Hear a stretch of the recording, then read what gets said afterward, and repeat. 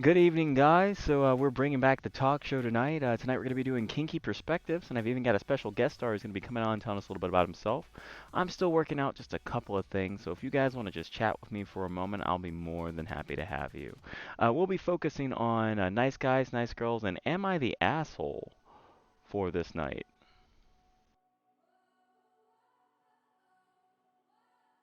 There we go. Let me just move that over there. Hopefully there's some nice background music playing.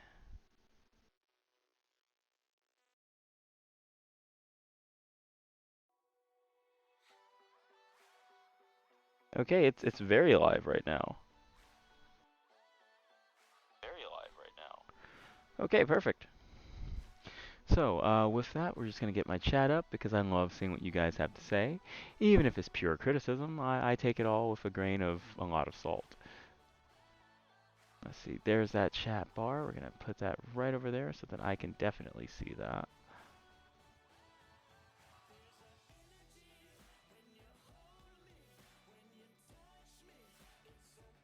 Nice and large, but the biggest thing on my screen. Okay, so I'm still getting the Discord up for tonight, but here, let's go to Kinky Shitpost.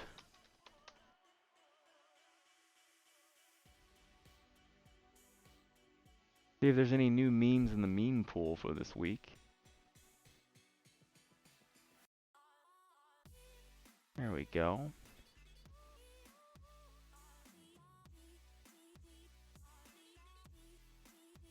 Let's start off with something common. We'll go with the very first thing. Just go for it. Go for it. Oh my god, it's a book. It's a freaking book. Okay, so still need to get that Discord up.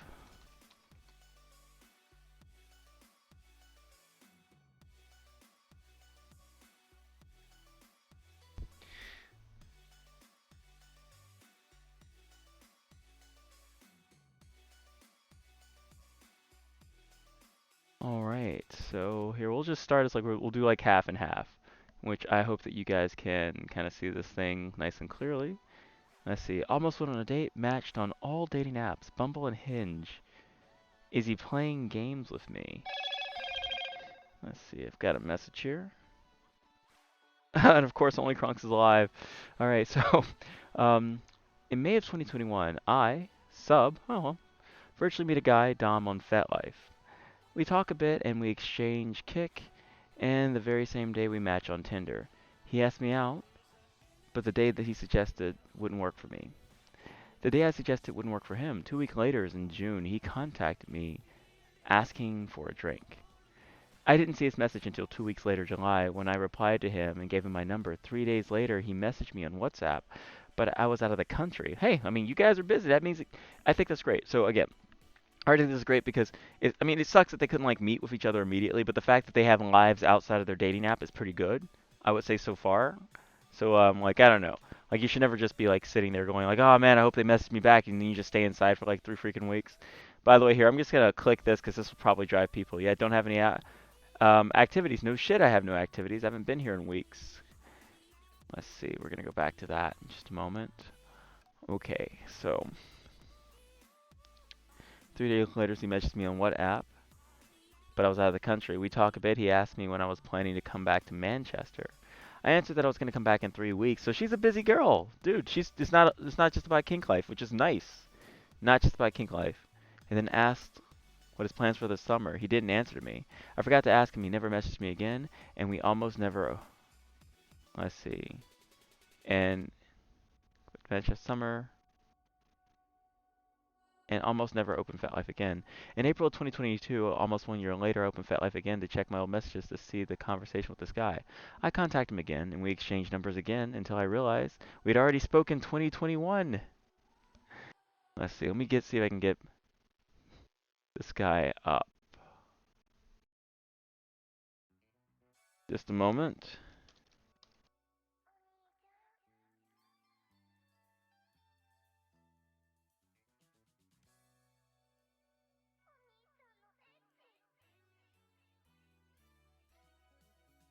All right.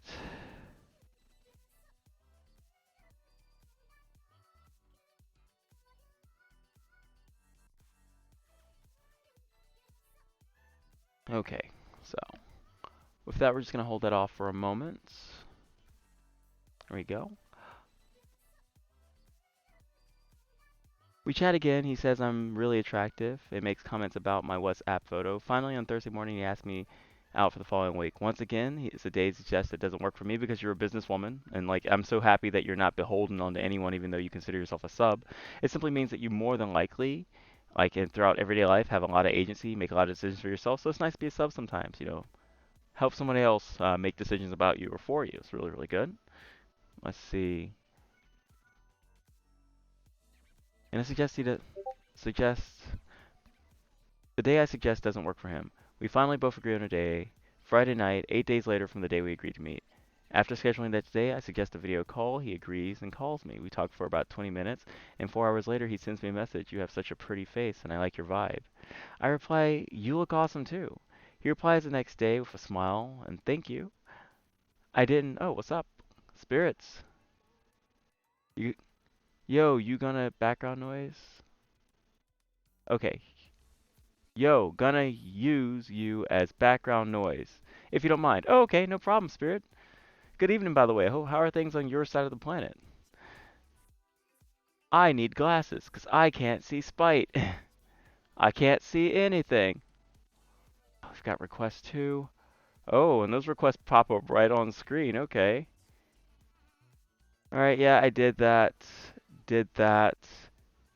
Not doing that again. Did that. Okay, closing this. 1 a.m. So, Matt, buddy, why aren't you sleeping? Let's go to the chat appearance. There we go. Make the letters as big as possible. There we go. So the old man can see. Replies the next day and smiles, thank you. And I don't know if you guys can see my mouse. I don't think you can. I didn't reply because I didn't see the point in replying to a thank you message. And I don't like to text once a date is set up, so I disappear for the entire week. And he does the same. The day before the date, I start panicking. He didn't contact me, so the day that we were supposed to meet, I messaged him saying if we're still on. He didn't even remember or pretended. Apologized for this, and he said he would love to, but he assumed if it wasn't.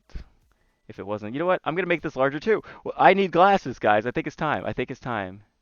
Can't ADHD shit, Oh, I understand, Spirit. Well, you know what? I'm glad I can be relaxing background noise for you. I'm gonna be using my smooth and savory voice. In fact, I hope I'm so boring that it puts you to sleep. Not even kidding. Um, Waiting for my guest star to show up. His name is Mephistopheles. Gonna ask what the background of that particular name is. There he is. Okay.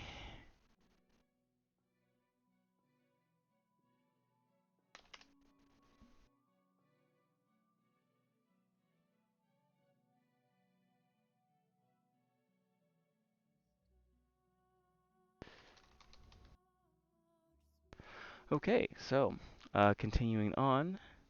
Apologized for this and said that he would love to, but he assumed it wasn't happening and he would love to see me another time. But was he planning to go out of town? I play it cool and wish for him to enjoy his time out of town, even without mentioning about meeting. 3 days later, we match on Bumble. 3 weeks later, we match on Hinge, and then Bumble again. On Bumble, he liked me first. On Hinge, I liked him first. So I messaged him and said, one day we will run out of apps to match. He replied, which apps have we matched on? I reply, Bumble and Hinge. Then he says, why I haven't met, why haven't we met in real life? It's been so long. Yep, it's glasses, guys. I can read. I'm not illiterate. I swear to God, I'm not illiterate.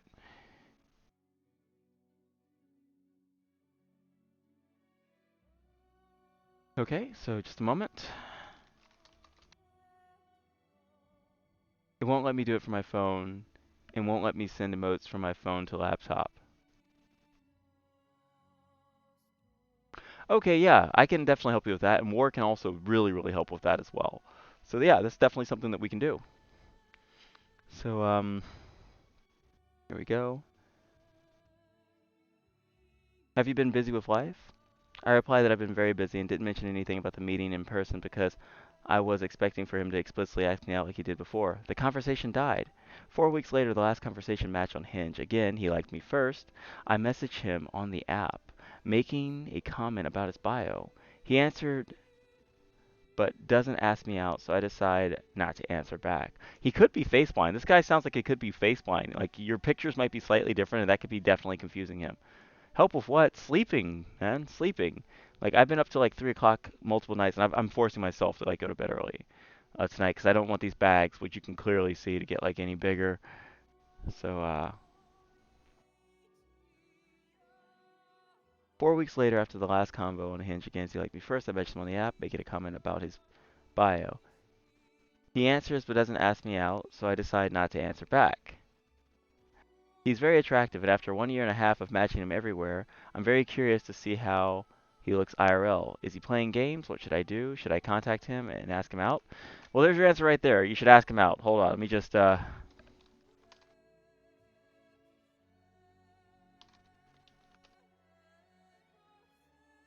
ask him out or move on.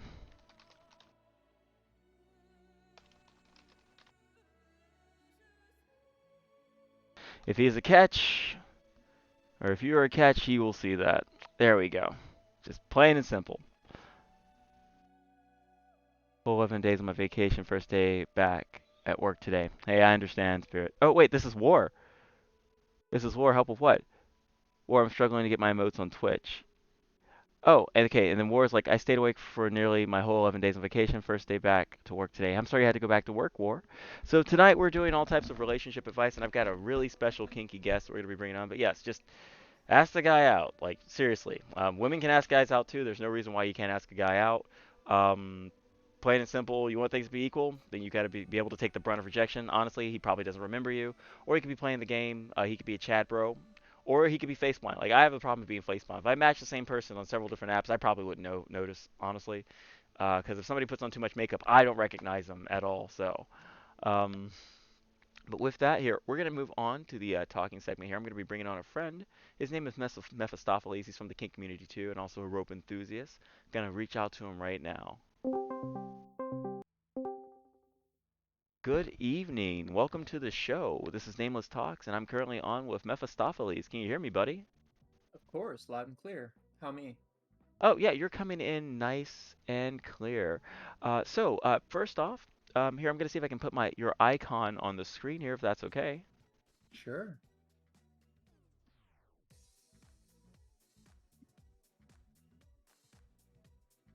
Just, okay. Did I mention I'm terrible at Discord? It's like the two It's little okay. circles. There's a learning curve. You know, screw it. I'm just going to crop the screen. Okay, because I would have enjoyed having a large version of your icon on the screen, but I don't know how to do that. I'll send it to you. No, no, no, no. It's okay. It's okay. But good evening. Good evening. So, Mephistopheles, tell us a little bit about yourself. So you are from the kink community, and you have a very, very unique perspective. So tell us about your kink origins, like how you got into it, how you tripped into it, and some of the things that you like, just to ice the audience in.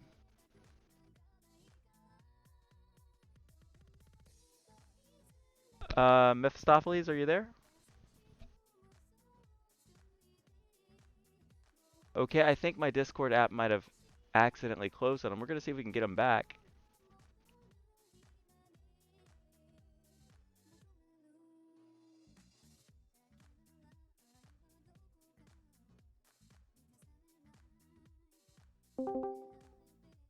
Oh, right, that was on me. Let me Yeah. Nice. Okay, and we're back. That was my fault. I don't even know what this button was that I pressed, and I somehow messed things up. So my apologies. Okay, so to reiterate my question, so tell us about how you got into kink, how you started, and what you're up to recently, if you've been growing or evolving. By the way, the subjects of tonight will be dating advice, nice guys, nice girls, am I the asshole, and being child free. But first, let's break a little bit It's of a lot. ice. Oh It's a yes, it is. lot. It is. Let's It's gonna go. be a 2 hour long show if you got the time.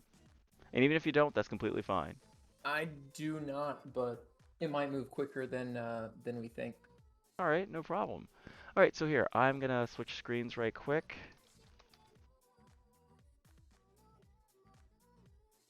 Sure.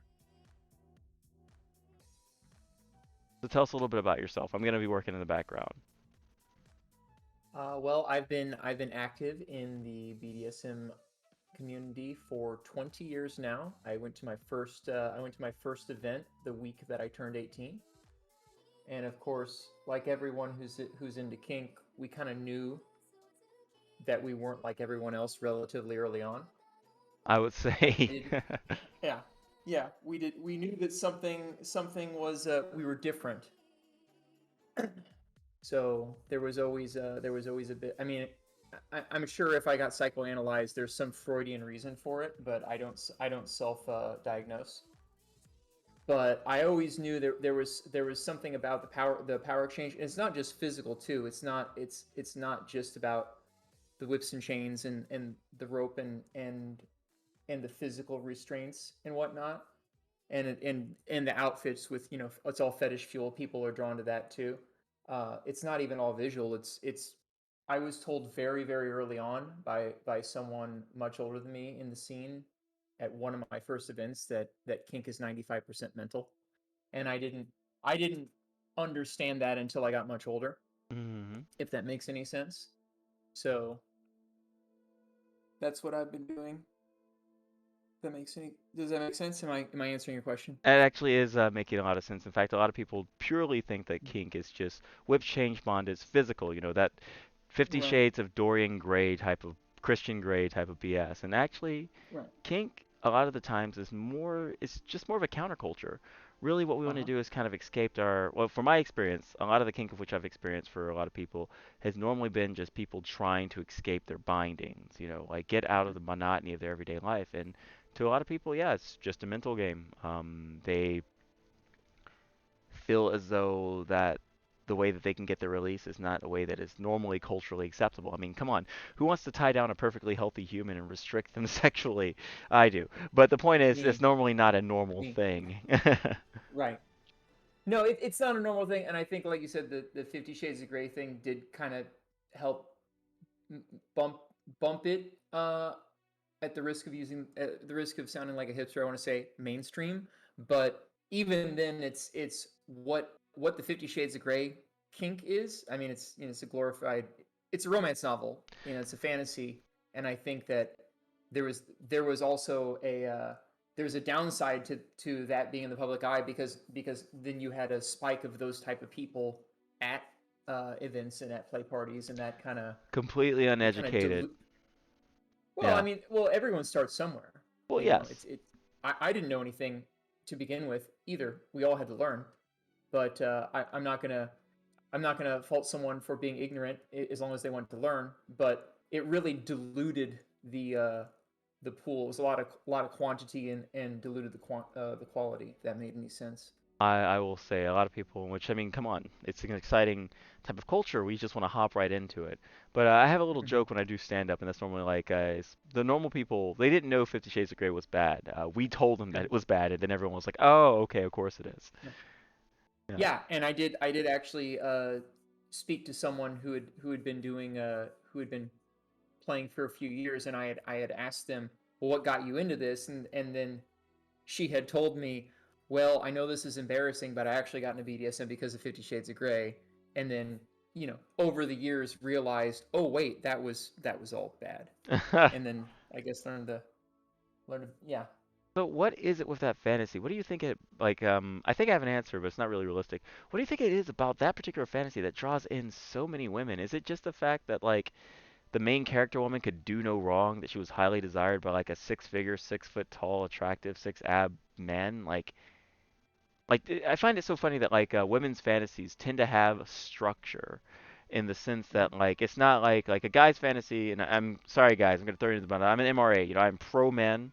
Like I will Mhm. always like not necessarily listen to men first, but be like, all right, maybe this guy didn't do the worst thing ever. Maybe we shouldn't just cast him away. But men's fantasies are really simple. A physical body, maybe one or two, encapsulation of a Mhm. person, not necessarily rope, but the idea of a visual motion of sorts can be extremely desirable Mm-hmm. for most average men. Now, again, if you're gay or trans or whatever, hey, take your own bias and see it through your own lens. But women, I've noticed that their fantasies are they're never really just like hulkingly strong, masculine, stoic men. Now, don't get me wrong, they absolutely want that. Okay, the character from the book was absolutely that, but they tend to like Mm-hmm. status, confidence, and what do you call it? Like when you're trying to save somebody or like they need a little work, a fixer-upper, I Yep. guess. Yeah, fixer upper. Yeah, Absolutely. Yeah. they want a Looks, money, status, game. Right. That's the four ingredients. Looks, money, status, game. yes, or the triple six, six figures, six pack abs, 6 feet, or the BBD, which is not the big black dick. I really wish people would stop saying that. It's the bigger, better deal, as in like if a Uh-huh. woman had a choice between two guys, they will pick the best option. Which hey, again, we're Sure. animals, we're mammals. Yeah. That makes complete and total sense. But here, I've been talking too much. That's opportunism. Of course. Of Absolutely. course. And You're yeah. dirty term here, hypergamy, but we're not on about that. We're not on about that. Okay, like I had a hypergamous moment with a burger the other day. I decided to go to a local burger shop instead of the Sonics. Like, whatever. But tell me your opinion on that. Like, don't you find it strange that men could just, like, if we were to just dumb down people's fantasies, men could be like, two women, three women, any orifice I could Yep. choose, being dirty, saying dirty things, using all my strength. And then women's just like, well, stable but enough to fix up. Desires me as though I'm like the only woman on an island. Like, your thoughts on Mhm. that? So, couple. I think it was 2 years ago. I was actually just reading a book on that. I was reading a book on different sexual fantasies and whatnot. I mean, it was a psychology book, but it a large portion of it was sex related, and it had talked about how 98% of all heterosexual men had the exact same fantasy. It was Oh two women shit. at the same time. Two women. No. Yeah, that We're was too ninety eight easy. percent of all. Yeah, 98% of all heterosexual men wanted two women at the same time. I presumed it was just one to cook and one to clean, but no, it's a sex thing. And then for women, it was 80% of all women, heterosexual women, wanted to be dominated specifically. Heterosexual So women. heterosexual women, 80% of them wanted to be dominated. Mm-hmm. And I found it interesting it was that high. I would have figured it was something like maybe 50 or 60%, but in the kink community, it's like, yeah, there's a trend that the majority of females you meet are going to be submissive. That's just Mm. you could almost say it's how they're wired. Dominant women are more rare. It is rare. I think it's going to become less rare now because I think just like being gay in the 90s, it's kind of Mm-hmm. cool to be a femdom like in the Mm-hmm. 2020s. Oh, by the way, Right. hello Phoenix Queen. Yeah. So feel free, Mephistopheles, to pull up my Twitch chat if you're able to. Phoenix Queen is a very, Sure. very interesting character. I won't give her background because she can give that herself. But you don't agree with anything that we're saying, then give us your opinion. But you do say a lot of girls like that. Well, thank you very much. But hey, tell us what you think. We'll be more than happy to read it off on screen and or pull you in the call if needed. But and by the way, Phoenix Queen, I love how your characters are red. That makes it really easy to see. I think War Dancer is still helping spirits. In which, sorry, War, I didn't want to just toss you over to spirits. What I meant by that is like War knows a lot about emotes and whatnot. So like I bet War could definitely help you. But no, I don't mind helping you either. But no, you definitely disagree. Well then, tell us what your particular fantasy is because I'm very sure, Phoenix, that your fantasy is extremely niche. Like you are a particularly unique woman, so I wouldn't expect for you to want something that a majority of women would atypically want. But that doesn't mean that whatever it is you want would not blend towards the more colloquial, westernized level of aesthetics and what we consider success to be. But Mephistopheles, before I go into asking what your name means, please do tell me more because I find that really interesting. In which I absolutely would agree, even if it's not completely factually correct or like the exact percentage. But no, I would say that it would not be unusual for a majority of women, even if they are particularly assertive or dominant or tomboyish, or even leaders in our community would not mind having some of those decisions, under the right circumstances, under the right consent clause, be controlled. I wouldn't necessarily say dominated because me and you both know the sub is like even though the dom is the one that takes the action, acts upon the other person, the sub is really the one that dictates to what degree that goes. Correct. The So, sub. Yeah, that's the whole thing with the sub's really the one in the control. Have you ever heard leading by the leash? You ever yes. heard that term, or topping from the bottom? That's another one. Which is a dirty term actually. Like leading by the Yeah. leash, I think is Yeah. less Right. pungent than topping from the bottom. Like I don't know, you hear that in like a dungeon, everyone is like, they look over, Yeah. because the couple's about to have a fight and you never want to see it. So Hmm. Yeah, absolutely. So you want to know what my name means? absolutely, because I remember the party that we met, and Yes. unfortunately, I was literally being pulled in a direction. But Hmm. no, the way that your name came out, it had a very, very interesting origin. I'm pretty sure our audience like to know. So the origin is this: well, now it's probably different, but when I joined the kink community a couple decades ago, it was you never really chose the name for yourself; it was assigned to you. So Shit, you years, did start young, man. You started really yeah. young. Well, yeah, FetLife didn't exist. Like there was no, yeah, it was a different time. And It was. There are several other people who are of age now who started at least like at 14, but huh. we'll have them on another day. Well, I hope they weren't attending 18 and up events when they were 14. They were not attending 18 and up events. Yeah, Let's just say the way that they discovered their kinkiness was not legal. But nice. they did have, but they did have um, a guide who, by our current day statutes laws, and again, I'm not arguing for any underage anything. I'm saying that you'd be surprised how many people are either Christians, Mm-hmm. hardcore religious, utterly Mm-hmm. vanilla, or were taught at a stupid young age, a stupid illegally young age, hebephilia, ehebephilia. Mm-hmm. So if you were in a community where you had to be giving your name, but you went to your first kink party at 18, I'm willing to bet that Mm-hmm. you probably got pulled into it kind of sort of at 16. Well, I knew I was into kink before I knew what kink was when I mean, prepubescent, before I had gone through puberty, I kind of got tingly feelings in my tummy, like when I saw like certain things, like movies. Like I watched Batman Returns in 1992 when I was 8 years old, and there's Hmm. something about Michelle Pfeiffer in that latex catsuit with the whip that made Oh, me feel the way that an 8-year-old shouldn't have felt. I don't know. uh, I'm sure. I'm sure. Like obviously, the adults in the audience, like they got it. I didn't know what any of that was, but I was like, wait a minute. There's something. You know. for There's me it something. was Poison Ivy, even though she was evil. I was like I wanted to kiss her, but she's evil, and I know it'll kill me, but I still want to kiss her. Yeah, no, I get you. Oh, absolutely. Oh, yeah. No. Well, the only difference between good girls and bad girls is that bad girls are the ones who get caught. Pretty Uh, much, essentially the same. I would agree. I would agree. By the way, Phoenix Queen here. Let me know if it doesn't work. Keep looking spirit. So Phoenix Queen here says, I'm not saying I don't base. Jesus, I need glasses. Okay. I'm just saying I don't base what I want on looks or the monetary situation in life. Well, Phoenix Queen, we need more women like you. We really do. I will say, without completely exposing Phoenix Queen, she is one of the smartest, fittest, attractive women I know. One of the problems that a lot of people have in dating is that like they'll try to get something that they're not. Now, don't get me wrong. I'm not saying that anyone should ever get a mirror version of themselves. But like, in which I'm gonna show you a video right quick. It's gonna be very cringe, where like Sure. people are like, I want a guy who looks like a supermodel, and then like they don't, and they have a bunch of kids. Mm.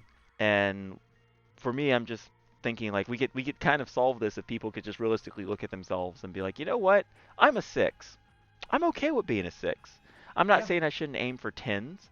I'm just Mhm. saying that I should probably give another 6 a chance. And if I'm not turned on by Yeah. 6s, then I need to become a 9. Yeah. No, you're describing looks matching, Well, yes, yes, right? but they don't Yeah. always Looks have to matching. match. Because Yeah. I've known some fucking football players that love big, beefy women, like freaking Doberger women, and they're just what they love.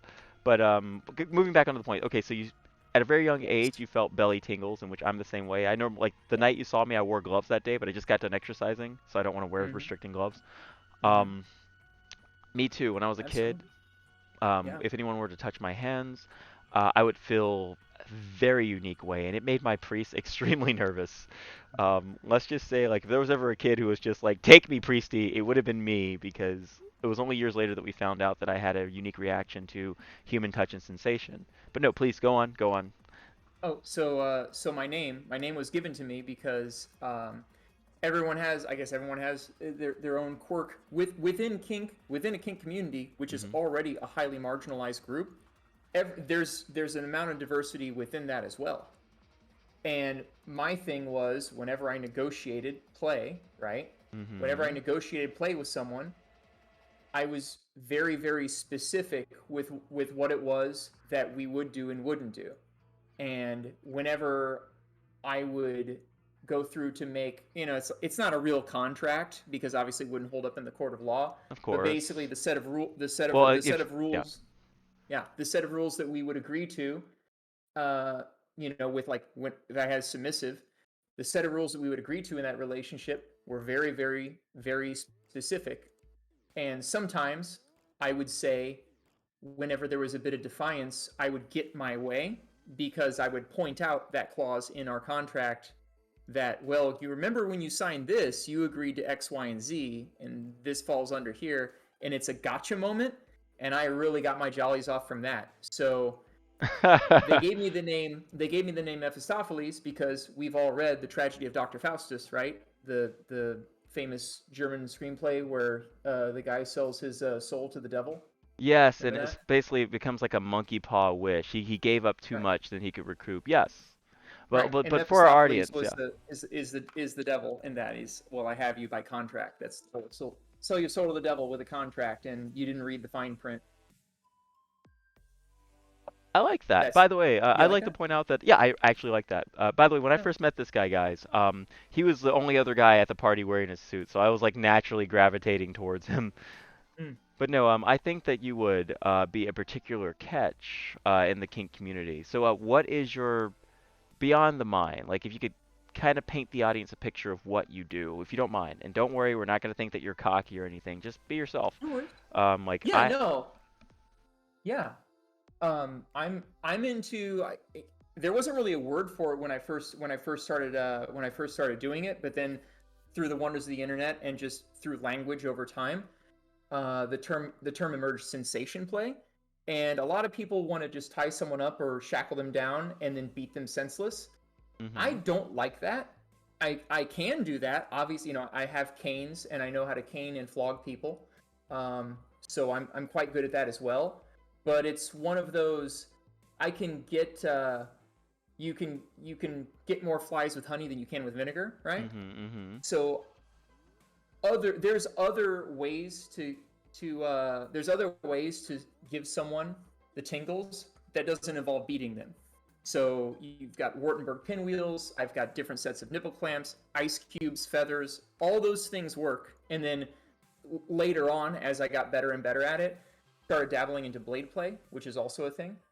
Uh-huh. But I'm listening. when someone's tied down or otherwise restrained and blindfolded, they have no idea what's going on other than what their skin tells them. If that makes any sense. Actually, it So, does. since yeah, sensations through the skin, and then recently, about 2 years ago, I took a class, just like an online lecture through Zoom because Zoom was the thing that everyone did during the pandemic, and I took a class about interrogation. I wanted to learn about that. I feel if I could get someone to whimper and plead and beg for me while I have them tied down, like I could do that, and then we could do a game where they have to not give me information, and I try and coax that information out of them. Hmm. So You that's kind of where I'm moving to next because you always have to constantly exceed your level. You always have to get better and learn new things, and that really really appealed to me. And I did actually even bring my vac bed on that night that we met, but I unfortunately didn't remember get a that. chance to use it. Yeah, Yeah, I that was actually brought it. I think that was Yeah, before everything went nuts. So it's definitely been over yeah, 2 years since we've been friends. We need to hang yeah. out in person. Yeah, Yeah. the hosts had told me to bring a photo of me with someone in it, and so I had to go through my hard drive and upload one to my phone and bring it. And I remember showing it. I Hmm. had one of my previous partners in the vac bed. I still have the vac bed, obviously, but I guess they just didn't believe me. I'm like, I have a vac bed. Okay, well here's the photo. Here's the photo of me using it. If only you weren't so far away. Oh, by the way, we have some more guests. So, Brad NC is my normal co-host. Good evening, Brad NC. And by the way, guys, feel free to give me your input. I will be more than happy to read it on screen. We're going to go over some more things. Oh, Brad NC is liking what you're dishing out. In fact, I'd consider you to be a sapiosexual, wouldn't you? Oh, and, I wouldn't because that term gets thrown around a lot. mm-hmm. And I was actually just having a discussion. I was just having a discussion with someone about that the other day, Do tell if you don't just mind. online. Yeah, we were just having a discussion about that, and it was someone's sapiosexual. They're attracted to someone's intellect above and beyond anything else. And my experience of everyone that I've met who was female, Mm-hmm. specifically, I've seen a lot of females are self-proclaimed sapiosexuals, Mm-hmm. way more so than males because males are very visually driven.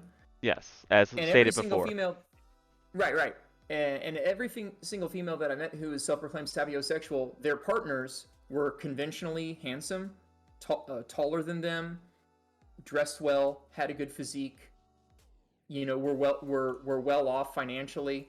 So I just found it oddly coincidental that, huh, the guys that these women are attracted to have all the other conventionally attractive qualities.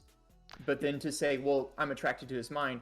I don't remember any women creaming their jeans over Stephen Hawking. Ha! That guy had like 180 IQ, but no one was interested in him. No sapiosexual that I know was interested in him. So that, I mean, I think that kind of makes it bogus. If that makes any sense. That is a fair argument. I would say that a lot of those things, the money, wealth, and the status, tend not always indicative of intelligence, but definitely, what's the word I'm looking for? Have a connotation of intelligence. So, Mm-hmm. like I literally, and this is like, and I got two brats right now, or at least I'm calling you brats. I don't even care if you two don't identify as Ooh. brats. I'm calling you brats in the chat right now because I'm gonna tell this story, Ooh. and they're gonna rip into me. So I once went out with a girl, and I'm always wearing suits. I consider Mm-hmm. myself to be upper middle class. Let me rephrase that. Before COVID, upper middle class. After COVID, middle class. Um, because hospitals. So simply put, I went with this girl. I was wearing suits all the time. I was dressing really, really nice. And eventually, we got to like the third date, and she wanted to engage with me in a little more of a intimate setting. So I invited her back to my place, and when she saw my bed, she was a little disappointed. And I was like, "Oh, well, what's wrong?" She's like, "Oh, I don't know. I figured your bed would be like purple and gold silk, with like big wooden, like just let's just say like whatever she imagined a nice bed would be for a guy in the kink community." And I was just like, nope, I just sleep here. I work so much, I'm barely home. So what's the point of having a nice bed? Um, Mm-hmm. and it's not that I'm not smart or intelligent. It's just because of all that other stuff that I did. The nice shoes, at the time a decent vehicle before I fucking wrecked it. Just the way that I talk and my demeanor, that she automatically assumed that like my personal life, which again I'm an artist, would consist of like gold, sapphire, ruble, or something. So no, at the end of the day, that is a great argument. I think that to some extent you have to be physically attracted to your partner, and then pansexual people will be like, no, we don't have to be, and fine, you guys can have that. But no, that makes a lot of sense. I guess at the end of the day, people just don't want to wake up beside an idiot, I guess. Oh, here, I accidentally have you. Let me fix that right quick. It's gonna put your little bubble on the screen there. If you could send me that link, that'd be great, so I could view the chat. Sure thing. Hold on, just need to resize you. Make sure I'm on the. No, no, no. We don't want to move Clippy. Okay. But yes, what wealth and class are often intertwined, but not always. No, not. But here, so Yeah. with that, that is a very interesting name. I wish I had a more interesting name. My name is just a RuneScape name that I could not get. I wanted to be Darkness Blade. Couldn't get it, so I just took the letter out of Blade and got Blay, and I'm not even gonna say it sticked. It's more like I settled. Okay, let's see. Sound alerts, window capture, window capture again. There we go. Got you. Sorry, I'm still working with OBS. But here, let's go into some random nice guy, nice girls, and we can give it a bit of a kink twisted perspective on it. Oh, there was another thing that I really wanted to talk to you about. So, um, if you don't mind me saying, like, I personally have been trying to date with, like, outside of the kink community. I used to Mm-hmm. be particularly established, but I've noticed that my body has been, like, pulling me towards just trying to find a partner outside of the kink community. Because I feel Mm-hmm. like having a partner immediately inside the kink community, they wouldn't want to attempt a monogamous relationship or a polyamorous relationship where there might be hierarchy. You Mm-hmm. felt differently on this, and just give us your opinion. There's no wrong answer. On what? On specifically poly versus mono? Well, poly versus mono, or just trying to date in the kink community, or inside or outside the kink community. Like, what do you think about that. Like I think that like the right people, they can meet in any community and they can definitely hit it off.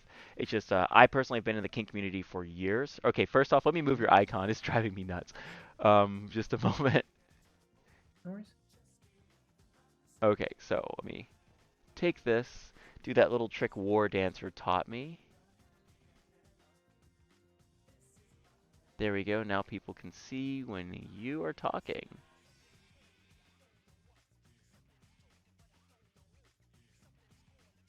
And let's make you larger. Okay, that should be reasonable. I'll put a larger version of your icon, but I like it when it flashes. But tell me your thoughts on that before we go into any of our topics tonight. On why I would exclusively date within the kink community? Yes, because I think that was what your conversation came. Yeah, Yeah. we had a yeah. So I pretty much, initially tried to like date vanilla when I was like trying to date when I was at my university, Mhm. and it just was not. So the roles were so. It was strange. It was a strange time. It was the early 2000s. So it was a strange time where all the women in my university, they wanted all the benefits of, quote unquote traditionalism. The man drives, the man pays, the man does this, and treats the woman like a princess. But at the same time, they wanted to have all the authority with none of the responsibility. They wanted all the benefits of of the modern feminist empowerment, and then Mm. they wanted all the bonuses of like some 1950s white suburbia Oh my goodness. fantasy. So simply put, they wanted all the privileges, or like, you know what? The word privilege has been sullied, but whatever. All the privileges that They came, want yeah, but they none want of all the the. power with none of the responsibility. They want all the Exactly. power with none of the right. So I found that to be really strange. And in the kink community, when you go into DS and especially MS, the Mhm. roles are more clearly defined. It doesn't matter the biological sex of who's the dom and who's the sub, or who's the master and who's the slave. The role matters. Who's in that role matters. So the roles are more clearly defined, not 100% clearly defined, but Mhm. more clearly defined. And it was also a shock going to play parties when I was 18, 19, and then dating, trying to have relationships with women who were vanilla, who I introduced them to kink. We have a saying, corrupt the vanillas. That's the you date someone who's vanilla, and then, hey, can we try this and this and this, and then one thing leads to another. It turns out, oh, they're kinky. And I don't know if I just have this subconscious ability to find out, hey, this person's probably kinky. I think everyone has it to an extent. It's just more honed with experience and time. Mhm. Um, but I think that whenever you meet someone in the kink community and you talk to them, well, how'd you get into kink? Well, I didn't know I was kinky until my boyfriend introduced me to this, and then that just like awakens or unlocks something, or it turns out they like it. And if so many people can be influenced and just, oh, it turns out they're willing to try something and it turns out they're into it, I, why not? It's a foregone conclusion to try and get with someone in the kink community, trying to introduce them to the kink, because you already know they're into it. Mm. And I've read before, like, I can't remember how I went down this rabbit hole years ago, but it was like porn stars will only date other porn stars, because when a porn star tries to date someone who's not into porn, there's an eventual ticking time bomb conversation where it has to come up, oh, hey, by the way, this is what I do for work. Right, And then right. yeah, and then the other person is either okay with it or they're not okay with it. So if I want to get into a relationship with someone, there is that what we call waiting for the other shoe to drop. Mhm. There's that ticking time bomb of eventually, hey, I'm gonna want you to wear this, and I'm gonna want you to do this. I'm gonna want you to do these things, or at least play along. And if someone's not genuinely into it, then it's obviously it's kind of non-consensual and not fun. Yeah, So and it could be a it's burner. you're kind And of yeah. sorry, And by the I've way, known, no, please, yeah. please, please, Go please. ahead. No, I'm. Oh, well, okay. So what I was gonna say is you phrase that argument so freaking well, because that is like a thing that I am like legit scared of running into. Not Mm-hmm. that I haven't like asked around in the kink community. For me, I'm just like I'm personally, and I'm not even gonna take your thunder. Like you keep it up. Like this is like gold. Yeah. Um, like I personally was just like tired of like all the interactions just purely being sexual based, which is why I created my club and I explained that later, and these guys know about it. But no, please go on Mm-hmm. because that is something that a lot of people tend not to think about. Right, because when you first start date one, you're trying to start a relationship with someone, you see if you like them. You know that you have needs, or I know I have needs that need to be fulfilled in a certain way. Your needs are So bizarre. I love it. why would I want to risk 3 months, 6 months, a year, however long it takes to get comfortable with a person, to spring that on them and then get a negative reaction? All that time is now wasted. That whole and the emotional investment too, especially if you get attached. Hmm. Uh, in the kink community, when you meet someone at a play party or you meet someone who's on a kink website, you know and they know that you're both there because you're both kinky. So it's a foregone conclusion. Oh man, I wonder what this guy's into. It's like, well, it says so on his profile. You already know. Hmm. There's no surprise, there's no shock. Then I guess It I really cuts out all that guessing. Yeah. no that's brilliant. Like, and I kid you not, I've Mm-hmm. been like kind of out of the kink community for literally seven Mm-hmm. months. Wow. Because I needed to personally take a break. A lot of Yeah. my interactions were purely physical. Like, so to quick promotion, self promotion, right quick. So I run a group, or at Yeah. least I'm going to continue running a group called AITA Poly. Long story short, the group had one rule: no sex. You could do anything you want, but you can't have sex with any other people. The goal of the group was for people to actually get to know each other's names, get to know each other's hobbies, not necessarily outside of kink, but outside of the whole like when am I getting laid kind of persona. That I'll be honest, Charlotte as a whole, in my opinion, it just kind of been breeding. Like I go to like a BDSM party where you're supposed to do whips and chains and whatnot, and apparatuses and crops, Mm. and like some of the audiences, like a third of the audience, like they're trying to get laid, you know. And I'm like, guys, don't get me wrong, getting laid's great. That's not really the theme. And by the way, guys, I see you and Brad going back and forth. I'm gonna read your comments in just a moment. Um, don't get me wrong, I totally participated in that culture too, but after a while, it wasn't as fulfilling as just having a genuine connection with someone. And again, I'm poly, so I could have genuine connection with many people. But for me, after a while, it just became like I'd go off and play with somebody and be like, hey, you guys want to go see a movie or whatever? Nope, they were just in it for the sex. So I created Mm-hmm. Active Poly so that people could get together, hang out, spend time with each other, be as kinky as they want, but not sexually engaged. And it was actually quite successful for a while. Unfortunately, some Got it. yeah, unfortunately, some life changes made it to where I could no longer run the group because I was in a fight with my partner over who owned our property. I won Mm. that, but winning any case has its consequences. Right. So but the long story of that is, no, you're not the only person to say that. In fact, you're the second because Grey Wolf's Den, the leader of Grey Wolf's Den, kind of said that to me too. And I guess I just needed to hear it again. I guess like I'm afraid of hopping. Personally, I'm afraid of hopping back into the kink community full circle like I used to, only because like if I do it again, I really want a genuine connection with someone. You But need no, to you're set right. your boundaries. Yes. Absolutely. And that's something I learned too as I got older is and more experience interacting with people in the scene is that if you're very upfront with your boundaries, then you're much safer and people know what to expect. It's dangerous to walk in fresh meat and say, well, what are you into? I don't know. I'm kind of just curious. I want to just might try everything, and then everyone's going to smell blood in the water. So Oh yeah. that's not good. I mean, unless you like that, unless you like the uncertainty of being a victim. I don't know. Like Well, I that's a mean, kink too. I consensual non-consent for me. In fact, Yeah. things I should have Yeah. mentioned Oh yeah. earlier. Primal, which again is another term that has become as Mm-hmm. generic as BDSM, and I hate that. It's like, Mm-hmm. oh yeah, you're a primal, like roar at me. No, primal, Mm-hmm. consensual non-consent. Like a lot of for my scenes, I like to literally buy clothing that I can rip off of people. Um, Ooh, hot. like I don't necessarily have like a black card, but let's just say when I play with certain people, I don't care what they call me because we're playing. I feel like words are Mm-hmm. words, but and yeah, there's some horrible words, but it's all in context or whatever. Um, but what am I getting at? No, that you've made a marvelous point, and you've actually changed my perspective. Like I think I might kind of just slowly dip my toe back in and just set some firm Mm-hmm. boundaries because like too many times have I been like the unicorn or Mm-hmm. Pegasus for a lot of people, and Mm-hmm. they weren't really strong connections to begin with. But no, I got a thing I want to talk to you about right quick, and then I swear we're gonna get on our some topics. So you mentioned something that No for worries. me is extremely bothering, and it makes me quite sad. So have you noticed that probably in your kink communities, because again, I've been out of it for 7 months. You haven't, from my perspective. Have there been like just Mm-hmm. less and less new people, like every month?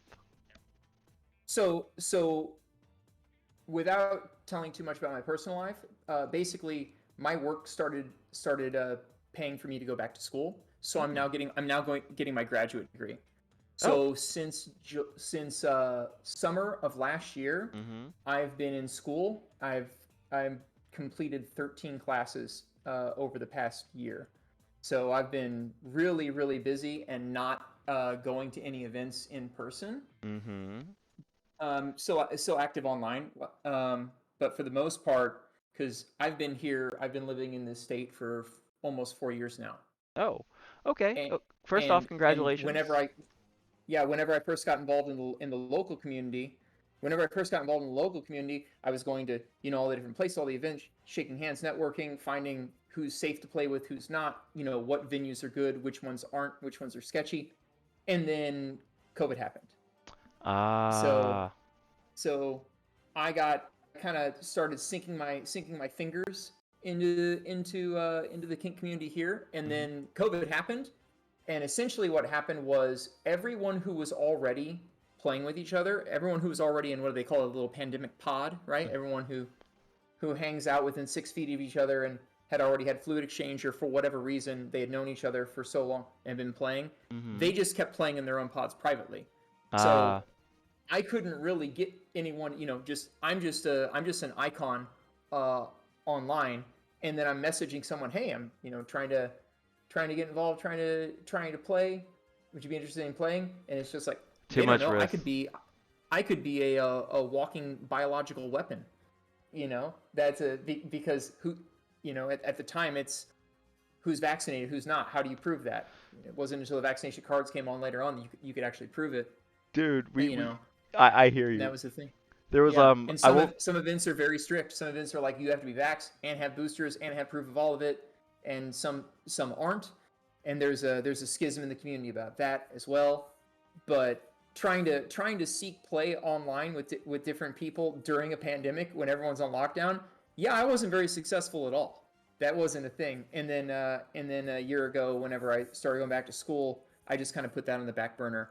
So I wasn't really looking for pickup play or anything. I haven't gone to an event in since actually I think the event that we met at was the last event I went to, if I remember correctly. Well, first off, I'm happy that you're getting your ducks in a row because let me tell you, play is fun, but being a certain age and not making a certain amount of money, not fun. Mhm. So I'm glad that you are making sure that you become a high value male. Okay, first off, this guy's already a high value male. Like I'm being real, but I am glad that you're making yourself an even more high value male by getting your education first and not letting play ruin you.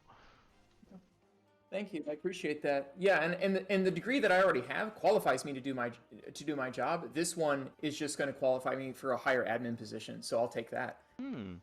Why Okay. not? No, why not? Why not? Free Like, school. I personally Free school. recently got a promotion, which has nothing to do with your job. Your league's above me, but I had to turn it down literally because the place that I'm currently living right now cannot allow for me to put that much concentration to the job. So, dude, I envy you. Hopefully, like, housing development will open up by September. But no, dude, I tell like I give a lot of advice, and I normally speak to a lot of youth, and by youth I'm like 17 to like 26. From my perspective, 34. But from my perspective, yeah, always get your education first. Always secure your life first. Sex will come, desire will come. Like you're not missing out on anything. If anything, you're missing out on a lot of like pregnancy scares, STI scares, and based on what version of COVID we're on, COVID scares. In Right, fact, chasing women is a guaranteed way to lose time and money and not develop yourself. But absolutely. if you chase excellence, then women will eventually just chase you. Yes. In fact, there's a bit of a meme that I also want to show you too that came out recently, and I'll put it on my screen in just a moment. I'm trying to put your image up right now. Um, let's see. We're gonna. You could send me that Twitch link too, so I could see all Oh, this right, empty right, sheet right. staring at you. My bad. Just a moment. 1 second, I'm gonna grab a drink real quick. Sure thing. Oh, and by the way, here to catch up on Brad and C's and Phoenix's conversation. Sounds like an interesting game. So Brad and C likes the fact that you do a lot of knife play and that you can draw information out of people. Phoenix Queen says, "Well, then skull and smiley face." Hey, I'm not trying to be mean to you guys. I'm just saying that like I can't say I have a single flaw because you guys will freaking dig into it like vultures, and I love you. Um, Let's see. Brandon C says, as a woman that likes intelligence, both my husbands were intelligent, sexy to me, but didn't have money. Okay, well again, like we need more women like you guys because it seems like right now online, all women, all straight women at least, seem to care about is six pack abs, six figures, not a slouch. It like has to be utterly interesting, but you bring nothing to the table. You possibly even bring kids to the table, and you look like a homunculi, and not the cute one that's like in Full Metal Alchemist. Um, Rest in peace. But yeah, no, like Brad and C and Phoenix Queen, I know you guys personally. You are one of a kind women, and you guys are gonna like blow some guy's mind or girl eventually. Let's see. Phoenix Queen says, personally, I need intelligence and someone to go to the gym with. Fuck. Me too, man. Me too. Like, I feel like I'm never gonna find, like, if I have a strong boundary, I cannot date. Like, I cannot date an out of shape or overweight person. There was only two people in my entire life who were out of shape and overweight who were just fucking amazing. And I was like, you are awesome. I don't care that you weigh twice as much as me. Like, I fucking love you. You're fucking great. And thank God, neither one of us were in a position to date, only because if they didn't change their ways, they would have eventually had health problems that would have not been good for growing old together. So for me, intelligence going to the gym, wherever that woman is, I hope to find her one day. Like, I just can't. I can't. Because I used to be fat. I used to be fat. I'm a ballroom dancer. My job consists of staying in shape. I'm also a comedian, and I don't want to be one of those fat comedians. I'm trying to act. I've done a couple of local screenplays. Like I need to look my best. So my job consists of me needing to look attractive. Don't marginalize women. I will marginalize women, and here's why. Because I don't believe that a person should ask for something that they can't themselves be. Now you're like, oh well, what about people in wheelchairs? That's not what I mean. What I mean is, too often do I see people ask for this partner that has all this amazing stuff, and it's not like they have to be exactly like them, but they themselves are not even willing to improve themselves. So, like, I feel like if you want a certain type of partner, right? Like, if you want a certain type of partner that looks a certain type of way or is a certain type of way, I think that you yourself should, one, go to where they are. Like, for example, I have been in the country for 6 months. Like, there's no dance clubs anywhere around me, right? So, like for me, if I'm gonna find a partner who dances, who's physically fit and enjoys ballroom and hip hop dance and shit like that, for me to find a partner like that, I need to go to where they are, right? I can't just sit here and mope and like, oh, I can't find anyone. By the way, if you're there, Mephistopheles, I can shut up. Mhm. Let's No, hear it. that's right. No, absolutely. And I've had conversations. I've had conversations with people in the past before where it's, oh, I want to go, I want to date, I can't find this, and it's like their whole life consists around playing Xbox 7 nights a week in their mom's basement. It's like, well, are you leaving Yikes. your house? Are you leaving your house? Where do you go? Oh, well, occasionally I leave my house. Where do you go? Well, I go play games with my friends in their mom's basement. Okay, well that's why. Are there girls in these Are basements? there If girls in not, these you're not gonna, basements? you're not gonna meet anyone. You're not gonna meet anybody. That's the thing. Let's see. I'm just checking my windows now because you have an awesome icon. Did you draw that yourself? No, no, that's from a It's still Dungeons and Dragons badass. book. It is still badass. But here, I'm gonna Sorry guys, I'm like fighting with my system here, so just 30 more seconds. But yeah, no, so again, I'm not trying to rip on men or women. It's just like too often do I see that. And like for me, I want an athletic dance partner, and I'm definitely not going to the gym hitting up girls. That is the sleaziest thing you can do. But every now and then I do go to like a line dance party or a ballroom dance party, or even at my studio. Well, actually, I can't. Let me rephrase that. I have a dance studio. I work there. If you are a woman and you come into my dance studio, you're a man to me because I'm not gonna try to pick up people where I work.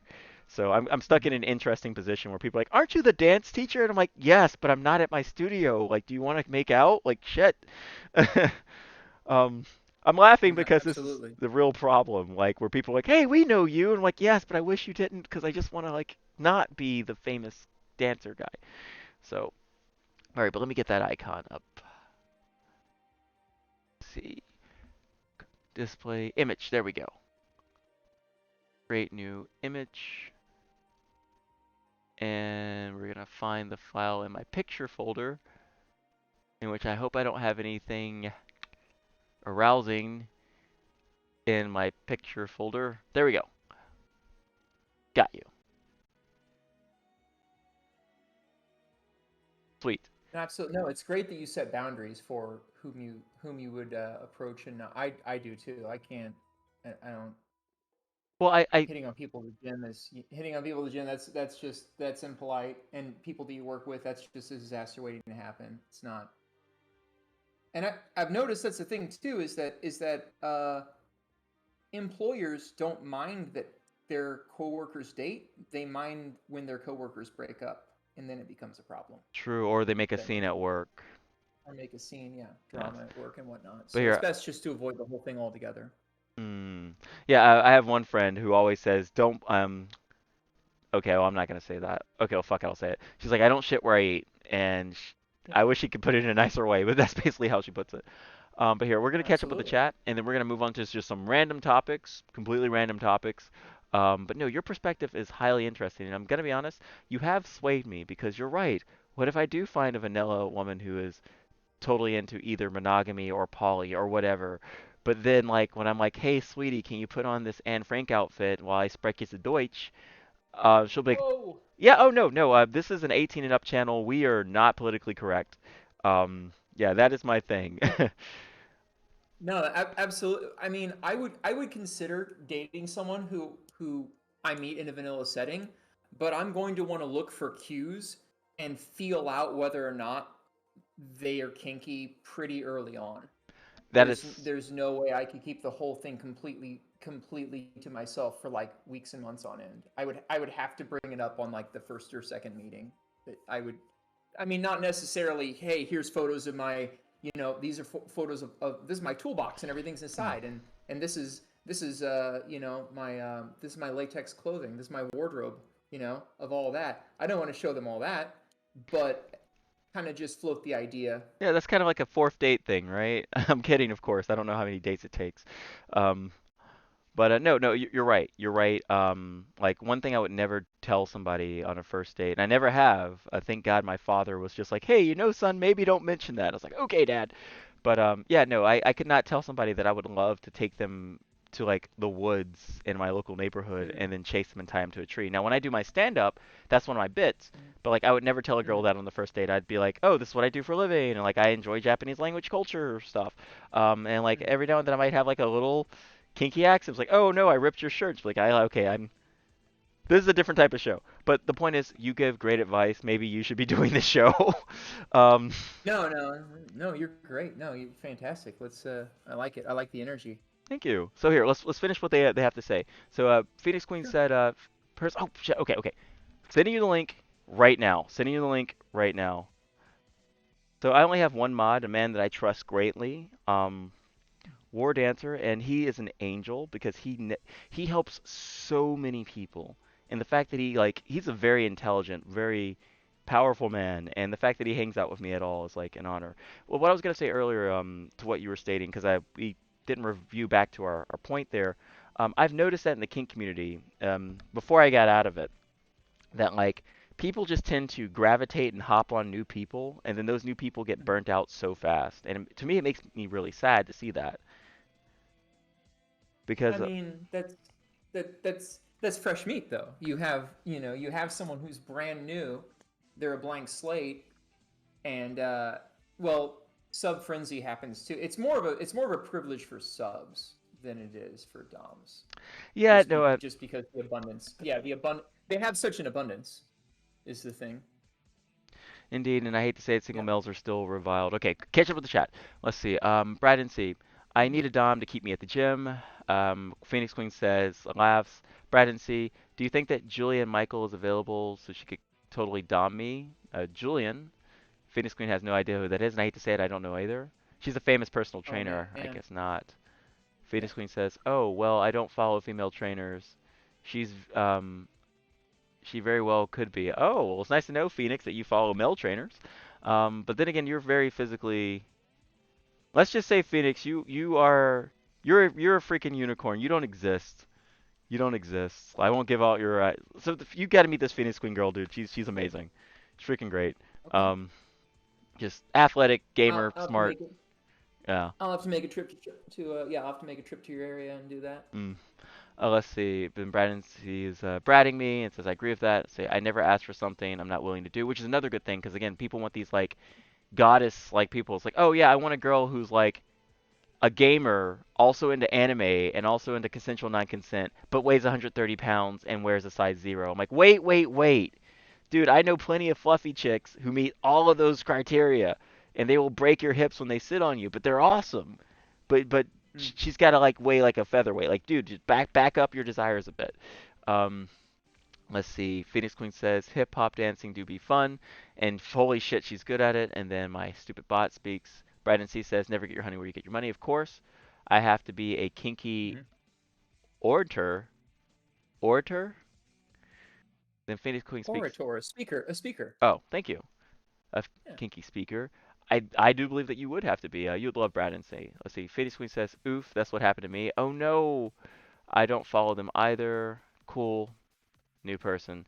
Yeah, yeah. No, I'm first off, I'm sorry that that happened to you, Phoenix. Probably happened to Brat too. But yeah, no, they just hop on these new people, and I just see them get burned out.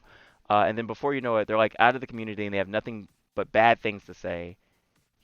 Like I just think that like if you meet somebody new, as sexy and as desirable as this fresh meat is, being the first guy to spank them or the first guy to or girl just to do something to them.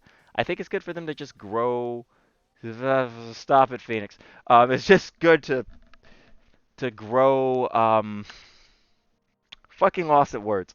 Um, it's good to just let them grow naturally. Like another bias that I've noticed in the kink communities now is that like a lot of new groups have popped up, but they're like docking their age at like 35 and 40. As in like there's kink groups, That's which again they have every that's right been to a do thing. that.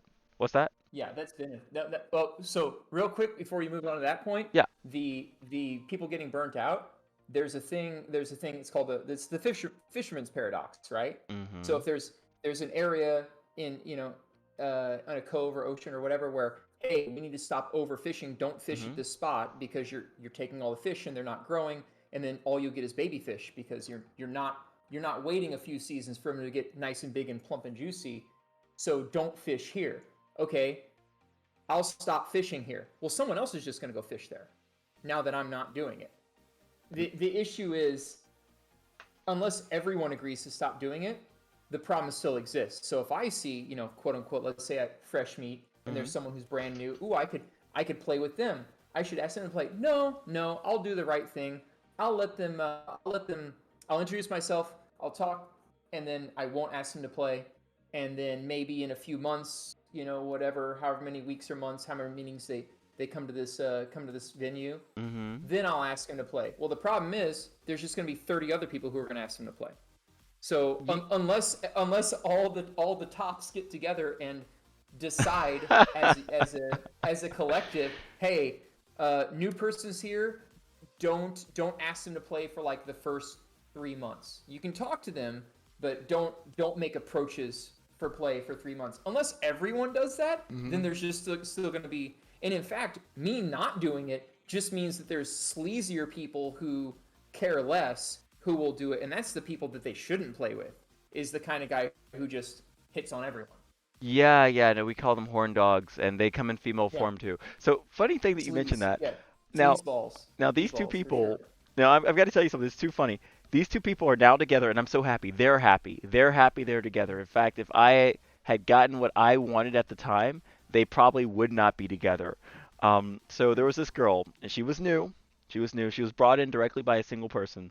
And he's like, "Oh, look at all this cool stuff." And like everyone in this group, I kid you the fuck not, including myself, fucking shame. We're just like, holy shit, this girl is awesome. Let's all ask her out on individual dates. So she comes in, like basically feeling like she has like a fur coat and a scepter. Like everyone's treating her so nice. So what the guy did, and again, I I disagree with this only because of what was happening at the time. The guy decided with the girl, hey, I want you to sign this contract to only play with me and to only be subbed by me and only for 30 days. Okay? Real thing actually happened. Interesting, Yes. interesting, interesting. She Okay, said that's yes, interesting. and all the other guys, she told him about the contract, and all the other guys backed off. I personally was dealing with some shit at the time, so I backed off too, even Mm-hmm. though this girl was awesome. And we became really, really good friends. We're still friends to this day, and she's still with that guy. But like he Mm-hmm. he saw the fucking wave coming, right, Mm-hmm. and locked her down so fucking hardcore. They are now in like a monopoly, from my third person perspective, a monopoly relationship where she is exclusive to him, and he still Mhm. plays for other people, but she is just content and happy only playing with this one guy. All the guys that hit on her This guy before, won. This he guy won the he won. lottery essentially. Yeah, He won the lottery. he won a very very nice lottery. And the thing is, this guy is he's established. He has other relationships with other dynamics. Like I won't air out his laundry, but he's a good guy. She's a good girl. She's really really happy with this guy. This guy's really happy with her, and it shut down just like all the other barkers. And I hate to say this because again, people like to see themselves in their stories like, oh well, I didn't do anything unethical. I didn't do anything wrong. I'm not a horn dog. I wasn't trying to horn dog this girl. I actually really liked her. I thought she was fucking neat. Like we were both artists. We were both dancers. We just a lot of shit in common. But no, you're right. He did win. But I hate that he had to go to that link to win. Your thoughts? Mhm. Well, my thoughts are he won the lottery. That's what happened. Yeah. That's she could have also said no. Right, and she didn't. She was game for it, which means that she was about him. So like, and all the other guys, and I again, this is bullshit. This is utter bullshit. Some of the guys like, oh, did you hear what happened? Two people consented to being exclusive to each other, which is basically the gist, and that pisses me off. I'm like, whoa, whoa, whoa, hold up. Well, that happens literally all the time Yeah. in the vanilla world, and no one complains. Yeah. Like, what's the problem? And then, but yeah, just like no, it gets pretty bad. Like especially for like bisexual females, not so much guys. In which unpopular opinion. Three facts about monkeypox. 1. It is not an STI. 2. It is contact based. 3. Anyone can catch it. 4. Men have enough testosterone to spread it around really quickly. And 5. It only seems to be affecting bisexual men, gay men, and women who date bisexual men. Why did I mention that? Because I wanted to say that people should quit monkeying around. Those two quit monkeying around and now they're happy. Mm. So, but here, let's catch up with some more chat and then I'll finally get some stuff. But dude, you are oh my God, you were just like, can you date me when it comes to this podcast? Because I'd love to have you on more. Like, I could mean, every week on what, Tuesday? What is that, Tuesday Tuesday? evening? Yes, every week Tuesday evening. We just talk about stuff. Yeah, I think it could happen. Well, hey, dude, you're getting your education right now. You're becoming a high status male. So like, I understand if you are like busy. No, And, Tuesdays are good. and Tuesdays are good. all right. And by the way, if some people start looking you up, again, my audience is the kink community. So just letting you know. They Absolutely. yeah, they can't see your. Simply put, if any of your stuff is associated with Mephistopheles, you might be getting called up. So, Okay. yeah, No, yeah. Um, absolutely. And at a certain point in the future, I might be more comfortable and I'll get on cam.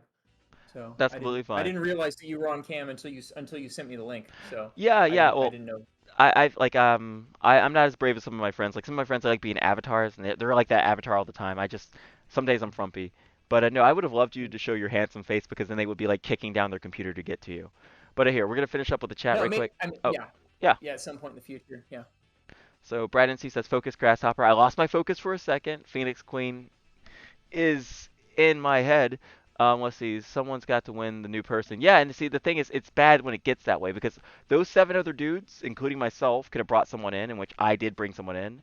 And actually, everyone tried to go for her too, but I was in a happy mono poly relationship, and I would have been happy in a mono mono relationship if I'm honest with myself. Um, but yeah, no, it gets like that sometimes. That's messed up. Let's see. Oh, Bill created the bards in the chat. Good evening. Good evening. Let's see. So, Brad NC says no one asked me at Grey Wolves either, except for one, and he disappeared and wasn't a regular. Let's see. Brad NC says the guy was smart. Yes, he was. He's very smart and he's very happy right now. She knew what she was wanting to try, and he offered it to her. What she was wanting to try was simple as that. And then Belcrea. Good evening, Belcrea. We're talking about kinky dating and kinky society, even though I have like a bunch of stuff that I want to get up on screen. Right now I have my guest star, Mephistopheles. Say hello. Greetings. Fair enough. Because, yeah, I should have known that I could not tell you what to do. Not at all. I was just stunned for a moment because you pronounced my name correctly. Oh, yeah, no, I have trouble saying one name because it's a name and I won't go into it. But yeah, no, no. I try to show as much respect as possible, and man, you are a man of respect. Let's see, I love kink discussion. Hello, fellow kinksters. Hey, Bell, yeah, we were just talking about a guy who brought a girl into kink community. Everyone tried to hop on her, so he wrote a contract with the girl. The girl said yes. They're now happy and together. And people were upset that two consenting adults decided to be exclusive to each other. And I just find that really funny in the kink community because that happens all the time, as Mephistopheles stated. So with that, we're gonna finally Was move. Mike? Now the question is, Yes. the question. Sorry, the question was: were they upset that those two were happy together, or were they just envious that they didn't do that first? First off, Because it, yeah, combination if of they're both. just envious of that guy's position, then yeah, they're allowed to be envious. That's fine, I'd say right? both. I'd say both. But no, it was definitely like a fresh meat scenario. And by the way, you've Mm, described a prisoner's dilemma in such an elegant way. I like the fisherman's complex. I like that way better than the yeah, prisoner's dilemma. It's definitely not that yeah. hard. Round two, Phoenix Queen. Okay, but let's see. The horror, I know, right, Belgria? So okay, we've talked all tonight, in which yes, a person should not reveal, or at least if they're going to introduce somebody to the kink culture, which again you have really changed my mind. Like I think I might be going to a kink event in the future grounded, because like I used to go nuts at kink events, and then I slowed down, and people were Mhm. like, it got to the point where people were literally like, oh well, I mean, if you want to have a good time, call up Darkness Play, and I was like, what? Like it was literally getting to the point where people were like, oh yeah, yeah, Darkness Play will hang out with you. I was like, dear God. In fact, I do have one funny story I have to tell you. It was like of my transition, and then we'll finally move into some topics, unless anyone in the chat can bring anything up. So again, I consider myself to be an attractive brown skinned person, bisexual male, even though I'm leaning more towards straight every freaking day. Um, I had a couple talk me up on FetLife, and they were just like, "Oh yeah, we want to meet with you. We hear that you're a gamer, and like we've been looking for other athletic gamers. Like, and I have a trans girlfriend. Like, we've just been wanting to chill with somebody who's down with like a trans girl, but also like enjoys playing video games." And it's before I was a Twitch streamer, so I was like, "Yeah, sure, sure, I'll definitely do that." So then I drive, I think over 150 miles with like 130 pounds of video game equipment because like I'm gonna go all out, VR, Dance Dance Revolution, PlayStation. I get there, we get to the hotel, and it's just three people who are, we look a little inconspicuous. Of course, the girl has blue hair, and we're just carrying boxes Right. up to a room. So the hotel, which was actually kind of fancy, was like, you know what? I'm not even gonna ask. Whatever, just don't stain the walls. Whatever. So I get there, I set up the DDR pad, man. I set up the PlayStation. I got the VR to the side. We're about to have a great time. I haven't spent time with anyone in a while. My girlfriend at the time is a stripper, so she's always away. Like I'm just looking forward to having like good, decent game night. Didn't even talk about sex. Apparently, trans girls have a lot of trouble in FET. I doubt it. Um, I sit down. Mm, I press the PlayStation button. As soon as the beep comes on, the guy sits to my left, the girl sits to my right, and they just start kissing my cheeks. Right? mm, Yep, exactly. And they start like just slowly leaning me back, right? While kissing me, moaning in my ear.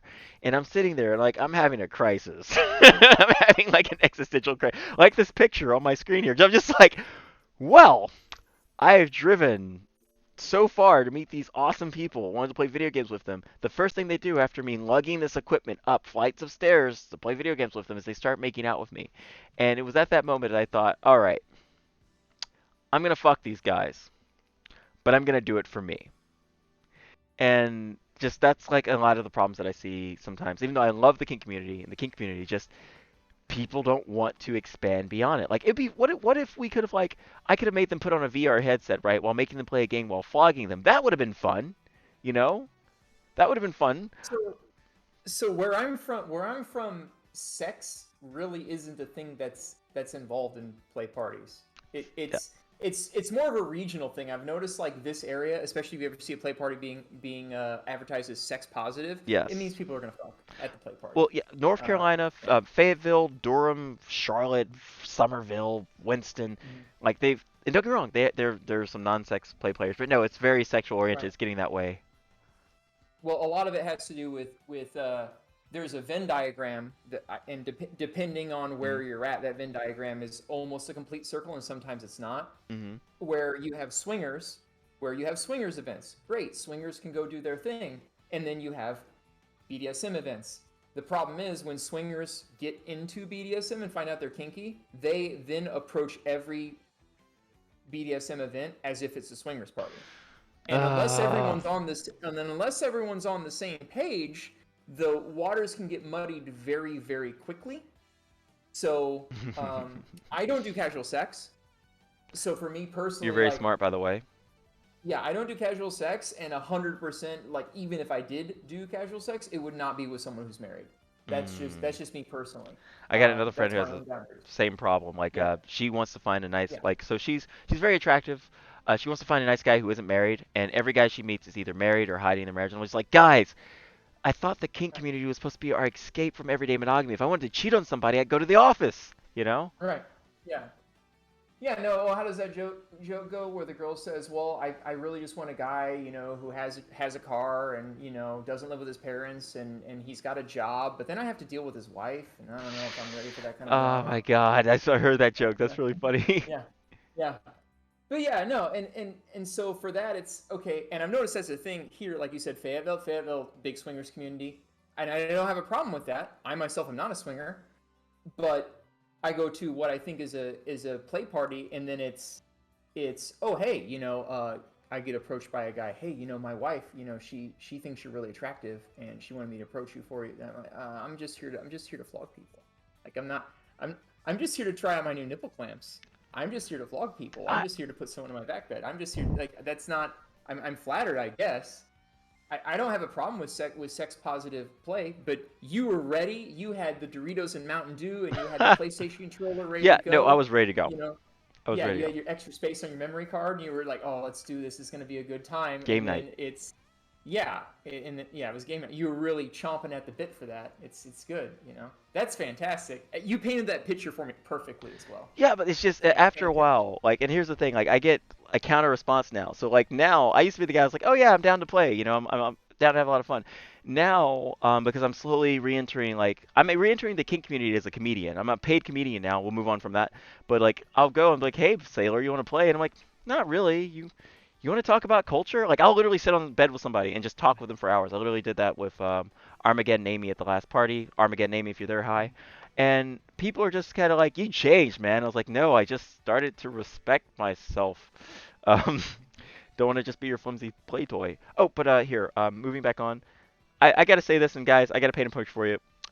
Mephistopheles here, he is an outlier. He is a rarity. You are not going to find a guy that looks as good as this, well kept, intelligent, worldly, motivated, um, and not a horn dog. I mean, I'm pretty sure you get very horny, but in your own way. But no, when you go to a party, like, I hate to say this, guys, he's like a pretty girl in the sense that like everyone sees him and like he's not a pretty girl. He's a very handsome man, but like in the concept of a pretty girl, like no one looks like you, man. No one dresses like you. Like technically, I dress like you, but only because we come from two completely different communities. I bet you're the only vest wearing, I would say, inquisitive, worldly man on your side of things. Like that party was a complete total coincidence. I think that we go to multiple parties without running into other people like ourselves. I had that vest custom made for me when I was living in England. I Where brought am it I? with me. Where am I custom Alexander tailored vest Marketing. right now? Yeah, but no, just Yeah. like if you Yeah. guys ever, if he ever does a face reveal, like seriously, just don't like go to him. Like just don't like where can I find that guy? Like just reach out to We him. should we should next time you go to a play party, I should bust up my suit and I should meet you there. Why not? Hell yeah. Well, my play parties, I've kind of so let me again. I'm not trying to be cocky. I've kind of changed the culture of the play parties I go to because at first I was the only guy wearing a suit, and then another guy showed up, and then he got a lot of attention, and of course we guys were apes, in which I love my apishness. Okay, I do, but we're apes. So then more guys started showing up to suits, so where like the women were naked, right? They were like tassels and boobies. Um, yeah, I know he's a good guy. Um, tassel and boobies and like they were like burlesque women, right? And the guys are just suit. So uh, So you're a trendsetter. I am That's that, and fantastic. no one hangs out near the pool table anymore because I end up getting them to strip. So but here, let's catch up with the chat and then we'll finally go into some topics. Yeah, no, he's an outlier. He's an awesome guy. So let's see. All right, Bill Creek, glad to catch one of these. Definitely, it's not that hard. No, it's just it's again. So Phoenix Queen, to respond to you just directly. I'm an athlete. I'm a gamer. I work out when I lose at video games. So for me, I don't believe that a woman who plays video games also keeps decent shape of her body, is well read and intelligent exists. Um, like they're hard to find. And then you pop up. So I'm sorry if I'm having positive thoughts about a person that shouldn't exist. Um, let's see. And then Belcree the Bard. Let's see. Two consenting people said something to horror. I went all around. So I will take you on again. And same thing for you, Brat. Like I think it's great that you don't mess around with where you play, but it is very hard at times to find like a decent partner, especially one who is steadfast, assertive, but also can be relaxing and soothing. So let's see, and competitive. Belkry the Bard lol, Brad and C. It's hard finding someone for anything real outside of sex in this community. At least for me, it is. It is for me sometimes too, and that's like where my frustration comes from. Because I'm like, dude, if I just meet somebody outside of the community, they won't be as sex crazed. But no, I've actually found somebody outside of the community, and they were extremely sex crazed. So you know what? I don't know what I want. Moving on. Um, Brad and C. I run across it so much. It's beginning one I run across it so much. I'm beginning to think no one is truthful. There are truthful people out there. There are truthful people out there. Belker the Bard, understandable. It's ludicrous how common it is. Absolutely, the whole people lying about their marriage thing. I don't know. Like if I was married to someone, and I mean this, if I was able to marry someone, that person is my most important fucking thing. It's not even that my finances are tied up to them. I happen to find one person out of 7 billion, 7 continents, 7 oceans, thousands of different languages. Like literally their great great grandfather could have came in a tree and you would have never existed, right? And I find this one person. Let's see. Let's see. I'll see your comment in just a moment, Phoenix Queen. Um, so for me, if I were to like to just tie that knot with somebody, I couldn't. I could not just bring myself to cheat on them. Like I talked to them about what we could do to fix the relationship or something, but just cheat on them? I don't know. Maybe I'm nuts. Maybe cheating is just such a nonchalant thing now. I don't know. What do you think? What do I think? Well, sorry. We'll get on to our Or topics. or We'll get on or, to our any, or topics. anyone in the chat you're talking to? Yeah. Yes. But here, let me see. Phoenix Queen says, hee hee, you missed my comment. Probably a good thing. Okay, well, Mephistopheles is well traveled. That's good. You said you win all rounds. Why torture yourself? No. I saw that comment. Oh, and it is not torture. I did run 6 miles today because I am not going to become a slouch. Um, let's see. And then definitely it's not that hard. Oh, bring. Okay, yeah, just the brats in my chat. I swear to God. Okay, so moving on.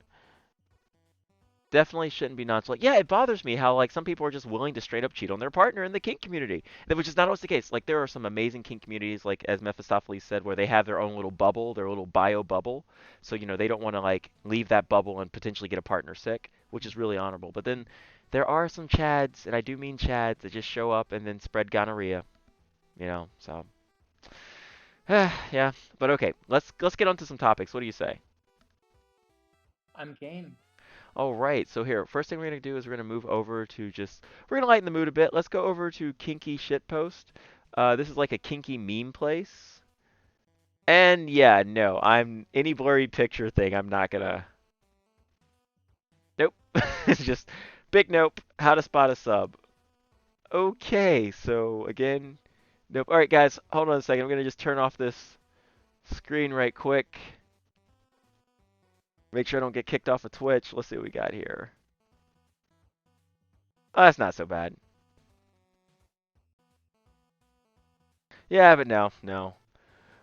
So I'll just kind of describe what I'm seeing here. There's a guy with a penis plant in his jeans, and his jeans say, "Rub it, you might get a wish." Very funny. Let's see what else we have here. And then it's the same picture again. Hold on, we've got some ones that aren't like devastating. Okay, perfect. So this one's pretty good. This one's pretty good. Let me just. Okay. So we got this here, and I hope you guys can see it. I'm gonna try to enlarge it. Okay, let's try that again. How to spot a sub. There we go. Mm. And we're going to make this a little larger.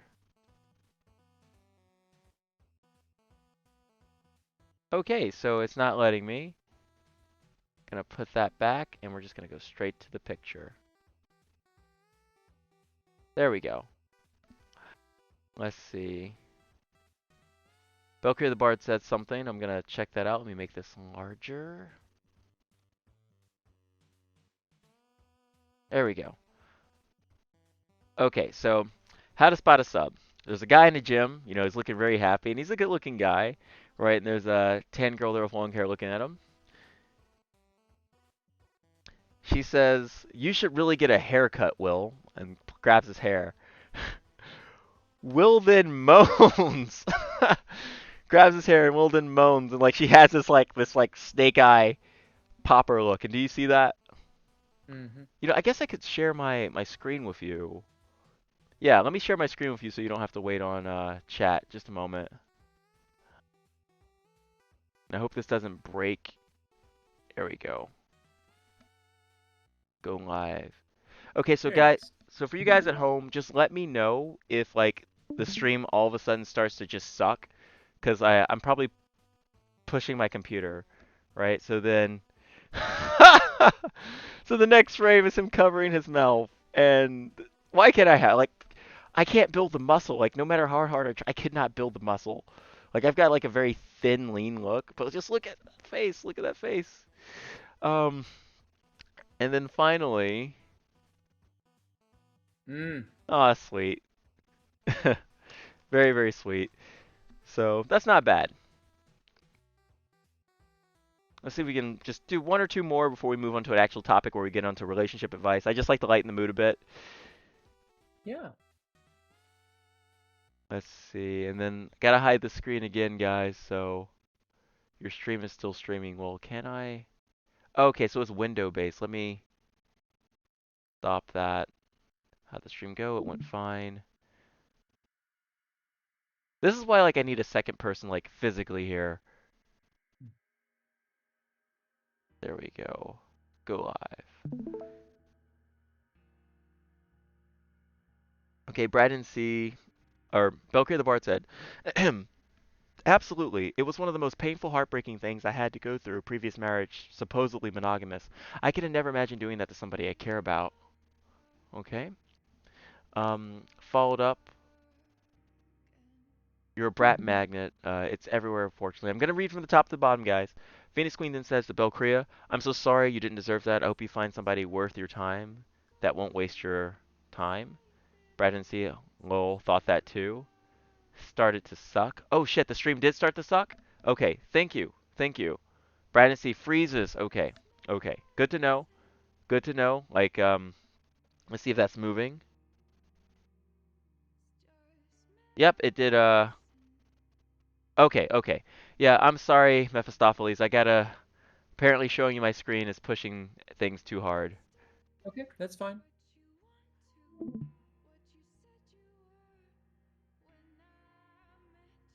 That's Okay, better. yeah, so there we go. Yeah, I hate this computer. Thank you guys so very much. Um, Belkry the Bard says, "Thank you so much. I did find someone else. Yeah, yeah, you did. And he can find a big G. Uh, and surprisingly enough, considering what I went through, we are open. But we have been together for 9 years. Yeah, because you have a thing for hot gingers. And I've never been so happy. Constant communication, respect, and love. I envy you, Belkria the Bard. I hope that you are happy. I hope that you keep being happy." Um, Phoenix Queen says, "You're good now." And oh, that's awesome. Happy for you. We're all happy for you. Okay. In fact, we're so happy for you. Next time I play with this lucky red-headed person that you seem to be so attached to, I will kill him extra hard in Dead by Daylight because I'm not bitter at all. Okay. So moving forward, let's see. Okay, here's a great meme. Hopefully everyone can see. Gotta center that a little bit more. Mm. So this is a kind of a reference to casual sex. Just gonna open it in a new tab.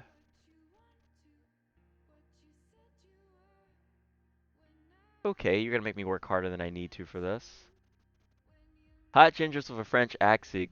Oui, oui, baguette. I did that one time. Uh, okay, so, but yes, Twitch streaming. I'm friends with everyone in chat. Oh, Teddy Velour is here. Oh boy, now this woman deserves some hearts. I'm gonna have to start doing some shout outs soon. Like a lot of people are here. Let's see, open up a new tab. Okay, there we go. It's centered. So, when you kindly give her 12 orgasms in a row as a friend and then go home. So, Mm. one time I was with a person, we were having casual sex, and every single time before we'd have casual sex, they would say, "Don't fall in love." Right? And it didn't really bother me. Like, I was just thinking, "Oh, okay, yeah, sure." But apparently that's a problem too. People, like you said earlier, they're not good at putting down boundaries. So then, you get all confused and whatnot. Let's see, moving back to the King post. And again, if you want to add anything or just say anything funny, you can or engaging.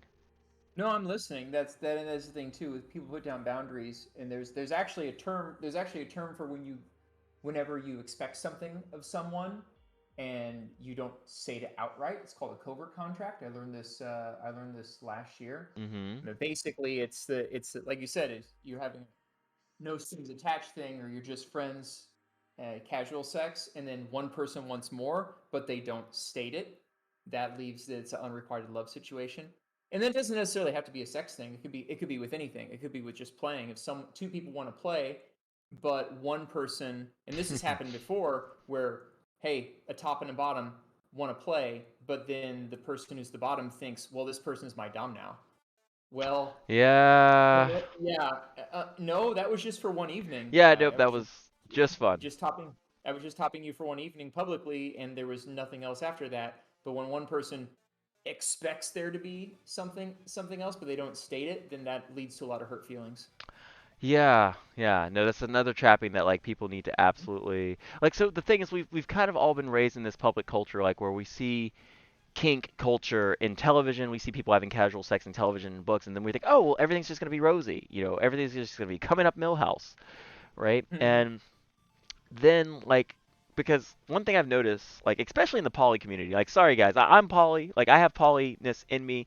If I find the right person, I'm capable of being poly. Right now, I'm still figuring my shit out, but if there's one thing that I cannot stand about the poly community in general, it is that they pretend that everything is perfect.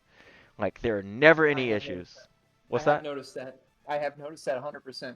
Hmm. Definitely, the people I know who are poly are very vocal proponents of poly and how poly is The the way. greatest thing ever. And then especially on social media, they will play that up too. And I think a lot of it is it's advertising to get more people Into into poly poly. so they can add to their little polycule or whatever they call it. But then behind the scenes, when you look behind the curtain, it's a lot of hurt feelings and unnecessary drama. And I don't jealousy and I don't envy know. and God, like, and I feel bad. Like I have this set of friends, right? This woman, she's dating 20 guys, and again, I don't care about fucking Mm. body count numbers or whatever. Like my body That's count. impressive. Oh That's yeah, impressive. she's like she has like, dude, you should see her Google chart. It's like a molecule, polycule, That's but awesome. it's beautiful. But there is a couple of guys on that list, and they're just like, dude, she never has any time for me, and I just don't know how to feel about it, right? And like I tell other girls, oh yeah, I'd love to date, and it's like, oh, well, who are you dating? And then like he shows her the chart, and it's like, oh. So like, and again, I have no solution for that. Like I'm like again, I am pro poly. You want to be poly? Go for it. I support poly. I support mono. I support kink. I support consensual non-consent, and now I support knife play. Thank you very much, Mephistopheles. Um, It is fun. but I've noticed that like it's everything's perfect, nothing's ever wrong, and then behind the curtains, it's a dumpster fire, and we never talk about it. So then people end up getting not what they want and or abused, and it's just we just sweep it under the rug, and it's just for me, it's an annoying thing about poly that I can't stand.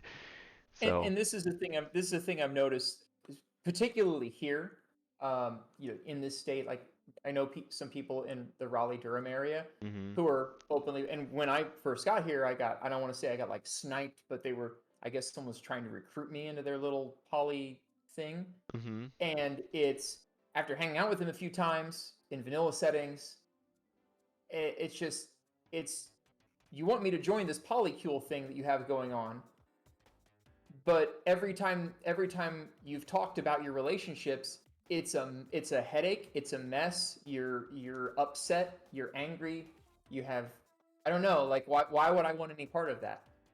It's so strange to me that I have met a lot of poly people over the past 4 years, and all of them are miserable when you talk to them one on one. But when Yeah. in their group setting, they're like, "Oh yeah, poly's the greatest thing ever. In fact, you should join." I'm like, "Why would I do that? Why It's would I?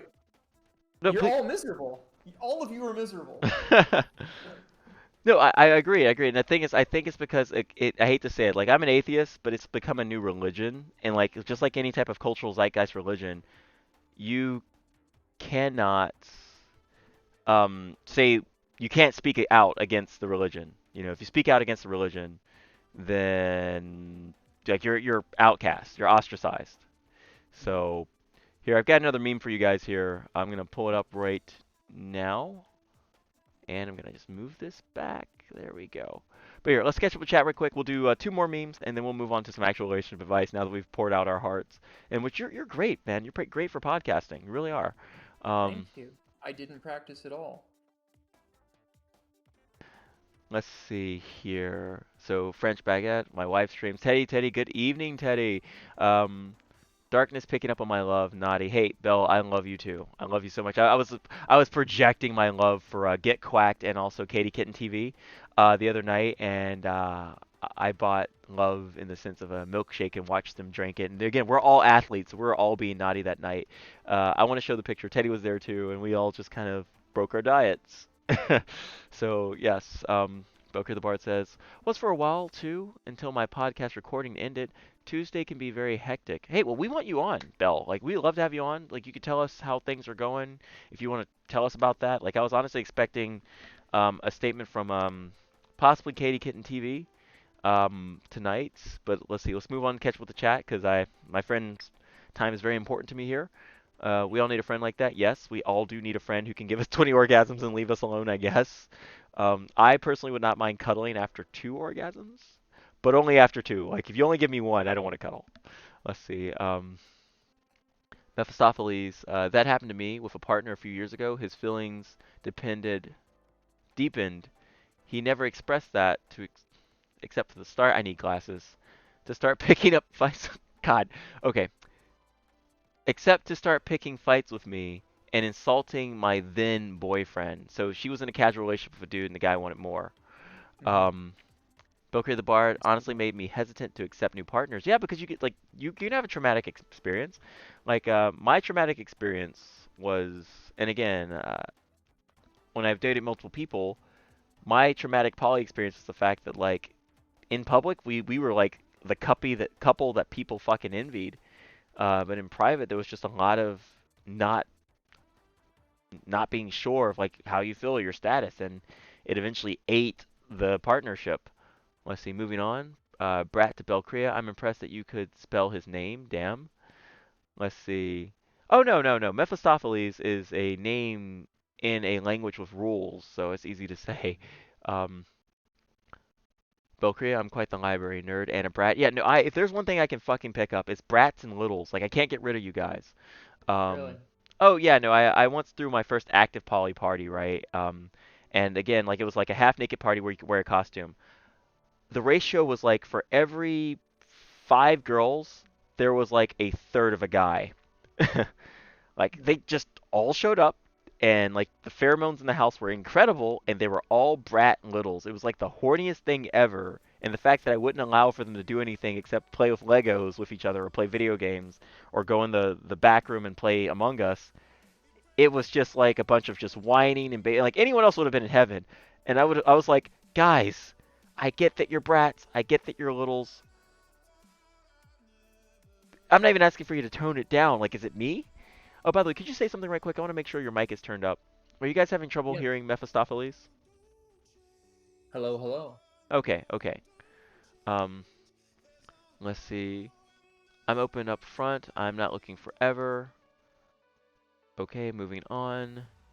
Quite the nerd. But Brad and C, just let whatever be what it is. And then Belcrea says, sadly, it didn't deter that partner. We both agreed from the beginning that we weren't looking for a serious relationship from each other. If feelings changed, that was understandable. But the way it was handled after is key. True. True. Okay, there's more chat here. You're fine, hun. Quacked and Katie are awesome. You have great friends. Well, you're a part of that great friendship. Um, Katie might be on. Well, if I can track her down, like I would love to. If she's not busy tonight, she has an interesting thing to say about subs. At least, let me. Ooh. I'm scared to ask why. Let's see. Doing a podcast would love to hear from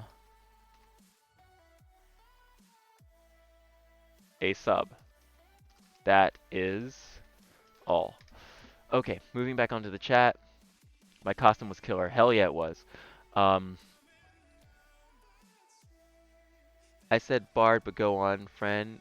Can't get brats out of your mind. I mean, I enjoy a decent little or a decent brat, but one that doesn't chip. There's a difference between chipping at someone's ego and straight up insulting them. And sadly, a lot of brats can't seem to get the proper balance. But then you got to negotiate. Phoenix Queen, my costume was killer. Yes, it was. You were an awesome alien, and my games were better than yours. I am happy that. Well, no, I brought Twister, and like my games were amazing. The fact you were able to put all of your stuff in the suitcase was amazing, and they loved your games, and you're amazing.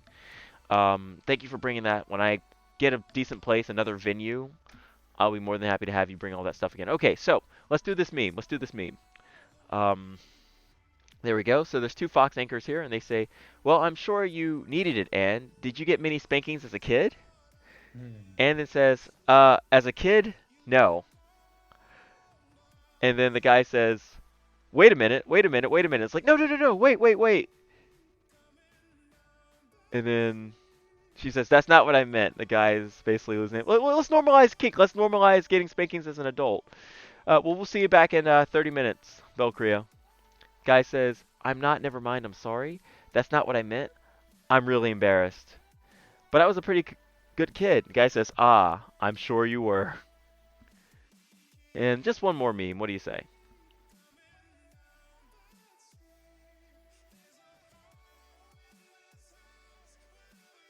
Move back on. So far, there's not been any. I'm the one that brought Twister. No, no, no, no, no. That was my Twister set. Okay, that was my personal Twister set. Okay, or maybe you brought Twister one time and then I bought Twister afterwards. I'm gonna be honest. I don't remember. But I'm pretty sure. No, I know I own a Twister set. So yeah, let's just both take the credit. Um, let's see. All right, and then there's Inspector Gadget here. Let's see. Do you like kinky stuff? Me, Kinky Gadget. That's actually pretty awesome. Be a pretty cool cosplay to do. All right, well, okay, enough with that. So, Mephistopheles, you are my guest. Pick a category. You can pick child-free, relationship advice, nice. Child free, as in what? Child free Child-free. is in. So child-free is people who don't want to procreate or don't want to breed, and they basically Mhm. talk about their stories about how they don't procreate and don't breed, and how people pressure them into breeding.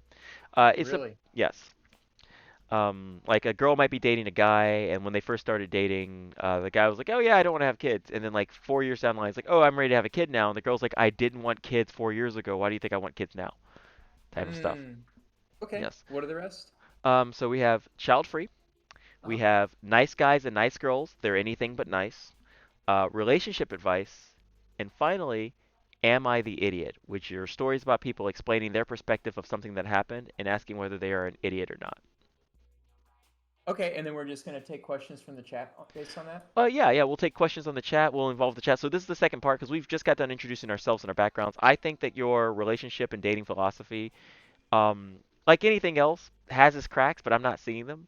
I think that you are a well-to-do person who is very, very cultured, intelligent, knows what they want, isn't afraid to get it, and isn't afraid to make themselves a better person. That way they can become a more attractive partner. Like one of the reasons why I continually study Japanese, and one of the reasons why I am going to take that promotion, just not yet, is because I want to make myself a more desirable partner. That way, somebody who fits my criteria of what a good partner will be, which right now is somebody who um, is has a job and is in decent shape and is not an idiot because I keep having to lower those fucking standards. Um, but what was I getting at?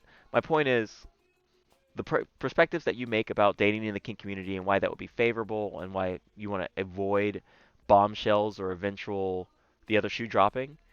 Yeah. You explained it in a marvelous way. My audience, I think, honestly, really, really liked it, and Thank you. I think that you would be a wonderful guest to have on more often. Sure. Yes. But here, Thank moving you. on. What do you choose? Yeah, let's go. Am I the idiot? Am I the Because idiot? I would have no problem telling a stranger they're an idiot All right. at this point. Sorry, my the computer that actually controls um the text. Let's see, is not working. Let's see, just a moment. Oh, right, there we go. Let's see. Phoenix Queen says he's good. Back in 30 minutes. Brendan sees. Definitely brought Twister Ultimate. You probably got after because it was such a hit. I never share the spotlight. Oh, really? Okay, sure thing. Like, you started pretty well in that club, but I definitely caught up. Just had to get used to the music. Let's see. It's like he hasn't met you. Yeah, right. Okay, yeah, you two have fun. All right, moving on.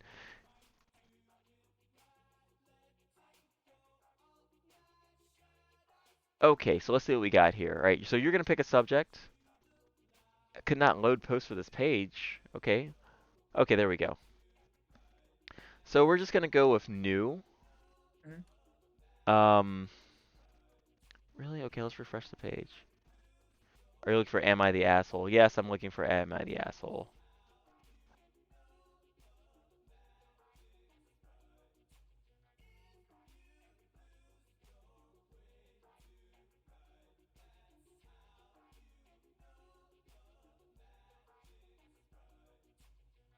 Okay, let me just type it out then.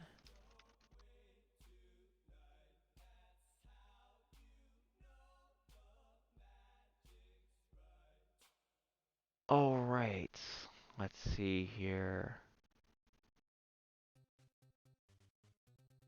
All right. Well, that I feel like that's a bit much and kind of random. So here, you're gonna pick the subject that we're gonna read. Very first post we have here, posted 6 hours ago, is "Am I the asshole for wanting to make my boyfriend homeless because of my lunch habits?"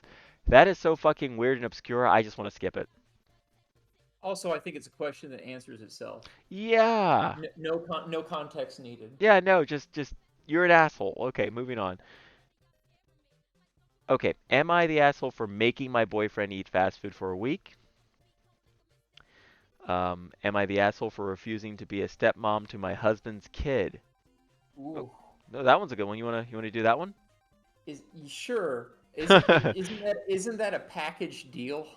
For When you women, when you marry someone with a kid, that's the packaged deal. I would agree. I would agree that normally if somebody has a kid, it would be straight up abuse from the partner to not Hmm. acknowledge them.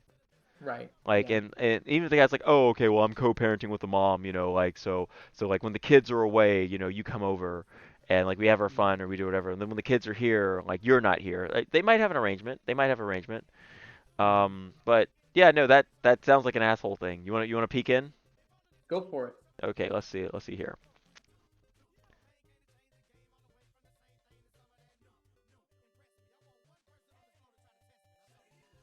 Okay, so it's not a book. All right, so here I'll read it out loud.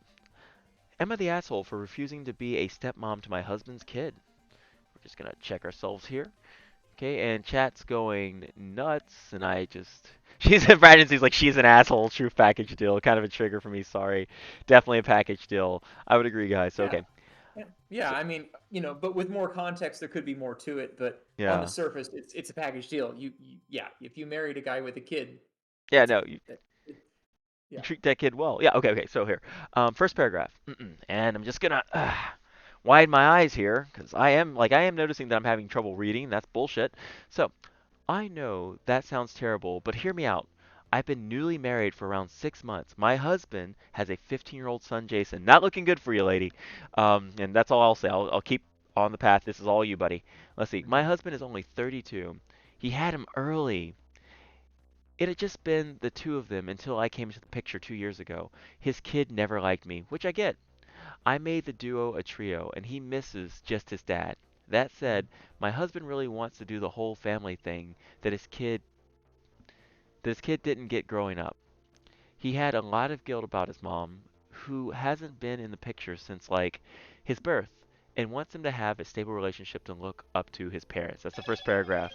Okay, so first paragraph, do you want me to read the whole thing before giving context, or like, No, go for it. okay, Yeah. we'll do, and I'm just gonna check my message here. Okay, there we go. So, Now Jason and I aren't openly hostile, but it's uncomfortable. Uncomfortable enough that I decided to sit him down and ask him what he wants from me. Immediate answer, "You're not my mom. You're not my parent. Don't act like it." And I said okay. That took him by surprise, and I asked if, by any chance, I could at least be his friend. At the time, he said he wasn't sure, and I told him that was fine, and just to tell me when he's ready what he wants from our relationship. But until then, I won't try to parent him. Next paragraph, we got 3 more to go. The little talk did wonders. He avoids me less, he talks to me more, he actually initiated a conversation with me the other day, and I almost cried. And even will watch movies with me, i.e., watching a movie already, and he'll still sit with me and I'll restart it. Not much talk, but presence. My Mm. husband noticed and was initially happy until he asked Jason what changed, and he didn't like the answer. Okay, so he talked to his son. It's like, "Hey, what changed?" Like, "Oh, she said she wouldn't try to be my mom." And of course, Dad's like, "What?" So, second to last paragraph, because I didn't see this little bit here. Um, what is up, Bro Ziggy? Welcome to the channel. Feel free to join the degenerates. Simply put, give a follow. We are a fitness and talk show, but also video game channel. But I'll give you the spiel in just a moment. So, he confronted me about it and said that I should have talked to him about the relationship I was going to have, and that me being a friend is inappropriate, and that I need to be a parent. That's what I signed up for. I put him in a bad position of not being able to use my input for future childcare choices, and I'm sabotaging being a mom. And here's where the am I the asshole is. I said I was never going to be his mom. He doesn't want me to. So I'll do whatever I can to make him at least not hate being around me. That made him cry. That made the man cry, which is fine. Men can cry. Um, and he said that it felt like I had already given up before I tried. Jason was not present for this fight, by the way, and my husband isn't a yeller. Think emotional convo, but not mean. Final paragraph. This kid, that kid is his life, and I know he just wants the best, but I think this time, that I think this is the best. But I may have overstepped here by going over his head and straight to Jason. Am I the asshole?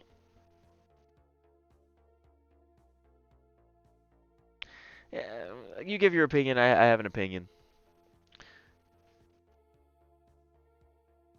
All right. Well, while you are thinking about it, I will.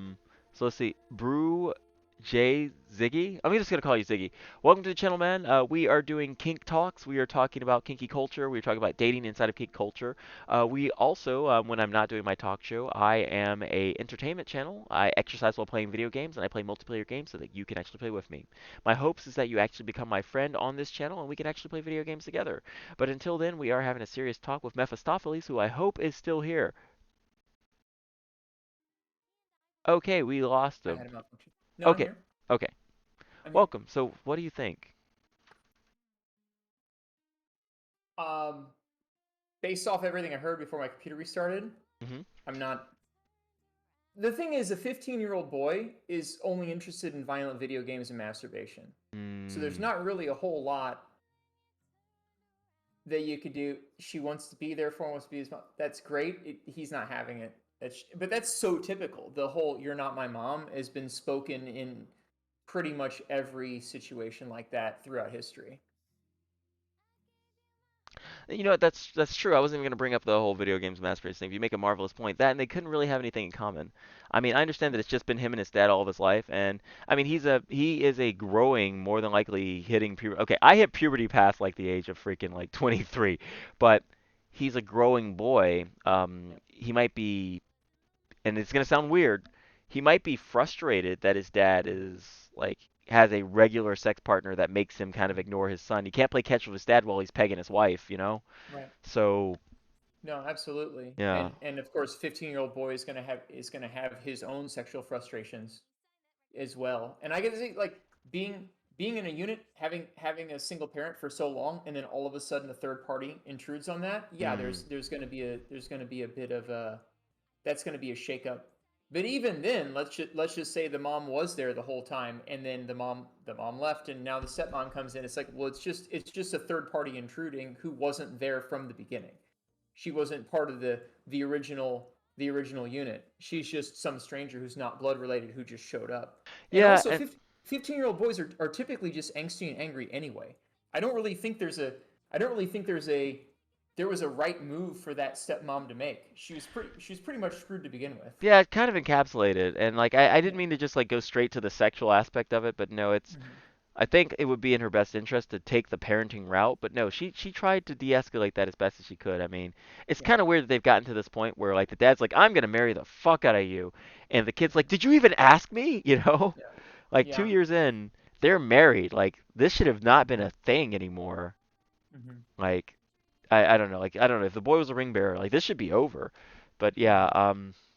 I think in time she should take more of the parenting role, but considering yeah, no, she was stuck between a rock and a hard place. It's kind of hard sleeping Yeah. beside the man that you love, knowing that his offspring, being, an angsty teenager, detest you. Right. Yeah, no, Yeah. so I wouldn't say not the asshole, just rock and a hard place. It's just an unfortunate situation, is all it is.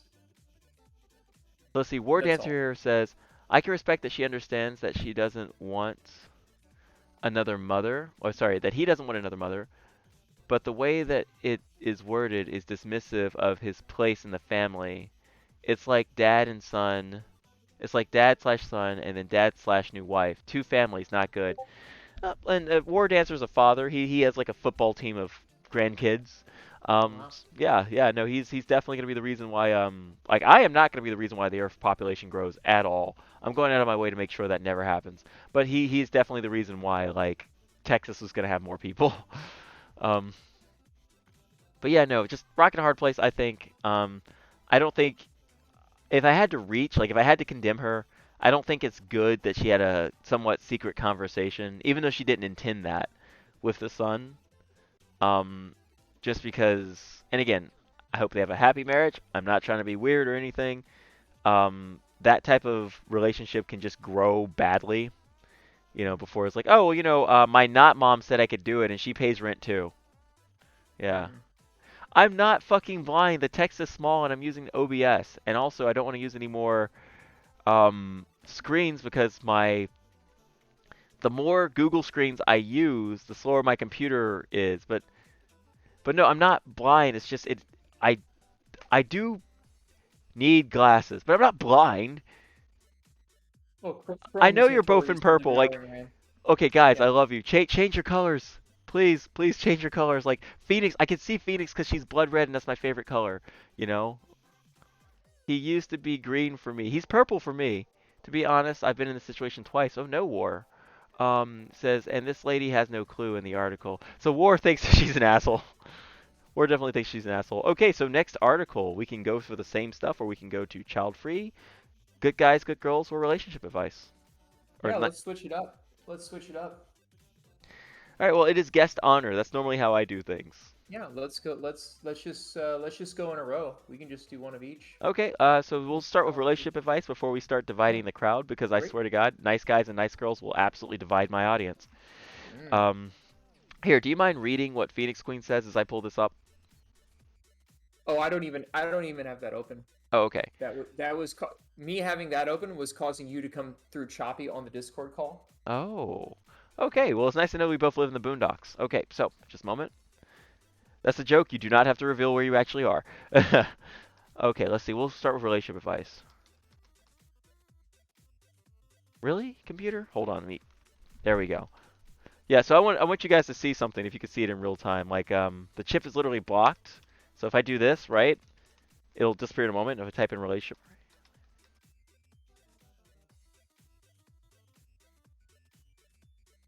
I sometimes have to do this to make it work.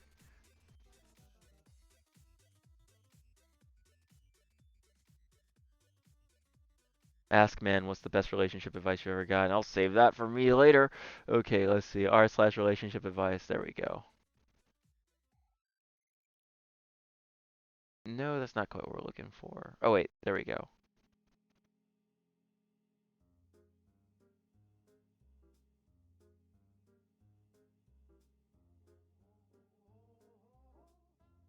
Okay, then I will read what they're saying. Used to be green for me, but I've been in that situation twice. Okay, Phoenix Queen says, and again, I wish I could make the text ridiculously large. I cannot. Okay, because I'll never hear the end of it. I think in this instance, she isn't. This is actually the best way to respect the boy's feelings. And maybe they will change in time. The dad can't expect anything to just fit together so quickly, especially since the boy has spent 15 years without a mother figure. That is true. That is true. Let's see. He doesn't know what it entails. He's never experienced it before. So of course, he's going to be against it at first, because he's an angsty 15-year-old, just like Mephistopheles mentioned. Really, it logged me out of Reddit. Anyway, what matters now is what she does with the newfound camaraderie. True. And then War says, "Oh my God, 5 Twitch ads." Shake my head. Back in half an hour when they're done. I'm so sorry. Okay, Brad C is bright orange, so I can now see her at night. Okay, matches my car. Yes, it does. Here, I'm gonna. Sorry about the Yeah. ads. Like, is anyone else getting ads? Wait, dude, War, I bought you a subscription. Like, has it been 30 days already? Is anyone else getting ads?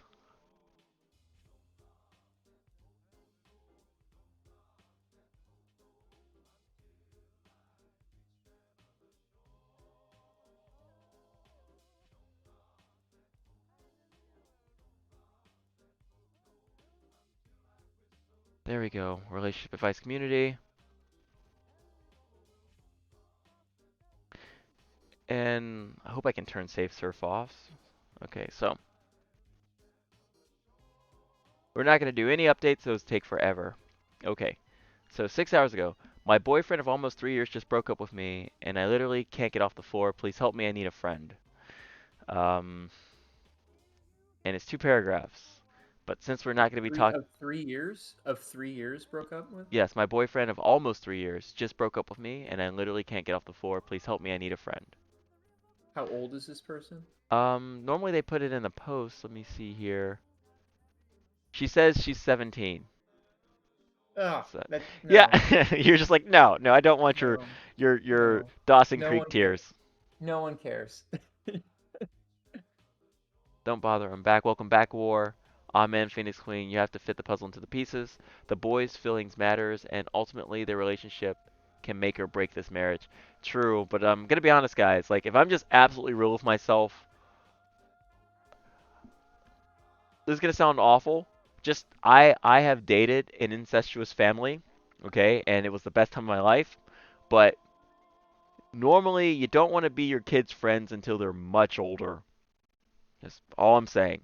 It just it gets different because I don't know if Twitch will let me say that, but I want this mom to be a mom.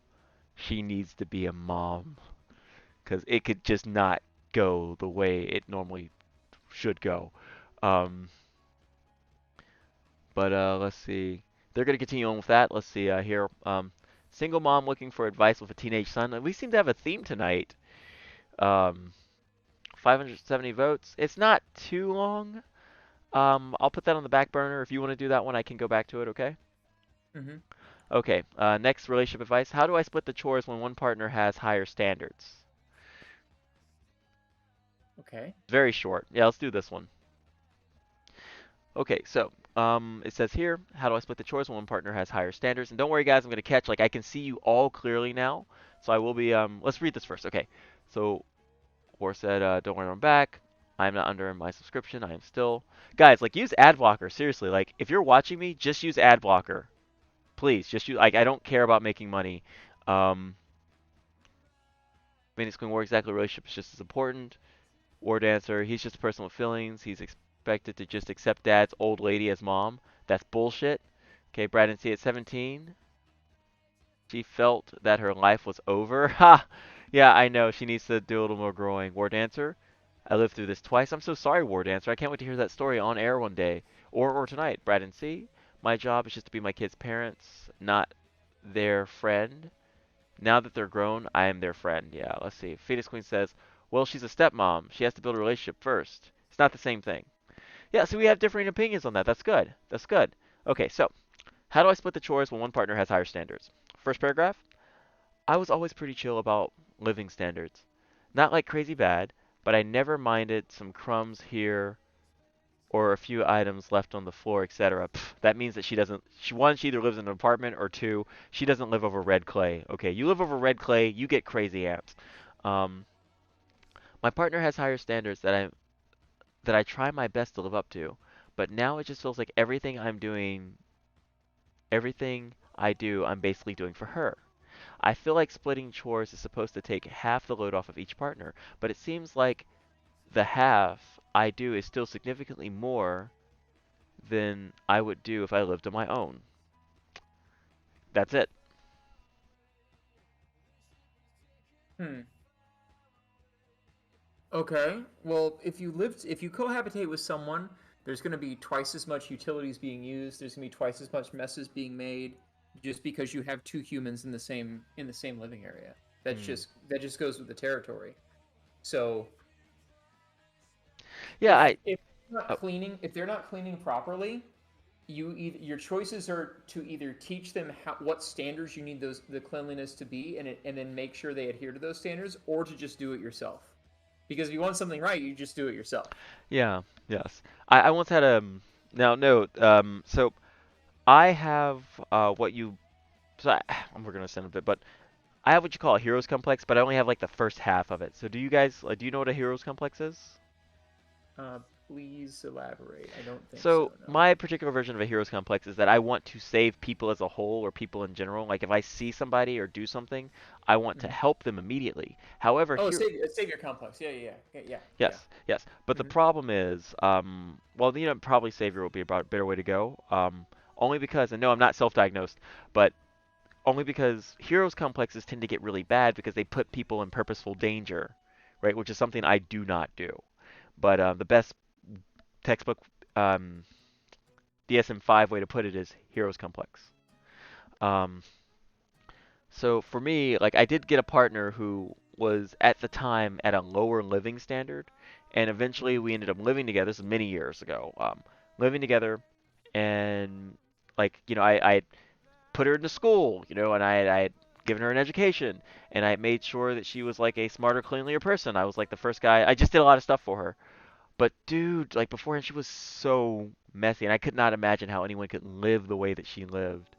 And for me, like the best thing was just like to gamify the cleaning to where like she'd get rewards for cleaning. And eventually like we even things out. But why do I mention it? Because like if you have a partner who can't clean the way that you clean, like I'd say it's a major issue, especially if you like live in an inner city where there's like a clear cockroach problem, or if you live over red clay. Hmm. Like the problem is like your partner's lack of respect for you because I mean leaving crumbs out if you live in the city or over red clay is begging for Hmm. insects. So why do you not care enough about the insects? My opinion. Hmm. I'm not saying that this person's an asshole. I'm just saying that I think cleaning standards should be like the little stuff like in a relationship that you should have for like it's not even it should not be a thing in my opinion. Like if you're with somebody, you should know that you want a plate completely clean. Hmm. Maybe get around the corners a bit. Like it's your place to live. Have pride in the place at which you live. So, Yeah, and that's just the basic adulting. That's just the basic adulthood issue. If someone can't keep the house clean, can't dress themselves, can't do laundry properly, can't clean stuff, it's like that. You need to become an adult first before you start dating. I don't know. oh yeah. That's kind of a day one kind of thing. Yeah, but too many people. And see, this is why I commend you for not going to kink parties and working on your education and becoming like a high value male. And again, I King use parties will always be there. King parties will always be there. right, They'll always be a thing. I can absolutely. always go later. And while my work is deciding to pay for this, I'm going to take it because I'm going to take free education while I can get it. Absolutely. Yeah, no, no, good, because there's so many people. They're such pleasure seekers. They ruin their own lives. Hmm. Like even I like remember how I mentioned that I left the kink community for 6 months. I was just sick and tired of the constant parties.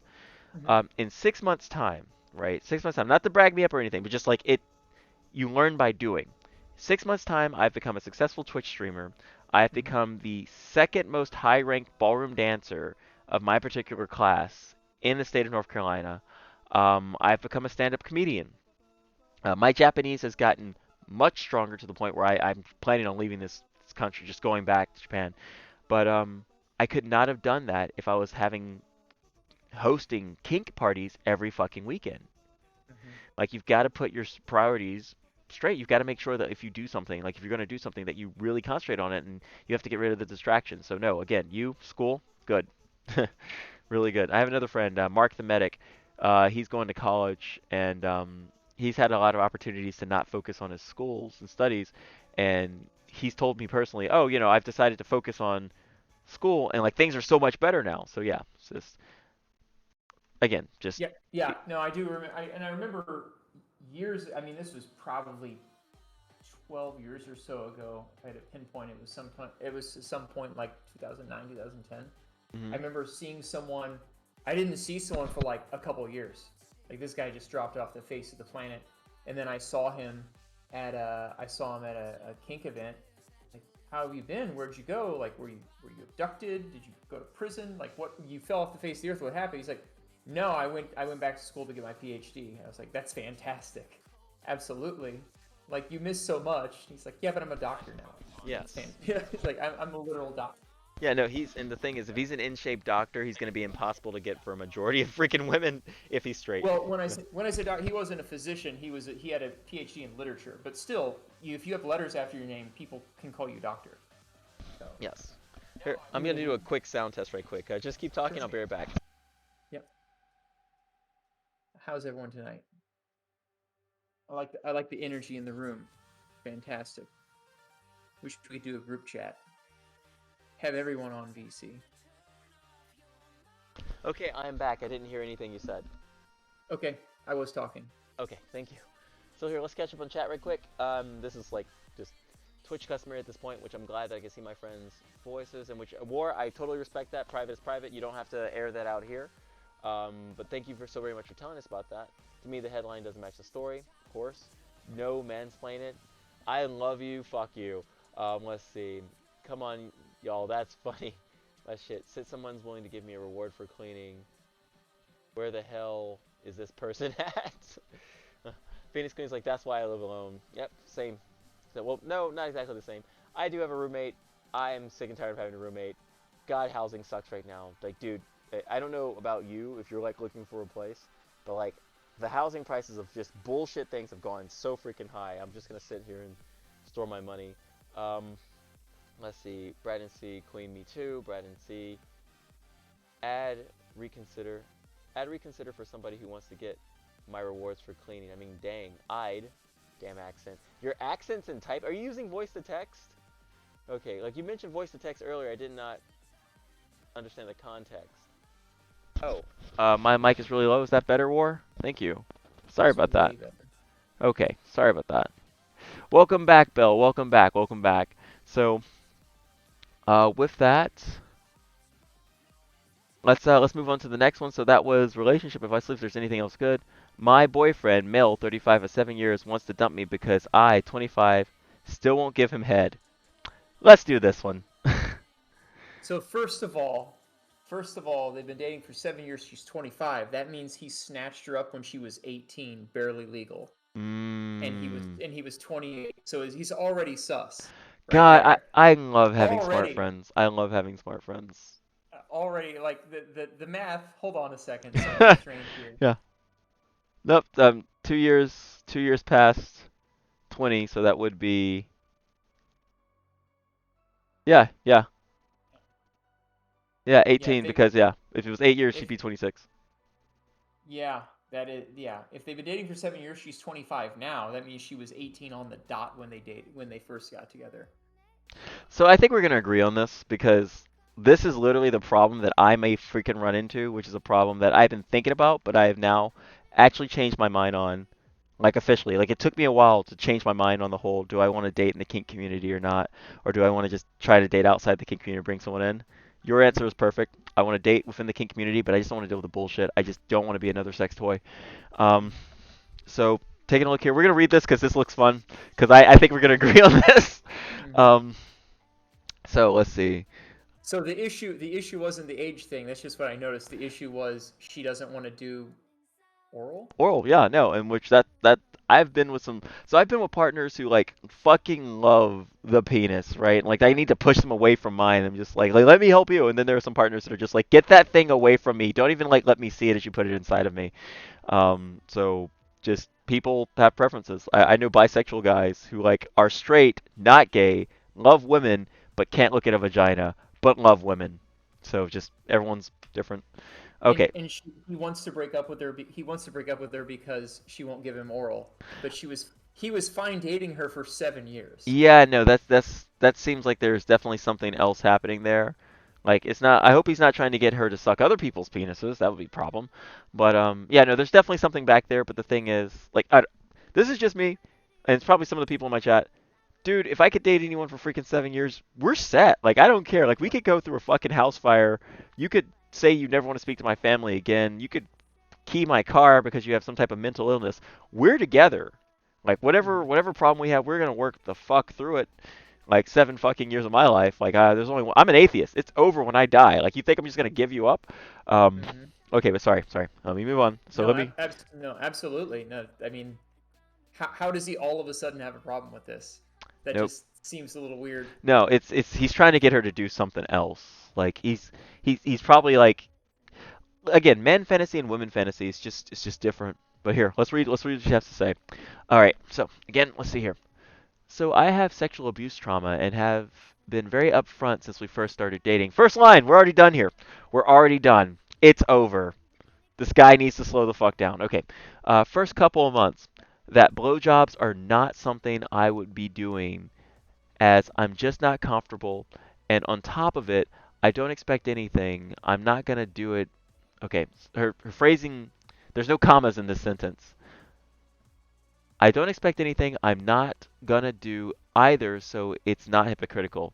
He knew this. He stayed. 7 years later, he's stating or starting fights saying a man can't have sex without getting head. I'm gonna let you just use your golden tongue to sort this one out. No pun intended. Getting head with the wrong reason. We have sex less now because I don't give head and he can't live like this anymore.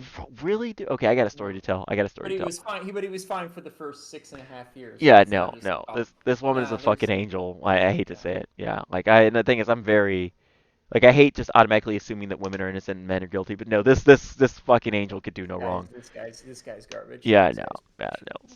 I wonder if she's single. Let's see. I also went, my therapist, oh God, my therapist and friends all side with me in that he's being unreasonable. He asked me to make this Reddit post to get some non-biased stranger's opinion on the matter. So am I asking too much of him or am I being unreasonable? Too long didn't read. I have sexual trauma. I won't give my boyfriend a blowjob. He knows about this since day one, but it's not, now he's making a bit of fuss and threatening to leave if I don't do it. Ultimatum, bad. Um, am I asking too much of him to go without? Or is he being unreasonable? You go first, and I'll tell my story. I mean, there's more to this than what's written down. There's something else going on because they wouldn't he wouldn't all of a sudden have a problem. Well, first of all, from the very beginning, it's already sus that he was 28 sniping an 18-year-old. So that's Yeah, automatically strange. yeah, And then also when she had said, "Oh, I told him I don't want to do this. I don't want to give oral." He was 100% thinking, "Okay, I'll wear her down eventually." yeah. A No, hundred yep, percent. There's absolutely. no. And then after a certain point, after 6 months, a year, 2 years, whatever, I guess he realized he wasn't going to wear her down. But she must have been giving him something else to where he wasn't upset. It wasn't Hmm. a problem all of a sudden. And now all of a sudden, 7 years in, it's a problem. So there could be something else going on. Maybe I don't know. Maybe she gained a significant amount of weight. Maybe there was some other issue that came up. Maybe there was I don't know. There's something else that's not being stated because Absolutely. there's no way this girl 18 is exactly the same, looks exactly the same for 7 years, and is acting and behaving the exact same, and everything's fine. something else changed. I Yeah, don't know what and else happened. it was You like a know, breaking point where he was like, I'm either going to subdue your character or I'm going to Mhm. assert myself or I don't feel like a man or like these guys talk about how their women are subservient or something. Which giving a blowjob guys isn't subservient. I would fucking know because I have a fucking story to tell you. But Yeah, yeah, there's something else that's going on that she's not saying. Whether or not she knows that she's withholding it, or if there's something on the guy's end that he's not disclosing. But no guy who absolutely positively has to have oral sex in order to be satisfied is going to date a girl for 7 years and not do that, and then all of a sudden it's a problem. So yeah, by the way, that's my piece on it. welcome to the channel, Last Saying. Tonight we are talking about kinky dating and dating inside of the kink life. I'm here with my special guest Mephistopheles. Sorry, I'm laughing at my own story. Mephistopheles. He's been experienced in kink community for over 7 years. Was it 20 12? years. 20? 20 I years? literally, like 20 years. Yeah, I've been 20 years. doing it since I was 18. I'm 38 Y- now. You look so young for 38. Yeah, like Thank I you. was back. I have a skincare routine. Shits. Yeah, I might have to mirror that. But no, you look so young for 28. I mean, sorry, for 38, really, because when you told me you'd been in it for 20 years, I wasn't gonna like call you on this because that's kind of rude. I was like, wait, how could you have been in it for 20 years if you're like 33 or Yeah, 30? Like how that means they got you when you were 10. That's why, like, if you noticed at the beginning of the conversation, I was like, wow, you must yeah, have started early. yeah. Okay, so Although you do meet guys in the kink community who are like, yeah, I've got 15 years experience. It's like, ah, aren't you 28 years old? Like, so you started doing kink when you were 13? Like, no, you're a liar. But for yeah. me, no, yeah. Well, I always knew I was into kink, like I said, Mhm. but I didn't go to my first play party until I was legally able to. But I'm 38 years old, so when I say I've been in for 2 decades, it's literally not an exaggeration. Ladies, So, he doesn't look 38. He looks like fucking 28. Just letting you know. Okay, anyway, so your story. Tell us the story. okay, so I'm waiting for yeah. I got a story for you guys, and we're gonna read the comments. But seriously, welcome to the channel, Last Stand. In fact, I'm gonna do a couple of call outs in just a moment, hopefully. So, guys, if you want your clip to be seen, like if you have a clip that you want to see, you want me to feature on the channel right now, PM me that clip, like whisper me that clip, and I will put it up. Because right now I'm using my desktop computer, and I just don't want to fucking push it too hard. Um, so I was dating this girl in college, and I was very, very happy. Things were great. Things were great. You know, we were 69ing, we were 17ing, we were doing everything. Like there were no sexual problems or whatever. Um, did I say college? I'm in high school. Okay, so sorry. You And did say cut. Yeah. yeah, high school. We were great. We were great. And one day there was just something in the air, and she sneezed while going down on me. And dude, I heard teeth clack. Right? Like it's like she tried to turn her jaw sideways to not completely chomp my dick, right? And like I freaked out, right? Like one of the most pleasurable things in the world, something I greatly enjoyed, was just off limits. And like until like I kid you not, let's see, I was in high school, putting my life together. We're gonna say I was yeah, edge of 17. Um, I didn't get a blowjob again. Like women offered it to me, I'd be like no. Like they thought it was like a little simp. I didn't get. Oh, Phoenix. No. No. No, no, no, no, no, no, no, no, no, no. Thank you so very much for subscribing, Phoenix Queen. Seriously, thank you. I hope my stream elements was able to show that on screen. Um, holy shit. I'm gonna make that up to you. I'm seriously gonna make that up to you. Like I promise I'm gonna create good content for you. I absolutely guarantee you that we're gonna have plenty of exercise streams, multiplayer streams, me and you, and the group, Fall Guys, and also Deep Rock Galactic and Rocket League. Thank you so very much. But yeah, to finish the story, she bit down on me. She sneezed, bit down. Totally innocent, right? Nothing bad had happened on her end of things. I didn't get a blowjob again until like literally a couple of months before Trump was elected. Like I could not do it. I could not have a girl go down on me or a guy or anyone. I couldn't do it. It was too freaking scary for me. And I just like I overcompensated by just giving even more oil and like they would try to position themselves to like even get close to my crotch and I'd be like, fuck no. So trauma, yeah, no. She had a traumatic experience. And again, if they started dating when she was 18, and she had a traumatic experience when it involves a blowjob, that means that she was Mm-hmm. abused much younger, you know. Mm-hmm. And so like for her, I don't. She's not wrong for choosing not to relive something horrifying. Like my partner, into this story, which is really funny. Um, so I'm normally the rope guy. I normally do the tying. When I got my first blowjob again, my partner had to tie me down. Like, 'cause I had to like, I'm like shaking, jittering, like just not feeling great. My partner talked me into getting very comfortable with the idea again. You know, it wouldn't hurt me. Like it was something. It was just time. So she literally tied me down with my own ropes to make sure that I wouldn't move, and then slowly, like, okay, this is getting a little kinky, but slowly worked the idea of my body finally relaxing with like feathers and shit. Um, but we won't go into that. You guys don't want to hear about that.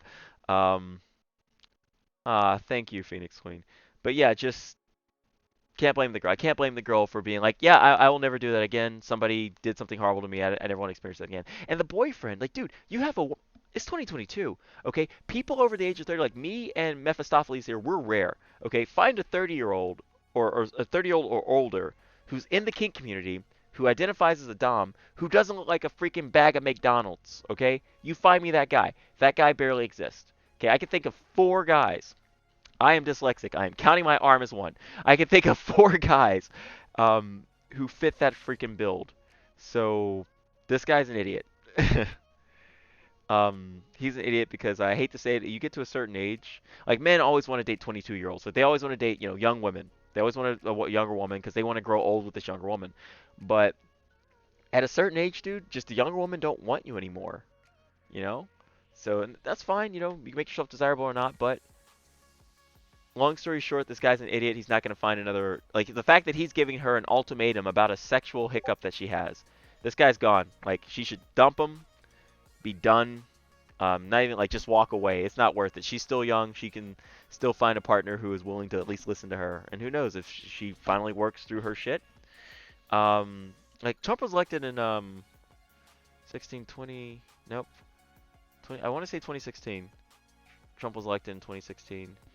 Um, yeah, no, I didn't get a blowjob till like a week before Trump was elected. So, and I left high school in 2007. So a decade. Yeah, so I didn't get a blowjob for a decade. So no, just trauma's real.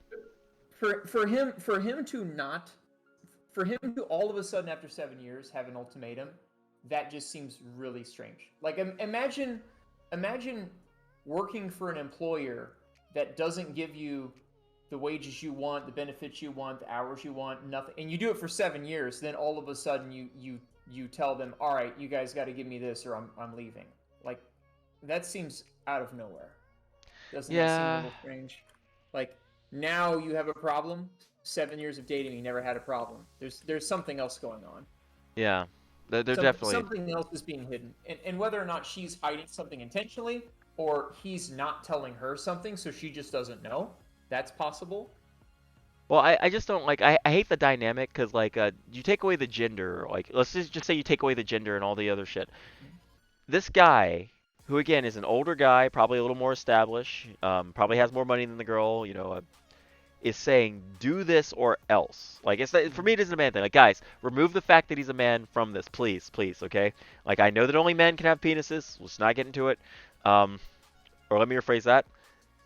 Fuck, I don't care. I'm not politically correct. Right now, my argument stands that boys have penises. Um, but That's a hot take in 2022. I know, That's a dear hot God, take in 2022. it shouldn't be. But I'm not gonna do that tonight. I'm not. Like, and by the way, I did mention that, like, just early in the stream before people try to cancel me, I was with a trans couple. I did have fun with this trans couple. I can't seem to find a girl with a waist that's smaller than mine and a dick bigger than mine. She doesn't exist. I hope I find her one day, but she doesn't exist. Um, but moving on, it's a power dynamic thing. He is trying to assert dominance in the worst way.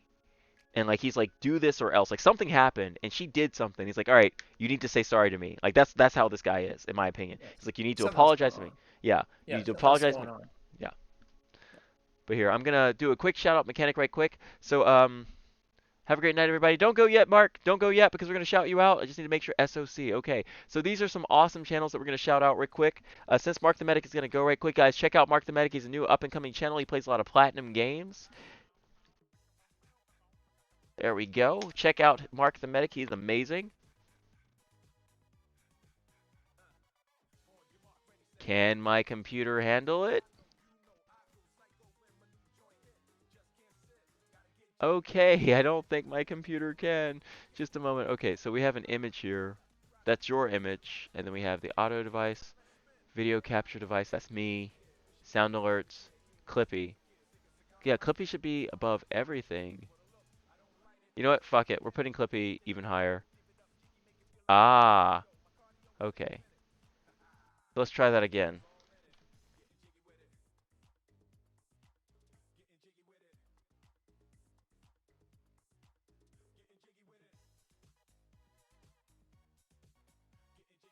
You know the video where it's like the fucking village? Yeah. He just goes the fucking kids from fucking. I really like this fucking I village. absolutely, I absolutely love I absolutely love fucking kids. don't click that. Yeah. just to clarify, do not click that. The next channel, and by the way, feel free to just take a small break. Meth, we're gonna, well, you know, I'll just call you Mephistopheles instead of just Meth. That's not good.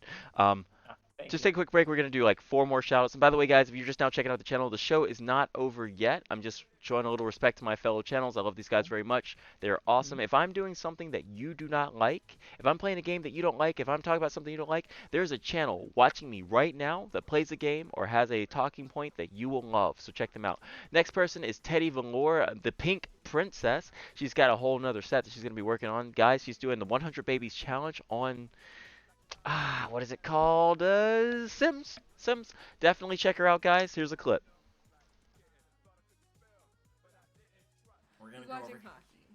We're gonna go. Oh, he doesn't like it when we cross by the TV. I remember that part. Oh shit! Is Todd abusive? Oh god. Oh god. Is Todd abusive? Oh no! Is that a crack pipe? Probably. Dude, why do you have a kid? Oh my god. Why do you have a kid? Dude, that's not I cool. don't Not cool, remember not seeing cool, that. not Now cool. I'm like, oh. Why do you have a kid? All right, the next channel I have here is War Dancer. I don't know the context of that clip. Please look it up because otherwise it looks really bad. Oh, sorry, Mark. I'll take a look into that. But dude, we all know you're a good person, man. Sometimes people just make clips to make people look bad. We know you're a good person. So the next person here needs no introduction. He is War Dancer, the Angel. He monitors silently in the night many different channels, making sure that they don't have video and audio errors. He helps people with their Discord and their emotes, and he even has his own personal artist. Guys, this is War Dancer, who's recently come back after a long hiatus. Hello, lovely people. Welcome to my channel, where I show you that I can make a woman follow me only if I say, hello, baby girl. Hope you have an amazing day, because after the way you look, you are amazing. Now, And finally, the last channel that I'm going to shout out is Belcree the Bard, who kind of pushed us all to be better channels. She's recently, or at least is getting close to her 250th subscriber. If she hasn't already, you could be that person. Feel free to check her out. She is a variety streamer that plays all types of rhythm and narrative-based games. You can reach out to her, join her Discord, and also communicate with her. She's amazing. Belcree the Bard, everyone. Ooh, it's a combat area. Oh no. Ah! Oof. It scared the shit out of me. God damn it.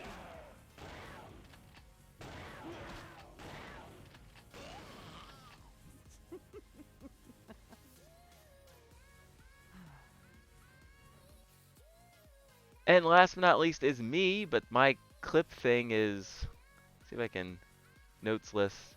Must have accidentally nameless talks. There we go.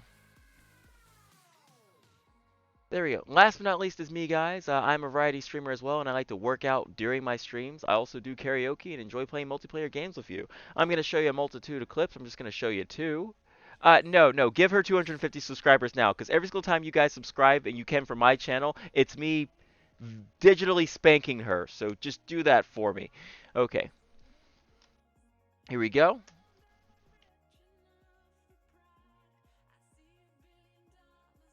Really want? I want the tenor notes, man. I want the tenor notes. For example, like you hear a great rock song, you hear an amazing rock song. That guy's a freaking tenor, right? That guy's a tenor. The girls loved tenors. That's all they wanted was tenors. And then here I am.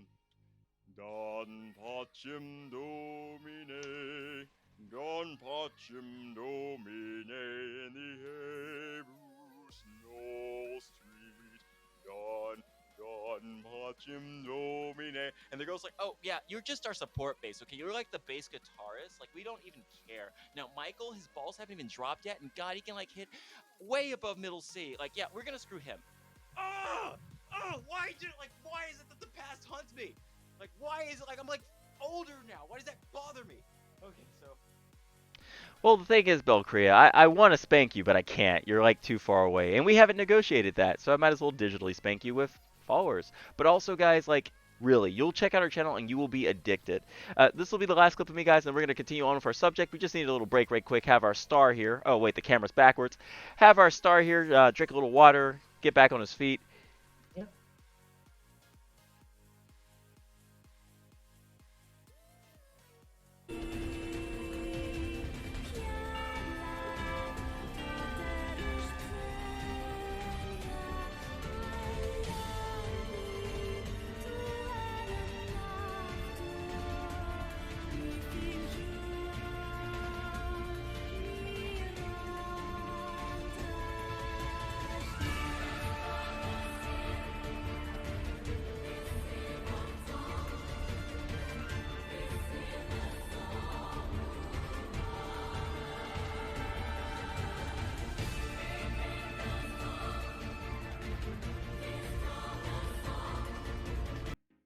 Alright guys, we're going to get back to it. So first thing we're going to do is we're going to catch up with a lot of chat. We missed a lot of chat. We're going to just roll that back up. We're also going to put the Discord back up as well. There we go. So let's catch up with chat right quick. Oh, did I lose my screen share? Okay, let me turn back on the window capture. There we go. Alright, so first off, let's catch up with the chat. New guests were just chatting. So again, last saying, thank you again for joining, man. If you ever want to play some games, seriously PM me. We are an awesome channel here. Brad NC says manipulation, and he's probably in FET hitting someone up with a sad story about how he can't get head. Well, Brad NC, you know, we can take some of your personal emails and we can definitely read them because I know you definitely have some stories there. Yes, thank you for the emotes. Thank you for the emotes. We have All the Muffins here, says new guest for the Just Chatting stream, in which, hey, welcome All the Muffins. In fact, we're going to get you two. You're going to be the last guy, last shout out I do, unless there's anyone else. And then we'll get back on topic, guys. Oh, wait, wrong one, crap.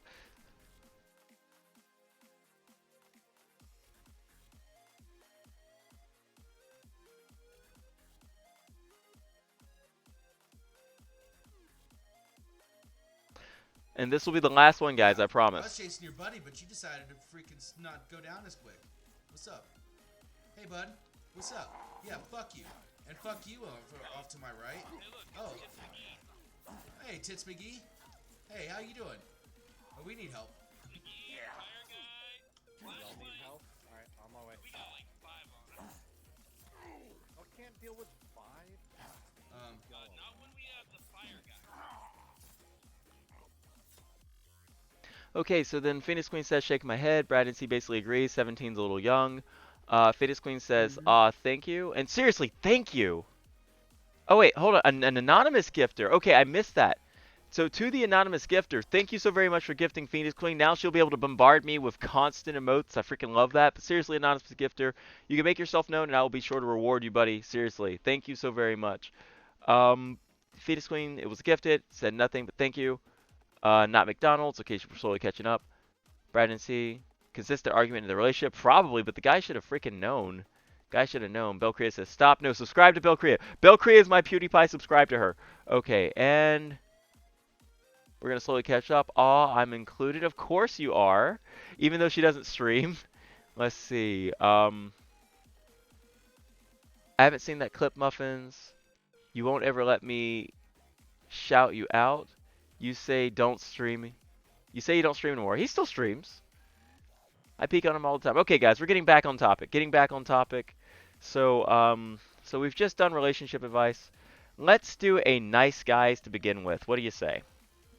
I like it. You said it's going to divide the crowd, right? This Let's is go absolutely for going it. to divide the audience. Okay. And again, I'm just going to pick the first 3 for each, okay, to be fair. Okay, because like nice girls is like nice guys is really concentrated. Nice girls, I'm not saying you have to search.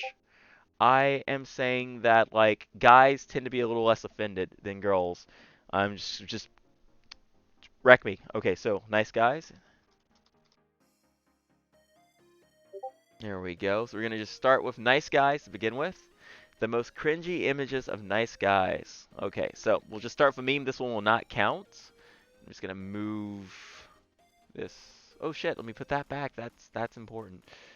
Window capture, there we go. Okay, for some reason it's a little chopped off. Just a moment, I'm gonna fix that.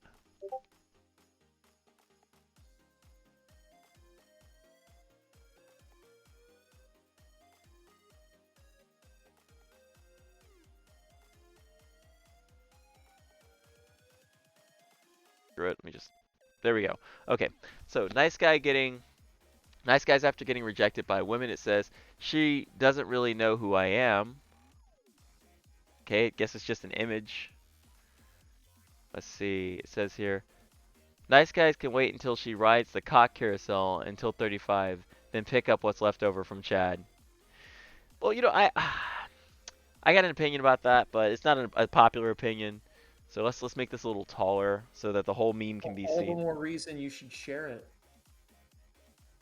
Oh crap, sorry, just OBS. Okay, yeah, no.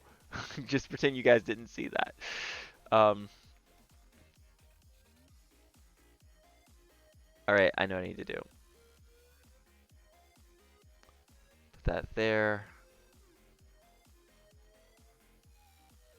And then put this image there. I hate to have to do that twice.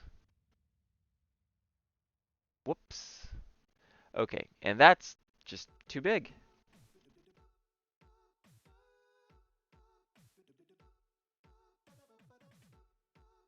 Okay, so I think the nice guy statement is just what's below here, which is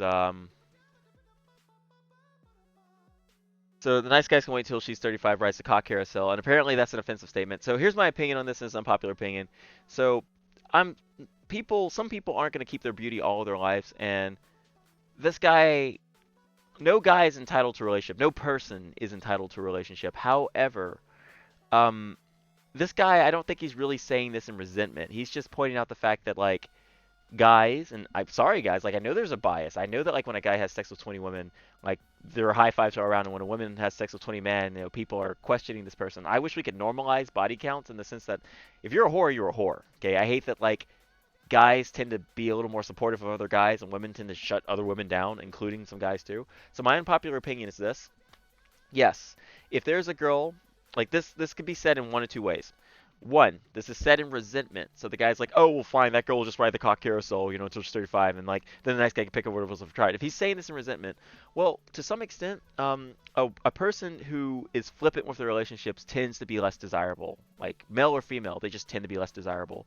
Um, if he's saying this as a, oh, well, she'll just whore around and eventually be undesirable. Well, the thing is, as you age, I hate to say this, but as you age, just less and less people will desire you unless you're just like a top 10 amazing person. Less people are going to be into you as you get older, and she might not be getting as much attention as she'd normally get when she's younger, but that's not that guy's problem. That guy should absolutely just accept rejection and move on. Okay? He might be a little bitter from that, but I hate to say it. Women don't like boring guys. They just don't. Boring, safe guys, they don't like them until they're much older. Younger women tend to just like guys that excite them. Now, is that right? No. But guess what men like? Thin women. Like you could have like the dumbest bag of bricks in the world. If she's like a supermodel, a guy will freaking hang out with her. So like people are flawed. Okay, I'm done. Done. Um But yeah, just unpopular opinion. Everyone sucks. Now, who's my little piggy? Ha! Who's my little piggy? I am. Yes, that's right. Okay, so let's see. Let's see. Um, Dragon onesie. No. I am not doing the Dragon onesie tonight. This is my serious show. I'm being very serious. Like this is like my legit talk show that I hope to freaking grow, and become as big as Fresh and Fit. I will not be wearing a Dragon onesie tonight. Next. Um, no, I'm not doing it. Okay, I will give you your points back, and then we get a redeem here. It says roast you. Welcome to the channel. Feel free to talk to me. Love company spam. As many emotes as you want. Sing. Okay, yes, yes. And then Belcrea did a roast you. All right, Belcrea, I got one for you. So do you know how many of your streamers are actually typing to you one hand? Like, I think you should definitely keep up with that. You know, I think the arthritis community has definitely gone up ever since Belcrea the Bard has started streaming. Like, I don't know, it's just a lot of guys aren't willing to high five me anymore. It's like their wrists are hurting for sure. And the thing is, Belcrea normally streams Monday, Wednesday, Friday from like at least 11 in the morning until like 5 in the evening. That's sorry, I can't think straight. That is at least 6 straight hours of masturbation for a lot of her streamers, you know. And the thing is, I didn't know they were into like pale moon tieflings, but apparently there's a whole community for that. So nice. Okay, so here we're gonna move on to the first 3. All right, let's see what we got here. So we have an image here, and it says, "Nice guy gets turned down and resorts to bullying to feel better about himself." And this is 7 pages long. Do you want to Oh go my through God. this? Like, do you want to do this? This sounds horrible. Yeah, but we can break it down because, like, again, this is nice guy, so more than likely the guy's wrong. And Well, just you just judged by the title, resorts to bullying. Why? Why? Well, he's insecure. just take the rejection and move on. Yeah, just like, It's oh, go on, please, please. no, that's it. I mean, I don't understand. So this nice guy thing is, I don't know. It just seems odd. Like I don't know how there would be a divided opinion on this because it kind of sounds like we all universally don't like these quote unquote nice guys, right? Like, Well, yeah, no, it's like the thing is, so I was never a nice guy or an incel. Okay, maybe I was when I was fat, but I was never a nice guy. Like I was never like, oh well, fuck you. I was definitely an incel. But I do sympathize with these guys because at the end of the day, they're just sick and tired of like hitting the brick wall and then being told to man up, you know. And then like there's the people around them. No, this guy's fucking wrong. But okay, so first off, I got the Belcrea roast, and I'm giving you back your points, buddy. Don't worry. Like any other night, I will wear that suit. Um, by the way, Belcrea, you have a great counter. She says, "I do love endurance." I fucking love you, girl. I fucking love you. But no, I feel bad for these guys, only because they're constantly being hit against the brick wall, you know, and like the girls that they want, they don't want them because they could just go 5 years above and like they're dating a college student, you know. You know, they go 5 more years, they're dating an established doctor or, you know, somebody with like a geology degree and is actually utilizing it. So even though these guys are wrong and they're not entitled to a relationship and they just need to work on themselves, I feel bad for them. I guess you have more sympathy than I do. No, I mean these guys can be dicks. Like, I definitely have sympathy, but there are times where I'm just like, you don't deserve a relationship. Like, if you're gonna act like that, you don't deserve a relationship. Um, Not at all. Um, let's see, bullying results, feeling better about himself. So yeah, I guess we can just skip this one because we kind of know, right? Yeah. So here's the thing, guys and girls. Men and women are different. They are, and here's why. Shocking. Yeah, Shocking. I know. Just That is a hot take in 2022 to say that men and women aren't completely equal in every single way. I You're gonna get canceled. Yeah, no, I am gonna get canceled. But the thing is, I physically love trans women. I'm in love with a trans woman right now, and she's my best damn friend. But men and women are different. But here's the point. Guys, if you get rejected by a girl, the coolest thing you can do is just walk away, not bother her about it, not constantly poke at it. Mistake I've made, a mistake I'm getting better about. Don't poke at her, just walk away like the Chad you are. Put on your glasses right into the sunset, be done with it. And maybe months down the line or in the future, you know, like maybe she's all right, or maybe she has 6 kids. Either way, you're better because you didn't dwell. Don't wait for love. Like, if you find it, great, but just don't dwell. Like, just move on, man. And the thing is, if you're a woman and you get rejected by a dude, first off, guy wasn't worth your time unless you're utter garbage. But also, don't hassle them about it. Like with guys, they just need to learn to like say no and walk away. With women, when they get rejected, they need to learn to not hassle guys. Because nice girls is just as bad.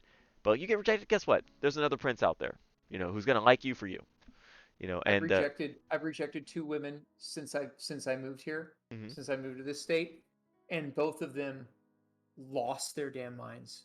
I Nice, mean, they're nice girls. freaked out. Like I didn't know that women took rejection that hard. Like I don't know, men get rejected. We're supposed to just take it and, oh, okay, don't freak out. It's like, okay, go move on. They didn't. They lost their minds, and I don't know if it's just the particular people that I interacted with, or if it was just women just aren't used to getting rejected. They're not used to getting rejected. In fact, women, Yeah, they're Disney complex. Like they're told that they're yeah. like even the disgusting ones are told that they're beautiful angels who cannot fail and can't do their wrong. They could brush their teeth and a guy would want to make out with them. They could But pick up. both of them had said that. Both of them said I had never been rejected before. This has Yeah, never happened to me. I can And I get any said, man I well, want. I had said, well, no, they didn't say that. They said I'd never been rejected before. This has never happened. And I had said in both instances, I said, well, this is the first time for everything. And one of Fucking them, Chad. Fucking huh? Chad. Oh my, like I got a fucking Chad in my chat, guys. Seriously, like can we see some emotes for this guy? Giga fucking Chad. Oh my god. I said there's a first time for everything, and one of them had said that their reasoning for why I should reconsider was because it was going to ruin, I guess, their perfect winning streak of having never been rejected. Woohoo. So, This sounds like some sexual it's harassment like, to me. I don't know. That just sounds like that's not my problem. That you successfully slept with every single guy that you asked except me. I'm the outlier. So I mean, if anything, blame me. I You, don't know. It was bad. It was strange. Like they freaked out. It was not fun to deal with because I mhm. typically like to think I'm good at de-escalating situations, but in both of those instances, they were perfectly nice and polite and friendly to be around up until they popped the question, gave the scenario, the proposition, if you will, and then when I politely declined, it was just like they've turned into a demon. They turned into a raving, furious lunatic. Like, what is going on? So, all the muffins to answer your question. By the way, War, I see your comment. I have not forgotten about your comment. Okay? Like, I have not read, other than Belkria's comment because I was responding to a roast, I have not read anyone else's comments. I did flip off one person for their comment, but I'm coming back to your comment, War. Okay? I will never forget you. But yeah, no, women, and let's just be honest, guys. Let's just be honest. It's easier for women to just, like, and again, women's goals are not to always get laid. It's not. Sometimes they want a connection. Sometimes they just want to feel sexy, you know? But it's easier for you guys. It just is. It's okay. Let's admit that. Let's just admit that it's easy for women to get dick. Okay. Right. And let's admit that even though it is harder for guys to get dick, let's just admit that more attractive guys will be less likely to be committed to a woman because it's easier for them to get laid. Like let's just hash that out. But War Dancer had a comment here that I did not forget because War, I love you. I'll never forget you. It says I have a Mexican friend who uses the phrase the bone is for the dog. I like a woman with meat on her bone. Fair enough. I like bones. Like I like bony, athletic women. Like if you are a thin, athletic woman, like I want to chase you. Like I want to chase you and growl in your ear. All the muffins said. So if I get turned down, I just walk away. Yes, yes. Because like the thing is, it'll. The reason why I tell guys to walk away if they get rejected is because if that woman is an egotistical female pregnant dog, then it'll hurt her more that you didn't try. You Or know? not at all. Yeah. Or not at all. Or not at all. Not at all. And it's like for you, it's better not to play ping pong with your emotions. Like we men, we're hardened, and there's some hardened women too. But we've been told all our lives, toughen up, suck it up, whatever. Sometimes you just gotta let that shit go. You just walk away and be done with it, and like just done. By the way, I got a comment here because I swear Phoenix is like she's just dying to lose to me in a tennis match. Good night, Mark. Good night, Mark. Alden Muffin says good night, buddy. Phoenix says I don't feel bad. I like that guy on Saturday. Phoenix, I'm gonna hug you until there is no more air. I am not that guy. I was never that guy. I went out of my way to not be that guy, even though you fucking rock. Let's see. I'll be cool and ride my bike into the sunset. Says all the muffins. Men and women are different. What? Okay, Phoenix Queen says I'm used to it. I don't ask people out anymore. Well, see, that's good. It's well, okay, not good that you don't ask people out anymore. I think that like you, Brad, and all the other women in the chat, like ask some guys out. You might make their day. You know, you might make their day. Brad C thinks you're savage, by the way, Mephistopheles. Um, all the Thank muff you. yes, all the I am muffins. savage. Yeah, savage. All the muffins is definitely Mephistopheles who's savage. Okay, so here we're gonna keep this going here. We're almost done here. Um, yeah, it's getting around that time, guys. So, Hmm. but yeah, I'm sorry that those two women went postal on you. It's just again they're not used to the rejection, and Yeah. like we first off, what we got to do as a society is stop telling women that they can just get anyone they want. It's not exactly true. It's kind of true, but like we need to stop. Simply put, guys, don't be like, I'm not even gonna blame the women on this. Guys, don't be whores. Like, if there's a woman who isn't giving you exactly what you want, and you're not willing to deal with the terms of the conditions or whatever, don't be a whore. Just walk away. Just walk away. But here, let's go into it. Let's see if we can find a short one. Oh, okay. Here's a picture image. The title says, on a post about a guy getting dumped after fixing a girl, a cesspool of nice guys are in the comments. It's two images. Let's do it. You ready? You ready for this, Yeah. Bile? All right, let's go. Let's go. Never fix a broken girl. So there is this one girl, my ex-girlfriend. She had suffered a lot in the past, so I always supported and loved her in every condition. I didn't even raise my voice once while I was in relation with her. She was very quiet, much sensitive, and acted like a child in front of me. And in the recent months, she seemed to be healed from her past. She's always happy and does what she likes. But suddenly, she asked me for a breakup yesterday because she lost feeling. Now what am I Mm. supposed to do or say? Okay, so this guy's just like, hey, girl broke up with me. I was always there for her. I supported her in everything she did. We never had an argument. Things were sweet, and she wanted to break up. My first question will be, how old is she? And how old are they? Yeah. Because again, if it's like a high status or beautiful girl, I'm gonna be honest. A lot of them, like if you are a high status beautiful girl, and you just haven't had enough play in your life, there are times where you feel like you could always get a better option. So here's one of the Well, comments. Oh, go on, go on. I'm listening. no, I said, yeah, I'm agreeing with you. Absolutely. The bigger, better deal. Of Bigger, course. better deal, yeah. And this is not always Yeah. the case. There are some fucking amazing women out there who are just like, yeah, I'm hot, but I don't want to go to my head. And they pick a guy, or they decide not to date for a while, or they decide to have fun. But we know the girls. Come on, we know the girls that we're talking about here. The girls that keep guys in their back pocket. And I'm not saying this is that girl. This girl has done no wrong. She just wanted to break up. That's tough. You can't logic. You can't convince somebody to be with you. That's never healthy. They should always want to be with you. Um, the comment here says, one thing I've learned in my life is never to be a white knight. She's looking for a shoulder to cry on, and once it's done, she'll look for other dicks to fuck on. Not all women, but yeah. And there are guys that are just looking for a shoulder to cry on so that they can fuck people too. So I'm not trying to stay neutral. I'm just saying that, yeah, I don't disagree with that there, but I don't think this woman's a cunt. I think that, yes, Brad and C, uh, rejection is good for personal growth. Um, let's see here. Comments. I'm talking about that guy that pounced on me as soon as I walked in. Oh yeah, f that guy, f that guy. Sorry, it's just again, you read me a lot, so I gotta defend myself. I gotta be ready for your shit. Um, reaction is good for personal growth. So let's continue. The guy says, "Thanks, mate. You opened my eye."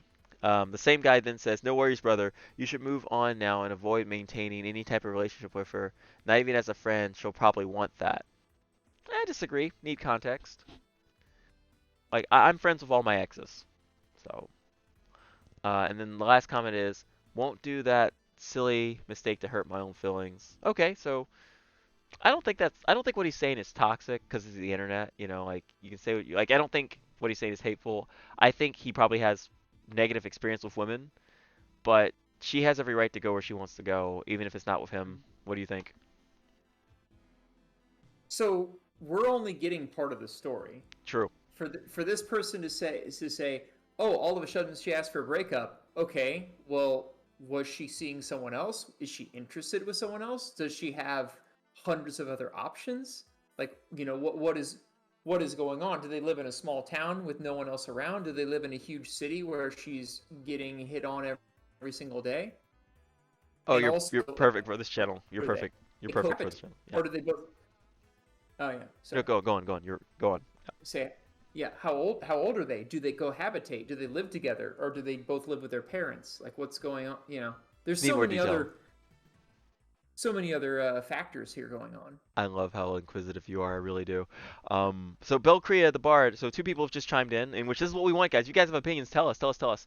Yeah. Braden C says, there are guys out there that'll tell you what you want to hear to get in your pants too. True, true. Belcrea the Bard says, I can't help but chime in. He says, I never raised my voice to her. Congratulations. That's the thing a lot of these nice guys say. They think they're doing the minimum of being a decent human being, which means that they are entitled to a relationship with someone. Exactly. I don't know. Again, I can't speak for this guy because I do not want to be like the nice guy whisperer, or what do you call it? The nice guy simp. Um, Mm-hmm. I think yeah. The nice guys. Yeah. Yeah, I think he was saying that he wasn't having an argument. But no, you're right. There are some guys that are absolutely like, we never fought. I never raised my voice to her. I was a decent human being. I deserve a relationship. But not bad, not bad. And you put it together so well. But no, there needs to be more context. It's just I've noticed with beautiful women who tend to be under the age of 30, I've noticed this. Not always the case, because my previous partner, just to be absolutely transparent, I think I was 27 at the time, and she was 19. No, hold on. Okay. So yeah, I was 28 at the time, and she was 19. When we started first dating, you'd be like, oh man, that's a bit of an age gap. I literally, before we even started dating, told her, hey, I'm 28. All right, you're 19. Are you sure? Like, it's literally what I said to her. Are you sure you want to go out on a date with me? And she was like, yeah. And she gave me like the best 5 years of my life. But simply put, like, what I'm getting at is the whole age gap thing is, yeah, no, women, from what I've noticed, is not like, there's so many women in this chat right now who are not what I'm talking about at all. They tend to be just very commitment phobic, or like something's happened and then they don't want to commit, and they're just attractive and they just take all the rewards of being attractive, and then they get older and then guys aren't into them anymore and they're like, what the fuck. But no, sorry guy, she's moving on to something else. You just gotta drive into that sunset like all the muffins. Let's see. And there's so much more context we're missing too. Exactly. So here we're gonna do one more, and then we're gonna move on to the nice girls since we technically done three. Belcrea the Bard says, think, who the fuck talks about their friendships like that and says, I don't get why they stopped being friends with me. I never raised my voice to them. It sounds weird. You're right, Belle. Phoenix Queen says, excuses. Hey man, like, I'm learning, like, there's a reason why I have a roast you button. I gotta get mean, okay? I gotta get mean. People tend to take my kindness for weakness. I'm finding it frustrating, so I gotta bounce back. Gotta bounce back. Brandon C says, did he just get too boring and it was time to go? Who knows? Who knows? Okay, last nice guy. Last nice guy. It's 2 pages. It says, thought this was fitting here. Venting and explaining in slide 2, sorry. Okay. So we got a comment here. It's from a guy, and I'm going to try to zoom in on it, okay? I'm going to try to make it open image and new tag. Hopefully that's big enough to read. Let me see if I can make it slightly bigger.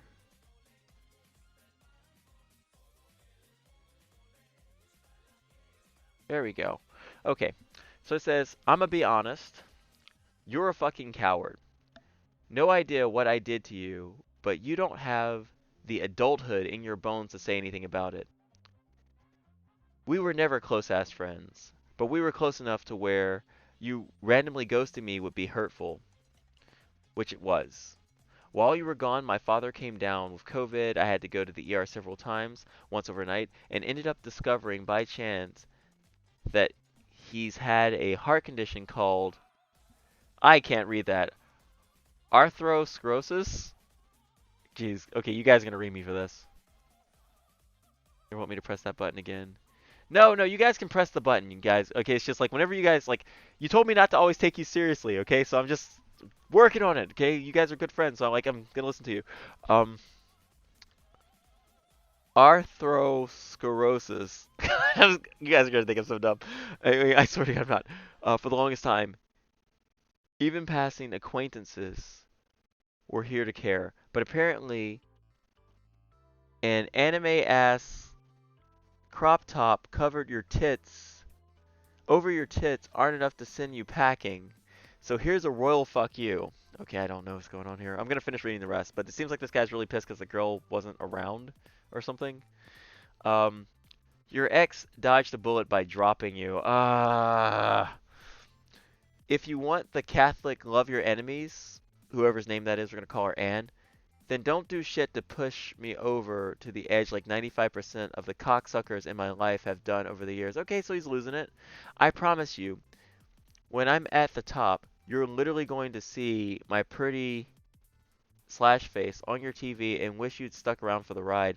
Dude, just fuck. Um, See you in my DMs, ho. Okay, first off, if you have to name call somebody, you've lost the argument. You've Like, already lost. you've already lost. You've already. Yep. Yeah. What do you call it? It's a ad hoc attack when you attack someone's character, No. not their argument. Argument ad hominem is Ad hominem. whenever you're insulting their Okay. person. Fallacy. Let's see. Try not to look. Try not to look like that walking down the Bisconet. Some pimp might mistake you for his property. And then there's like him flipping off the girl. So then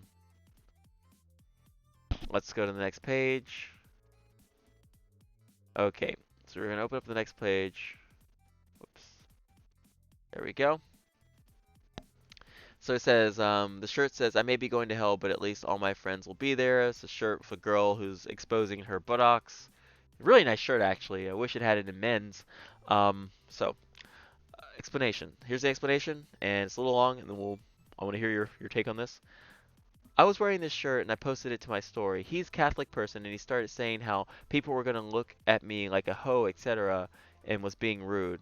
I ended up stop messaging him because he's always made comments like that. And when I called him out for it, he would always backpedal and say he was joking. I'm not.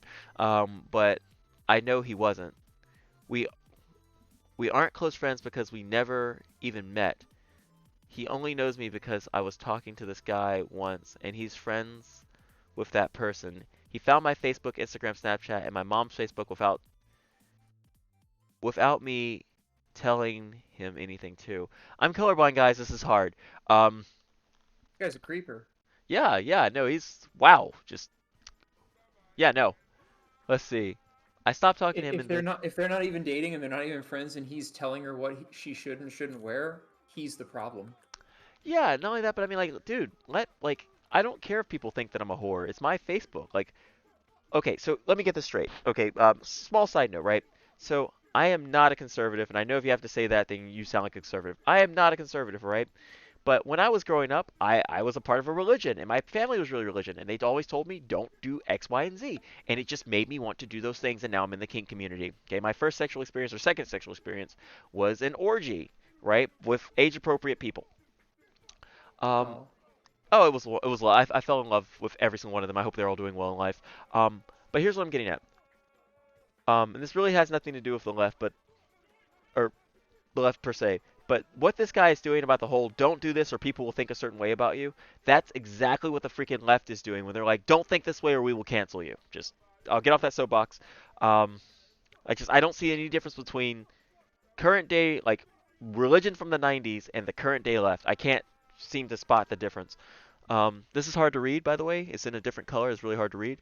I stopped talking to him, and then he pulled out his dad being at the hospital card, which I didn't even know, but it's not like I can do anything anyways because I don't even know him like that, even though he claims we're close friends. Last paragraph.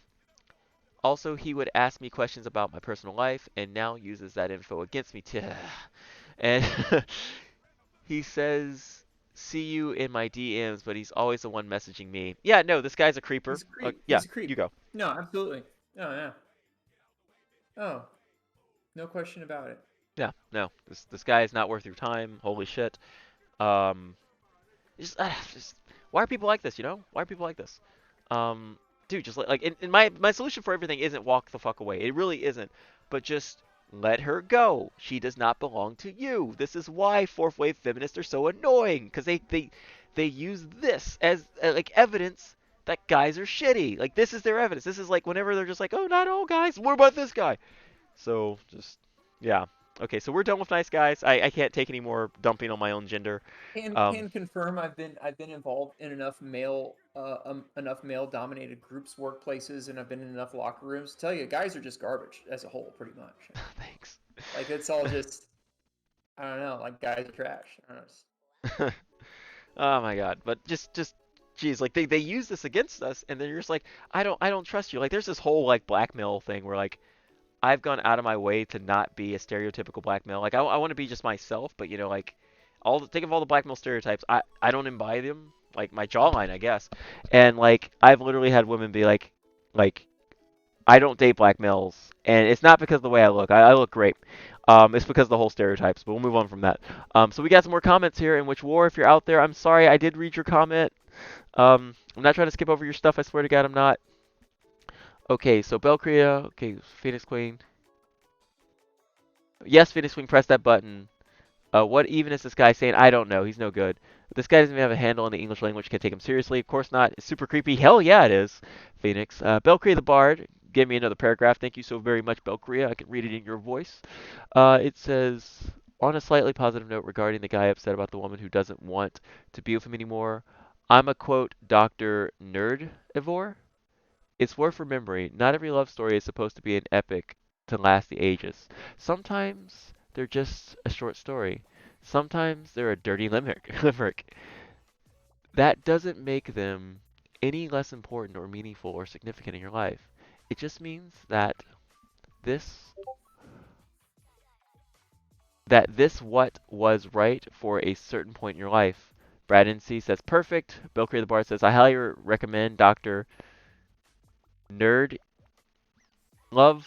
Okay, is that yes, Nerd Love. His stuff helped me so much after my divorce. I credit his writings a lot with helping me heal and giving me a better outlook on sex and myself so that I could find a great partner. That's great, and you have a great partner. Let's see. Guys are generally garbage. Thank you, all the muffins. Like, thank you, guys. I just feel great right now. But no, I have to admit that, like, True. I mean, yeah, it's true. Like the majority of the thing is the problem with guys is that guys are humans and humans are just trash to begin with. Like humans y- are pretty yes, terrible creatures. I would agree. In So fact, I would add on to that and say that guys are, and I hate to say it because I'm a scientist, all right? I am a scientist with a recreational psychology degree. It means I don't actually have a degree.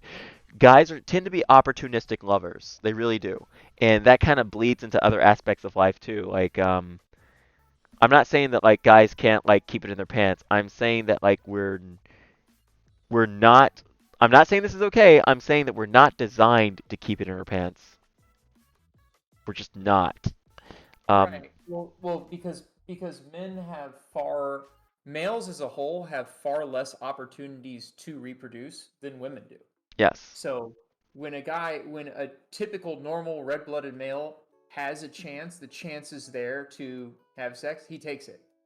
Just gonna That's take it. a lot. That's why guys are way more into casual sex, just because, hey, he might be having a dry spell, or for whatever reason, he's been trying to get with one girl for so long, or he happens to be in the right place at the right time, and someone's had a few drinks, or whatever the sleazy reason is. I will read Is the whole comment, all the muffins. I'll get back to your comment. I probably here just a moment. But you're yeah. making a good point. Yeah, Um, opportunity. Just because they don't have that, women just have to walk down the street and they'll get hit on by guys. yeah, yeah. The opportunities there all the time, so they're far more selective. It makes sense. Absolutely. Yes, and I'll add on to that. But here, let me finish up all the muffins comments. I was gonna say all the comments. Guys are generally garbage, Hmm. but it's like the old saying: one bad apple spoils the bunch. Thank you, all the muffins. Sorry, guys. Sorry, just I got off on rails here. All the muffins says, but women are very vindictive as well. Yes, humans are trash indeed, Valkyria. Guys, can we need more people? Let's see. Read the whole comment. Okay, so before I read Valkyria's comment, nobody's designed to keep keep it in their pants. It's because how okay, nope, not reading that yet. Not reading that yet. But women don't get me wrong, women are just as horny as men. However, I hate to say it. I would disagree with that. Fair I enough. would just I would I would say they're more sexual than we give them credit for. But Hmm. as a whole, the female libido can't hold a candle to men's. True. Okay. You know what? I'll walk back my statement because when you're in a debate or when you're actually communicating with somebody, you're not losing by acknowledging that your perspective can change. So I'll walk my statement back. What I will say is there are women, or at least women want to enjoy sex, let's say as much as men. Not have it as much, but enjoy it as much as men. But the thing is, and as we all know, and again, this should not be a hot take in fucking 2022, women get terribly punished for being sexually promiscuous if done the wrong way. If Um, done. yeah, Yeah. like they get terribly punished. They get pregnant. They can become injured. They could potentially ruin, like, don't get me wrong, men ruin relationships too. What I'm saying is, like, the cost of men having sex is not way as much as women having sex. So while guys are like all over the place, where can I get it? Where can I get it? Women, when they tend to reject the guys, because to some extent, it's not just the pregnancy thing. They want to not, and again, this has nothing to do with being a fucking whore. This has everything to do with the punishments that come of having sex with women. It weighs weight greater on them, unfortunately. So, like, when a woman's being reserved or choosing, like, thoroughly selecting her partners in her polycule, it's not because she doesn't want to have as much sex as men or have lesser quality of sex. It's because she gets heavily punished, and people, they don't like to talk about it. You know, that's all. Like, a guy can break his dick, you just reattach it, it'll be fine. You know, a woman, under an unfortunate circumstance, doing things the wrong way, can just have her entire uterus removed Yeah. because she had sex Hmm. with the wrong people. Like, it's unfortunate. Um, but here, let's read some comments, and then we're gonna catch up, and then move on to nice girls, and then we're gonna end the stream because it's getting late, and I didn't want to have you all night, and I appreciate the time you've given me. All right, buddy?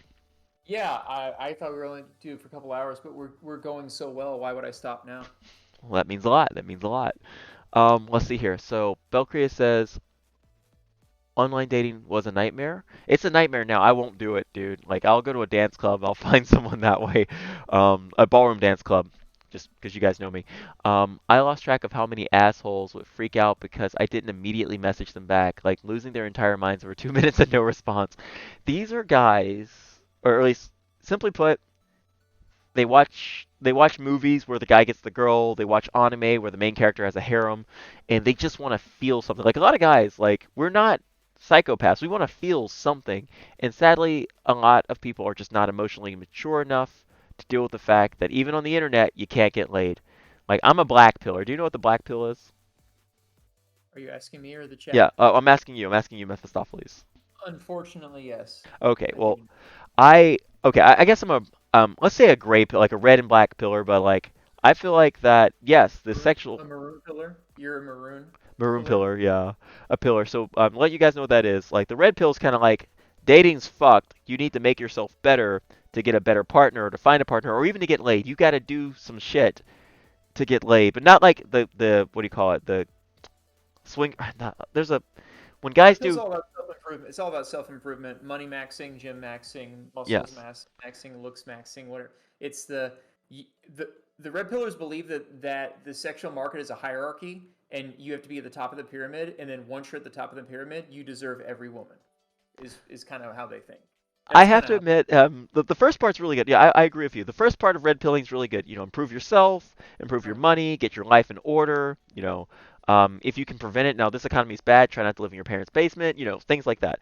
But then when you get to the top, or at least the ideology kind of becomes like, what do I want to say? I want to say it's like something like sand put through a grainer. It's it become the guys at the top, the mouthpieces at the very top of the red pill community are misogynist is the problem. They're all horribly misogynist. I have to admit that their ideology falls apart, because at some point, like from my perspective, I gotta disagree with you here just a little bit, because don't get me wrong, there are absolutely some guys at the top of the red pill community who are just total scumbags. I'm not even gonna be like the not all men thing, but I would hope that a lot of guys would, like, get in that ideology and then say, okay, this is enough. Like, well, I'm gonna stop here.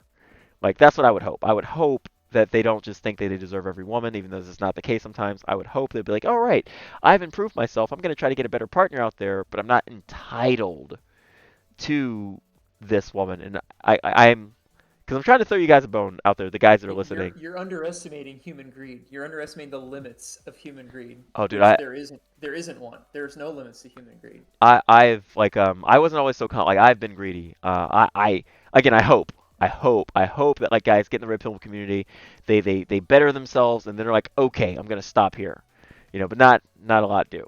And then like a black pillar, in which I'll explain what that is right quick. The black pill, which I'm gonna give the simplest explanation of it, is just it's hopeless, give up.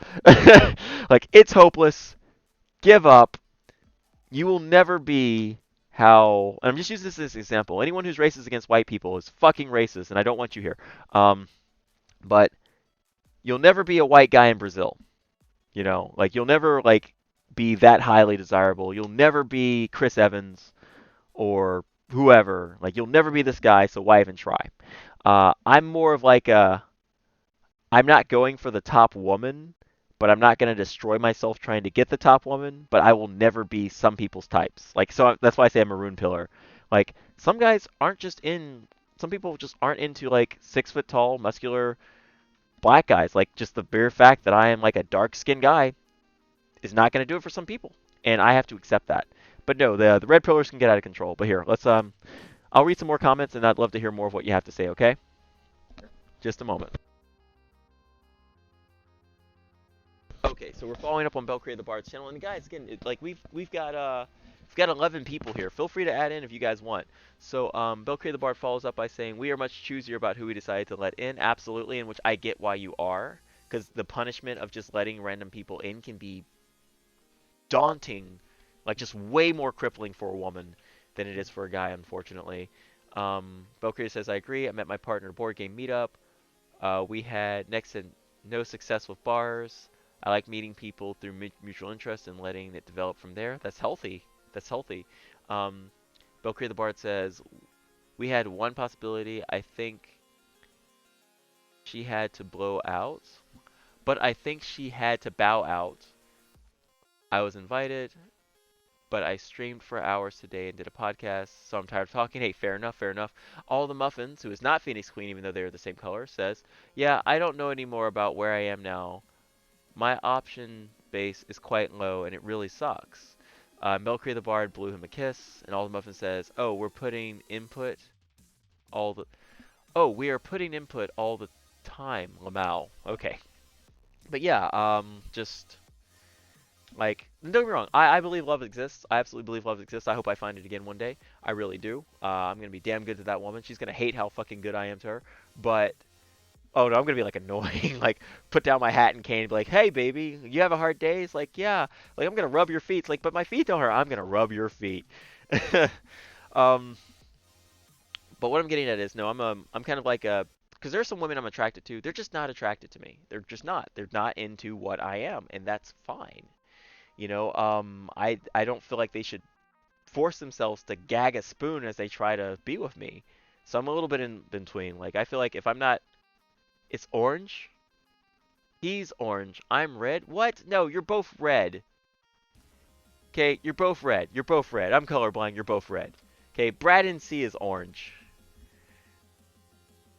Um, but okay, we're moving on. Is there anything you want to add, buddy? I mean, you like what you like is the thing.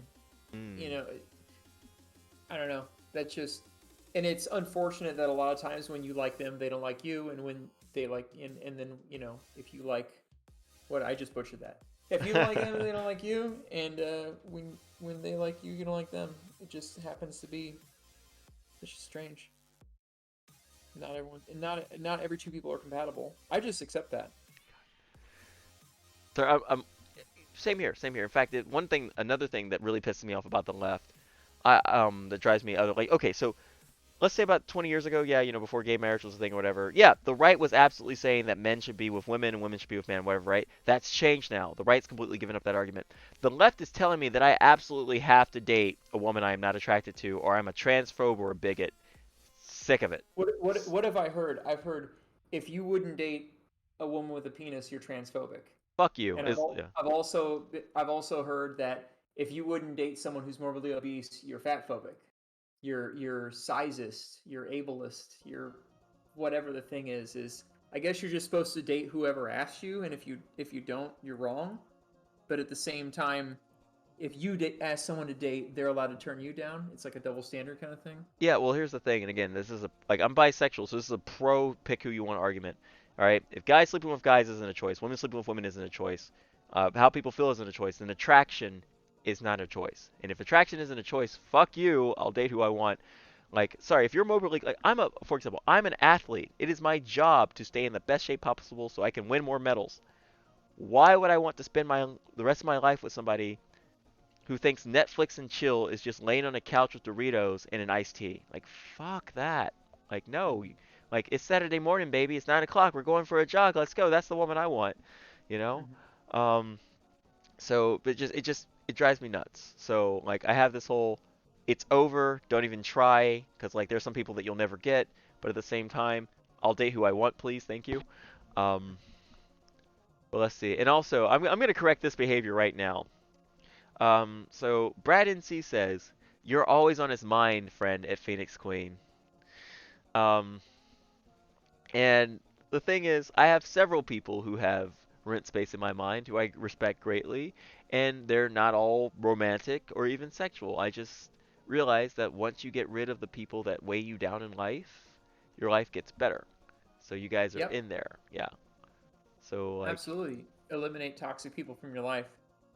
yeah. So a couple of names of people that I know in person: Brat, Phoenix, Teddy, Belle. You're all wonderful people, right? And I know that Netflix and chill means to watch a Netflix movie and then like to try to fuck the person that you're beside. But what if it's Hypercube, right? And you like can't miss a single frame Ooh, of that. I fucking I love that remember movie. that movie. Yeah, it's a good movie.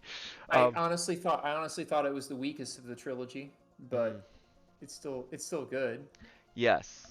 Yeah, but like, what if it's Hyper? Like I don't care. Like, dude, there could be a girl on me right freaking now, right? Just like trying to get my pants off, trying to sit down on me. Like I'm moving her out of the way. Hypercube is playing. Like get off of me. Another movie that like I would not have sex to, because I fucking love it, is The Brick. It features Justin Gordon-Levitt before he became famous, the guy from Inception. Um, just like if there's like if I'm watching Before them, he was famous. yeah, he wasn't, yeah, before he was famous, yes. Say, I thought he was on that sitcom Third Rock from the Sun since he was like a child. Like, wasn't he like a teenager when that? Like, Okay, he was famous then. okay, then Say, he was pretty famous then. That show was a well known show. John Lithgow was in it. walking back my statement. Wayne Knight was in it. Huh? Before I knew who he was is the best statement I can Okay. give. Yeah. No, Oh, okay. I didn't know who he was until, yes, I Yeah. haven't seen Third Walk from the Sun. I didn't know who he was until The Brick. But I hear we'll continue moving on. But no, you got me there. Fuck, he was famous. I feel bad. Got it. Um, but okay, let's see. Savage. But all right. And you know what? Koehama, you're in my mind too, and I love your kids even though I've barely seen them. Um, okay, so we need to roll back a bit, finish this off, and then we're gonna finally move the nice guys. Possibly. Nice girls. Nice girls, thank you. Bill Creed the Yep. Bar, Blown a Kiss, Orange. Yeah, no, you're not always on my mind. Okay, you guys, Koehama, Teddy Velour, Brad and C, Belcree the Bard, and so many other people are on my mind constantly because I am schizophrenic, haha. Um, let's see, Blade for foot rubs. Hell yeah. In fact, Koehama, I miss rubbing your feet after competitions. Like that's like why like whenever I take a friend dancing and they'll let me, I'll rub their feet. I don't care. For me, it isn't sexual. Like your feet are just this thing that helps take care of your entire body. By the way, guys, Koehama is a fellow streamer who's just now starting. You guys need to check her out. Hopefully she has a clip here. Let's see. Hopefully she has a clip. Come on, come on. Okay, she doesn't have a clip. She hasn't started yet. When are you gonna start? Let's see. Belcree the Bard says, your name shows green for me. Okay, Brad and C, fair enough. Okay, moving on, moving on. Brad and C, this is not what Netflix and chill means. Belcree the Bard, Doritos tend to be good though. Okay, all I'm saying is, I could not romantically, and I know this seems so very cheesy. Like for me, I could fall in love with somebody who really cares about their health. Like they don't have to be a vegan, you know, they don't have to not eat meat. They could eat cereal for all I care, but I'm 34 now. I want this person to last past 68, you know? I can't do that if like we get in bed and I'm afraid that if she rolls over I'm going to suffocate. Like I'm not going to last to like 38 under that relationship. Like, and people are like, "Oh, you're fat phobic." And out of anger, I will normally say to myself, because I don't want to say this, like, "Oh, you're transphobic," even though I fucking love trans women. Pre or post op, like trans women, like Japanese Futanari fucking ruined me. Trans women, yes. Um, For me, that's not for everyone. You know, women, yes. Trans women, yes. But for me, like they'll say you're transphobic or you're fatphobic, and I'll be like, dude, I will fight a trans or fat person right now. Like I'll show you how phobic I am. You know, so yeah, Koehama was my old dance partner. She's a freaking supermodel. She's retained her youth throughout all these years. Men are gonna freaking fall in love with her, and she is so fucking goofy. Like she's gonna be doing skits. She's gonna be doing all types of funny things. Like she's let's just say we started the whole washing machine joke before it became like a whole step brother stepsister joke. That's just how goofy she is. But here I'm gonna finish. Sorry, buddy, I don't want to keep you out. All the muffins. Ugh, feet be gross. Hey, fair enough. Let's see. But no, she's good. I don't know how to do anything. I'm gonna teach you everything, Koehama. You didn't have to explain. I don't give myself that much credit. It's just you guys are awesome. I've done one stream. We need clips. It's awesome to go up to 6 people playing EverQuest in a tank top before bed.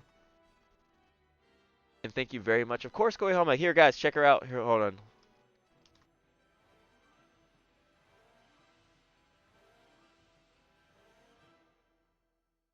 There you go. There's their channel. Check it out. Okay.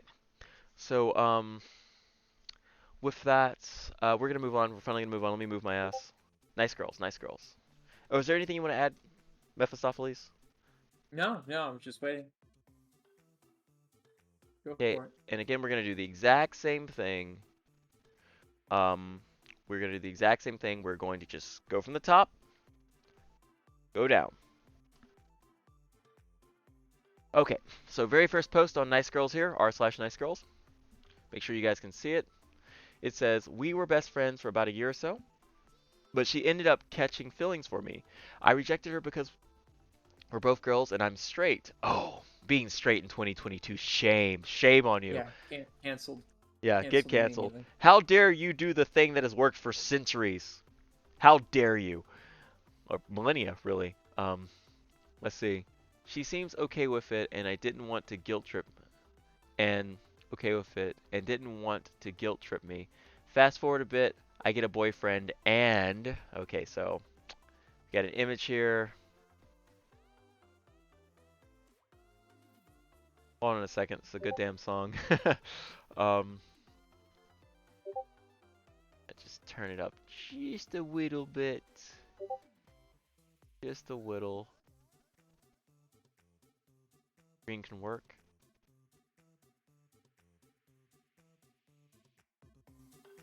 There we go. That should not be too much, hopefully. Alright. So, let's click on this image. Open up the image. Open like a new tab. Open image, a new tab. There we go.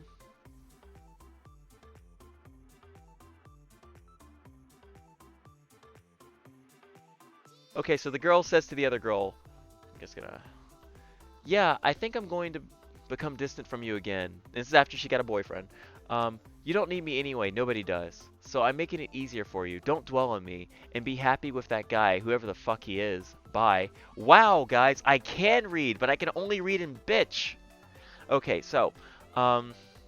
Mephistopheles, your take. Well, they didn't give any ages. So Yeah. I don't know. This makes... Anytime no one gives their age, it makes me think it's like a bunch of high schoolers. Actually, a lot of the shit tends to be high scores at times, I'm not gonna lie. But yeah, just simply put, so nice girls tend to be Valkyria the Bard, Pies. I'm focusing, guys, I'm focusing.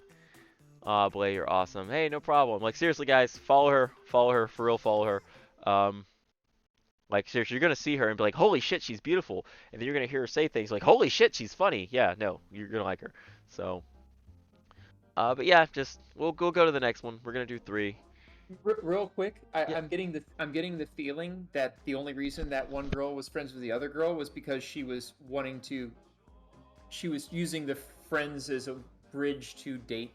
I think it was that's where the deception part comes in. It's like with nice guys, same thing as, oh, we'll be friends first and then I'll ask them to date, and suddenly one day they'll see me as more than a friend, magically.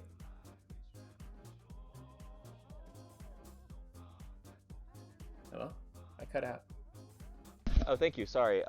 Yeah, no, that's a terrible thing to do. Like, seriously, make your intentions very clear from the start.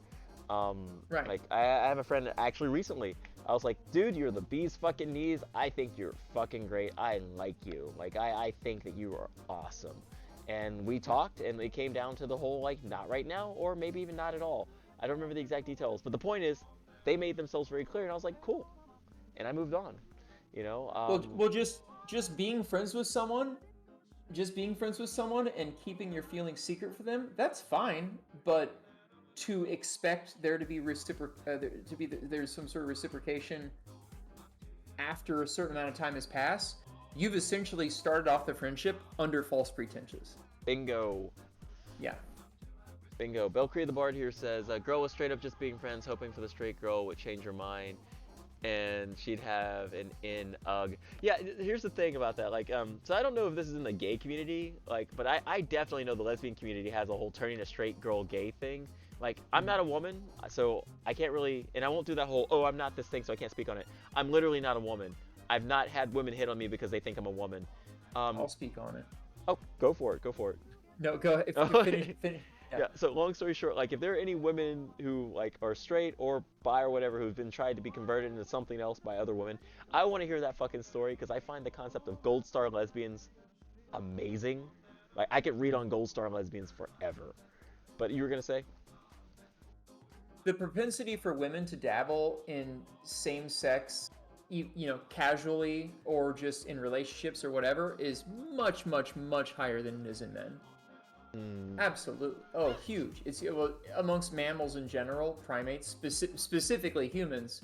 It also is fueled by the fact that the media, especially the Western media, not only has a higher acceptance for girl on girl over guy on guy, but they like glorify it. Yes. Absolutely glorified. And then of course, because women, as creatures, women tend to like attention. And what gets you attention faster than two girls making out at a party? Now, I've seen that 100 times, in person, all throughout college and whatnot. Just two girls being close to each other. Like, at a kink party, yeah, I know girls that are straight up straight, but they use their friend to, like, get guys to pay attention to them. I remember going to parties at my university, being 19 years old and seeing, like, two girls that I knew were straight and had boyfriends make out at a party because it made 30 guys look at them. Oh, yeah, they get all excited. Like, they love it. They love the attention. It's like being a rock star. Everyone's looking at you on stage. It's like the fastest way for two girls to get attention at a college party. But I mean, even if that wasn't the case, there's still a high propensity for women to dabble. Yeah. No. Yeah. I will be honest, because again, I'm no hero. Like I've made mistakes. I do believe in the past I have absolutely, like, been someone's friend hoping they'd change their mind, and that's just not good to do. Like, I've grown out of that. But to say I haven't done it would probably be a lie. But no, it's a sickening feeling knowing that you're not getting the feelings that you want returned.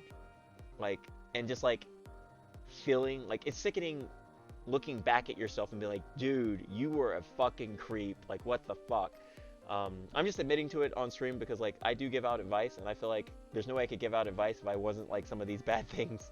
But there are people who've never done any bad things that give out great advice too. I envy them personally. So let's see here. And by the way, guys, tell us your stories. I see your comment, Muffins. I see your comment, Koihama. So Phoenix Queen pointed to Belcree the Bard. Koihama, my lovely dancer friend who does not age, says, the sad part is that I don't try to be funny. Haha. Well, you are. You fucking are. People loved you. Belcree the Bard says, let's normalize saying fuck zoning, which we can cuss on this channel. Thank you, Twitch. Where somebody pretends to care about them as a friend, but the whole time is just trying to figure out the magic key to unlock their pants. Yeah, no, that was like a young me, man. Fuck that. Like, after a while, it starts to eat at your soul. You're just like, dude, I don't care about star signs. Dear God, if she goes on about the fucking cancer shit one more fucking time, and she's having me carry these goddamn stones and like these fucking, what do you call it? Indian dream catcher shit thingies, and just like and magic crystals. Don't forget the magic crystals. God, okay. Like, again, if you're into that, great. I can't stand it. Like, it's a rock, baby. It's a rock. Okay, it's an igneous rock. I'm sorry.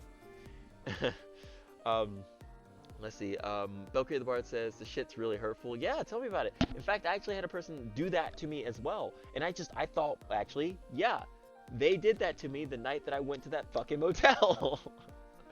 Hotel. false pretenses, right Yeah. there. Yeah. Went to the hotel, set up that shit. They got me, but I was a changed person. Like, I couldn't go back from that point. I was like, I'm done. I'm done with this. Like, I can't. Like, I'm gonna fuck somebody. I better fucking like them. Let's see. Oh, Koihama wants to ask a question. All right. Well, Koihama, you've typed in Q join, which means you actually get. If you have a Discord, you can come on and actually talk to us and tell us your opinion on stuff. Congratulations, Koihama. We'll have you on in just a moment. Brad NC says, I have a lesbian friend whose thing is flipping straight women. She's one of my best friends, but we have had that talk to not come across. Okay, so I think I know what the problem is. Black on white text is hard to see for me or something, but white on black text is really easy. Or the opposite, whatever's here. Really easy to see. Talk to not cross the line with me. Okay. Belcare the Bard's like, oof.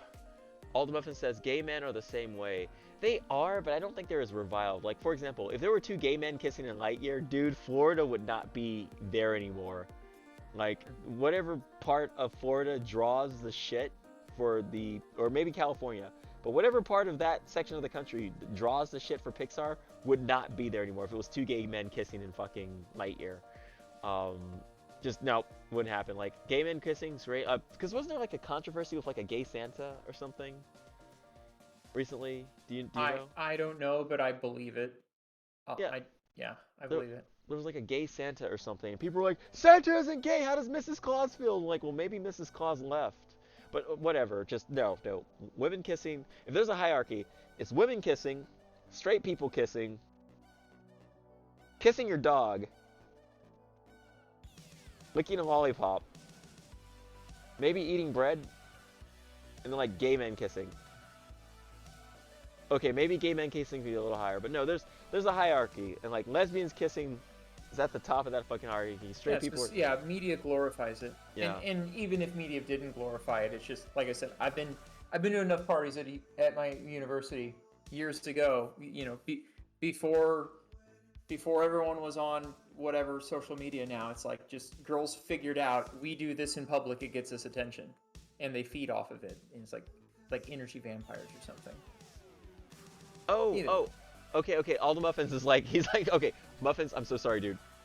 Here, let me rephrase it. Okay, let me read through. I'm gonna read through. Okay. So gay men are the same way about flipping people. All the Muffin says, I had issues with that. Sorry, I wasn't completing my thought. I'm so sorry, All the Muffins. I had issues with that, as in gay man trying to flip you, in which, hey man, I mean, you are riding off in the sunset, pretty hot. Phoenix Queen says, I have been that many times. I hope you're saying that straight women or gay women have tried to flip you over to straight. Okay, my brain's fried.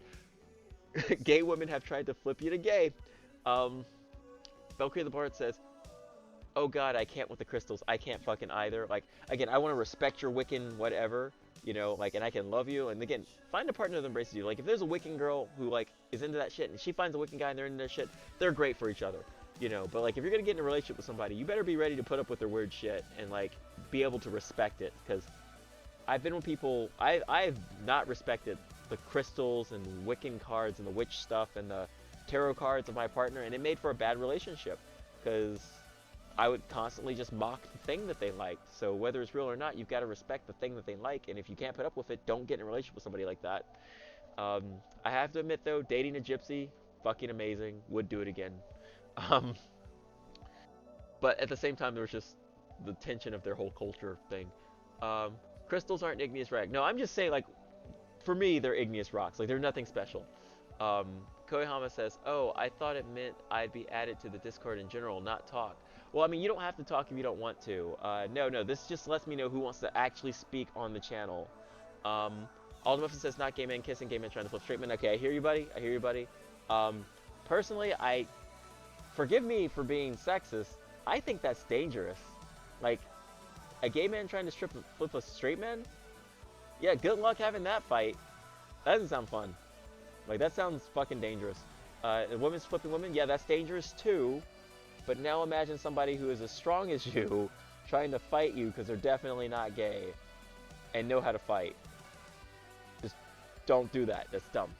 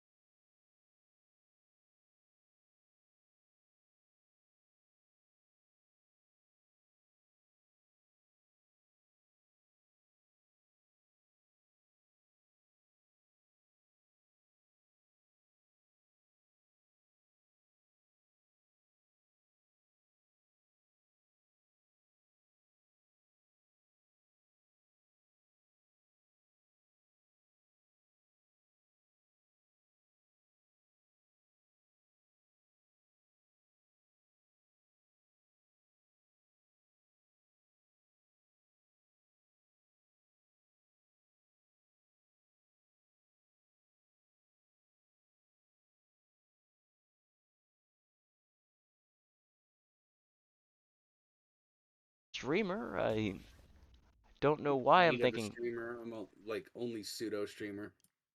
So do tell us. Do tell us about an experience. So first off, So a lot of the problem comes down to for any of like the swap over. Like you get women that are trying to flip or men that are trying to, it's both ends, right? mm-hmm. Men, or like what I've experienced with gay men is they just like anybody, they think it's a challenge. And when somebody is presented a challenge, it's literally like the Barney Stinson of How I Met Your Mother. Challenge accepted, and people will do it, and they'll do it in a heartbeat. And it comes down to actually not even just gay to straight or anything to that fact. Like it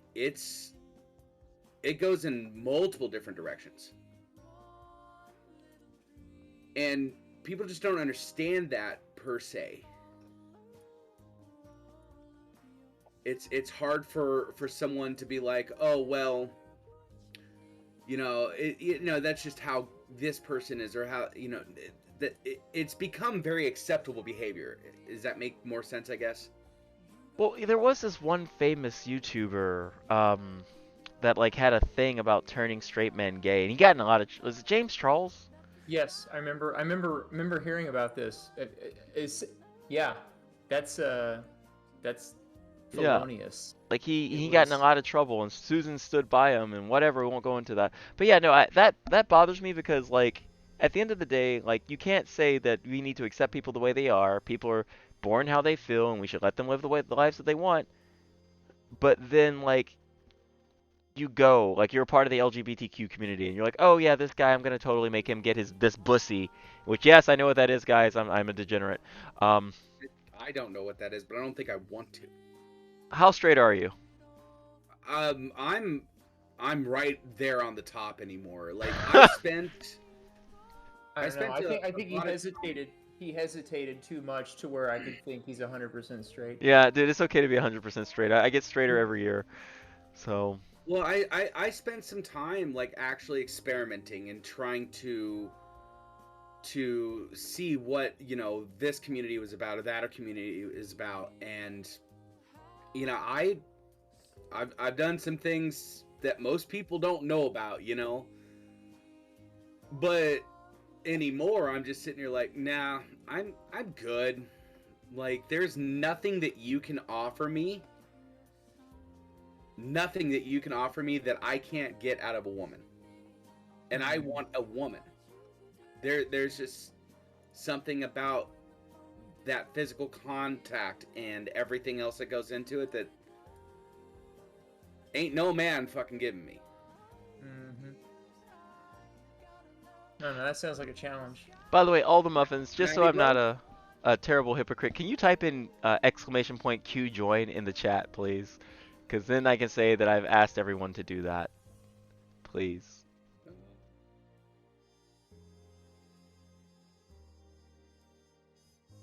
But no, you've got a good point. Like, and that's the thing. Like, you're not gonna be converted. And first off, congratulations on being attractive enough to where a gay man would want to convert you. Because let me tell you, as a bisexual person, for men, I have high, stupid standards. Like, you've got to be an athlete. You've got to look like Mephistopheles. You've got to be put together. And then I'm like, oh, a guy, hello. But no, most guys are out of shape. That's pretty much it. Out of shape, not cultured. Well, define out of shape, right? Like what you're looking for is, the 6'6", six-pack abs, blah blah blah blah. Not even all. Yeah, I weigh 280 pounds, but there's a lot of fucking muscle on my body. Oh. Okay, so here's how it works, and I just learned this like a couple months ago. If you have less than a 17% body fat, you're in the top 5 leanest of all Americans. Woo! 95% of Americans have an 18% body fat or more. Yes. Wait. Well, I am a stick figure, but I think I'm at like 16. Okay. Then you're Even in at the, 6'2", 280. then you're in the top 5 leanest. Yeah, you're lean. All right. Well, hey, thank you for telling us that, and I'm sorry that the gay man did try to convert you. The gay man tried to convert me, man. It's like he had his penis out and everything. He's like, it's delicious. I was like, no, no, thank you. It's not for me, I swear. It's just one of those things. Like, it works both ways. It's a very toxic thing. It's extremely toxic. I would say I don't know though, because so many men complain that no one's attracted to them, no one hits on them, no one asks them out, and then when a guy does, then all of a sudden it's "Ooh, get away from me." What do you want? I mean, what are we supposed to do? What do you want? Wait, are you advocating for gay men? No, he's totally fucking with us. Yeah, so I'm saying like you can't complain. No one ever gives me attention, and then when you get attention, say you didn't want it. Like, okay, well, I don't know what you want then. See, this is the part where all the muffins would be like, a woman, I want a woman. Oh, okay, well, I mean, choosy beggars. Well, I was friends with a couple of gay guys in my class, and we went to a gay bar. Mm. And I like where this story's going automatically. Oh, it gets good and bad at the same time. It's terribly great. Mm. So we go to this gay bar. I can talk to anybody. I love talking to people. I love speaking philosophically, whatever, blah, blah, blah. Well, I leave my friends, go to get in line for the men's room, which was weird to me. I've never seen a line to a men's room in my life. You were in a bar that was Sorry. full entirely of men, so yeah. Yeah, it was just a weird experience for me. Culture shock. And so, yeah, it was very culture shocky. And so I, no big deal, whatever, I'm standing in line, and out of nowhere, some dude grabs my ass.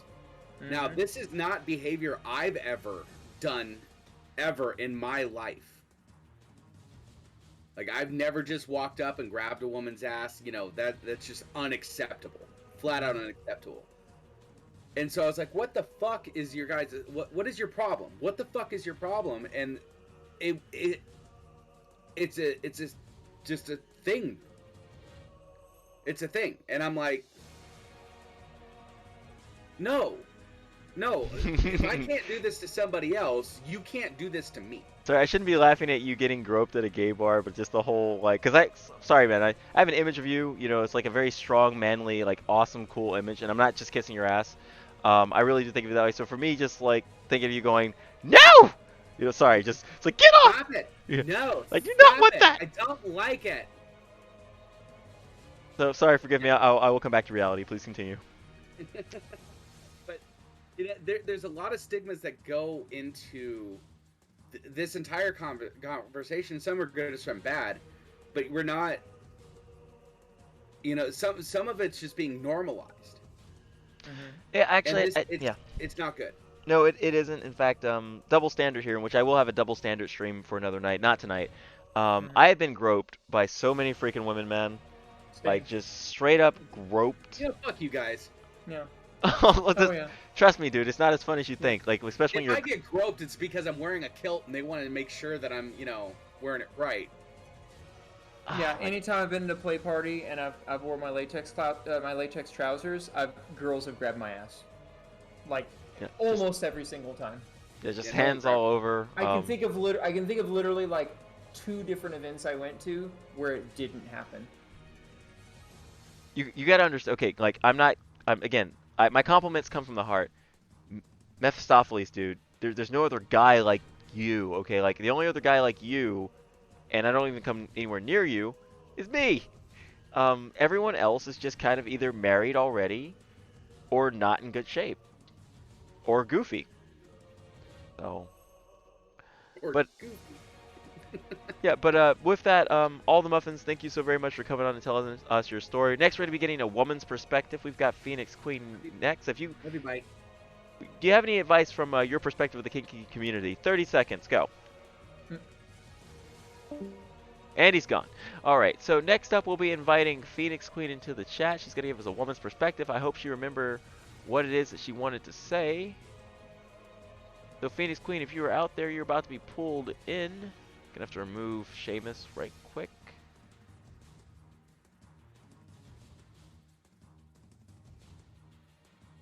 What? No, I don't want to remove him from my friend. I just want to remove him from the chat. Yeah, remove from group. There we go. Jesus, I was about to have something terrible happen there. It's like, dude, you unfriended me after the show. What the hell? Okay.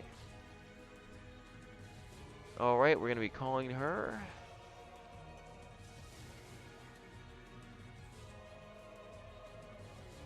Okay, so she's going to be getting a call. She'll be in just a moment. So do you want to add on to that, Mephistopheles? What, the double standard or the? Sure, why what not? part? Sure, why not? Yeah. I mean, Hello? Yes. Hi. So welcome to the channel, Phoenix Queen. Welcome to Nameless Talks. Again, we're talking about a multitude of things. There was something that you wanted to say. You've got two, I'm going to call us kink experts, or at least kink knowledgeable people, and alternative lifestyle knowledgeable people. So what would you like to add? I was just gonna talk about my experience with lesbians. Sure. Dude, well, yeah, let's hear it. And we've got some epic music playing, so we want to hear this. Epic music by your standards, I guess. Constantly with the quips, Phoenix. I adore you. Okay, so, there's this this place I used to go to around here that was basically a playhouse. Mm-hmm. And I guess so the owner of the house liked me, like he really really liked me, but of course I didn't want to do anything with him because he was he was old and overweight, so like anyways, but he liked me, so he like put me on his team and all that. So I got kind of like special privileges, if I can call them that. Like if I wanted to, I could check people in and handle the money, like they trusted me that much. But basically if I didn't want to do that, like if I just went to the party, I was usually the DJ. So I would be standing at the basically the place where they had all the music and stuff, and I'd just be choosing songs, just dancing in the dance room, you know, minding my own business. And there was a woman one night that, like, the first thing she did, she would just walk by and like look at me, give me a look, and just walk by. And I noticed this, but I pretended not to notice. And as the night went on and she got more drunk, she got more assertive. And so she would come by and like actually stand by me and talk to me. And you know, that was fine. She was talking to me, whatever. But as the night progressed, she would like come over to me, touch me, say, "Come on and dance, come over here and dance with me." And I started to feel a little uncomfortable. And finally she's like, "Oh, I can show you a good time. Why don't you just follow me to one of the rooms, blah, blah, blah." And I'm like, "I'm straight. I don't want to do any of that." She was like, "Oh, okay, I understand. But even though she said that, she kept like coming up to me and touching me, like touching my waist, like running her hand down my arm, and just like, that's like not the first time that's happened, and I don't understand why lesbians think they can just touch you. I mean, I know we're the same gender, but that doesn't mean you can just come and invade my personal space just because we're both women. Like, it wouldn't be okay if a guy did it, so why is it okay if you do it in your mind? So, yeah, thoughts? So here, I'll start. I'll start just because, gonna be honest, buddy, you keep this up, I'm not gonna have a show anymore because people are gonna be listening to you. So here, I'm gonna. So simply put, we'll just start with the basics. Women, or just girls, since they were very, very young, they've just been taught to be more socially close. Like guys, like we can fight each other, right? And then like we'll get closer, right? But guys, we don't really touch each other. We don't really brush each other's hair. We don't really do each other's nails. we have a sleepover, everyone's sleeping in their own bunk. Like it's just distant. While girls socially, now note, I'm not trying to speak towards anyone's individual experience, but socially tend to be able to hug, get close, do all types of fantasy, childlike role play when it comes to expressing themselves. And I think that unfortunately translates to being touched more as they grow up and get older, which is why, again, women are also thought of the gatekeepers of sex. So, of course, when they initiate touch, they think that every guy wants it. In your case, lesbian. She figured, oh, well, we're both girls, so you want it. So I'd say that even though she was fucking wrong, absolutely wrong, she's probably just very used to not having her advances turned down, has been touching other women since she was a kid, and just it's become a normal,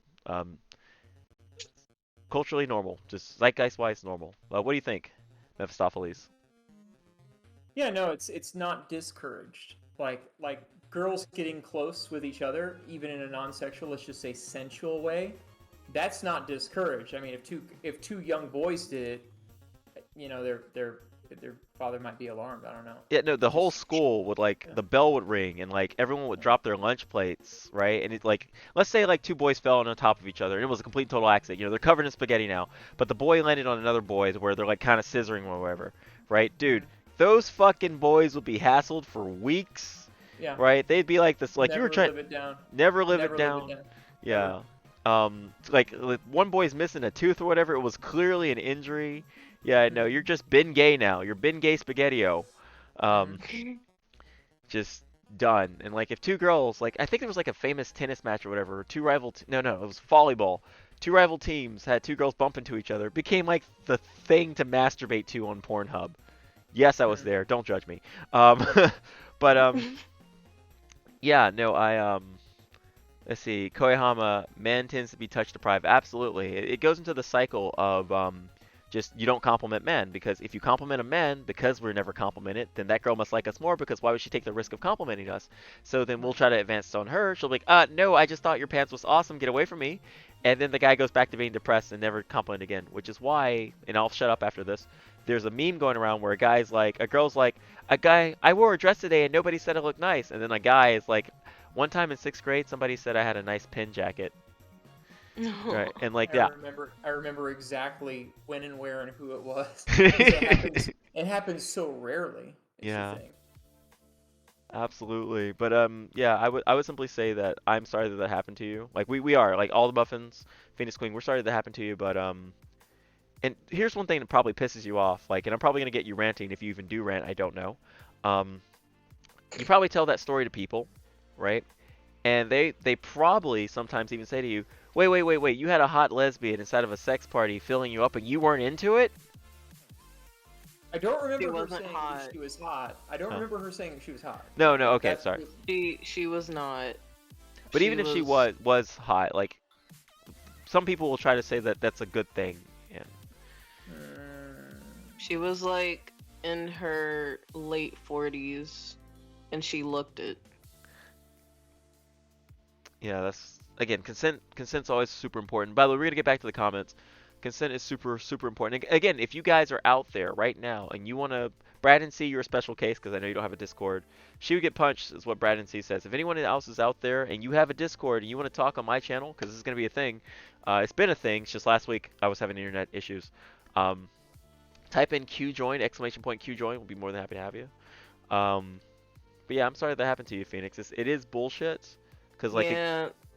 I think another reason I'm not used to that kind of stuff is because, one, I grew up in between two boys, so I'm a tomboy, so I don't really get along with females.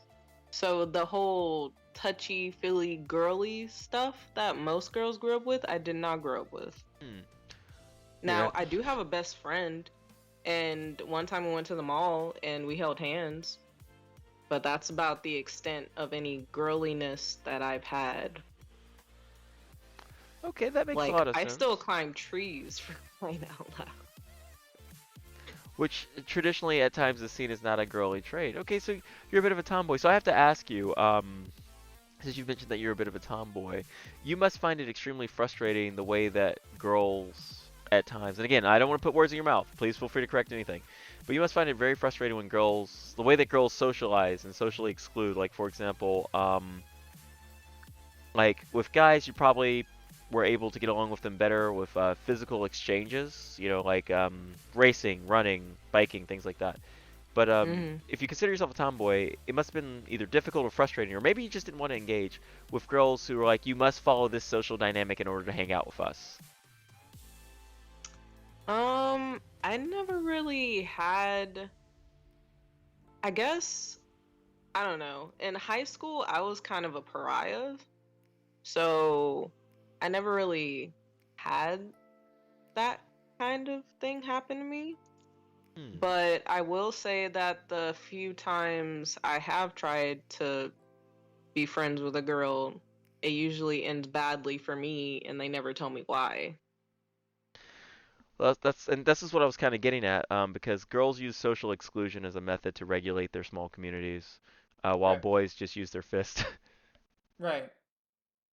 Yeah. So, and again, No, absolutely. Females in groups will use social exclusion, shunning, ostracization, reputation destroying, gossip, rumors, things like that. And boys Oh use yeah. and boys use fists or intimidation or words like verbal attacks. Like it's two completely different things. Yeah, no, the thing is, I was a young brown boy in the country because my parents moved me to the country. They didn't think I'd survive in the urban. Now, I say this as a joke, but like I've been lynched before I ever knew what the word was. Like, Oh wow. yeah, like my friends, like I was just kind of different. The kids couldn't solve it, so they just kind of beat up on me, but in a playful boy way. Like I was never hung up on a tree or anything until I joined the Kink community, and then oh yeah, I was hung from a tree. It was great. Um, but like, yeah, no, like they would dogpile on me, right? And pick on me. And for me, I was just like, wow, I've got so many friends. And they're just like, he's not going down. So, because I was fat. But, Phoenix, just because I know you personally, do you think they were jealous of your eyes? This isn't me flirting. You have amazing eyes. Oh, thank you. I don't really know, cause okay, so one time, And then we'll have to let you when go it after like this. when something like this first happened, I got really upset about it, and so I talked to my mom, and she did tell me, like after I told her the whole situation, she did tell me that the girl was probably jealous, but honestly, I don't know. The jealous emotion is so foreign to me. I don't get it. You're not in a bad So- spot. Like, so here, Mephistopheles, may I take this one? Yeah, I don't really have any input on this. So, that I haven't already given.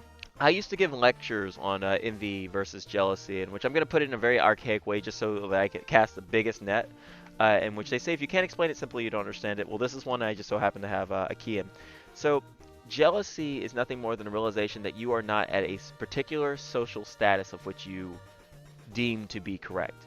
Like when partners, because this is relationship based, when partners tend to get jealous, it's because they believe that a certain set of actions or customs they're entitled to, and they're not getting it, which is why, like, you know, when a girl goes to a bar and every guy hits on her, and she's like, oh my god, you're so cute, let's dance, right? Announcements, shoutcast, all wonderful. What? Patient moderators. Oh, thank you. Okay, so jealousy is kind of like not knowing or not feeling good about where you're currently standing, which can actually be a good emotion at times. Envy is the opposite, where you feel as though you want a particular social standing or a particular status or item even, like a new boat or a new car, but you want to earn it yourself. So the easiest way to put this is, envy is like having a shiny knife, right? And be like, wow, that's a great knife. I can't wait to carve out my own one day, you know, or forge my own knife one day. And then jealousy is like, wow, that's a great knife. I can't wait to take yours and stab you with it. So, but jealousy can actually be kind of positive, in the sense that you are aware that you are not comfortable with how people are reacting to you in a certain social situation. The problem with jealousy is how people react to it. We're apes. So how do we act? We have a fight, you know? Like, how dare you talk to that? We act like a bunch of apes. So this was something like I never ever as a kid felt jealousy myself. it was really funny to see other people be jealous of like the fat bucktooth kid. But I slowly learned that like jealousy can be a good thing for identifying how to make things better by working on yourself. And no, not all my answers are work on yourself, but this jealousy just so happened to come up. Okay, I'm done. Okay. I don't agree that jealousy can be a good thing, but that's probably because of my experiences with it. Oh yeah, no, you were probably on the But receiving end of the knife. yeah, definitely, all the time, every time. All right, I so don't even think it's warranted. I would think it's good if someone's jealous of you. It should make you feel good. It should be an ego boost. I mean, it's not really an ego boost though, because these people are people that I thought were my friends, and then they come and say stuff like I see you, War. I see your comment. We're gonna get to your comment. they say stuff like, "Oh, well, the thing that you just said means that you hate these people," and I'm like, "No, the thing I just said are my experiences." When was this, and who are these people? So okay, No, I mean when. Like what? Who were these people, and when was this? So it was a coworker, and Okay. it was a couple years ago. So we were both in our early 20s. I mean, technically, I'm still in my early 20s, but we were in our earlier 20s. But so, okay. So me and another guy at work, we always said, like, people, I'm black. So people of our skin tone usually don't treat us the best because of the way we speak and the way we carry ourselves.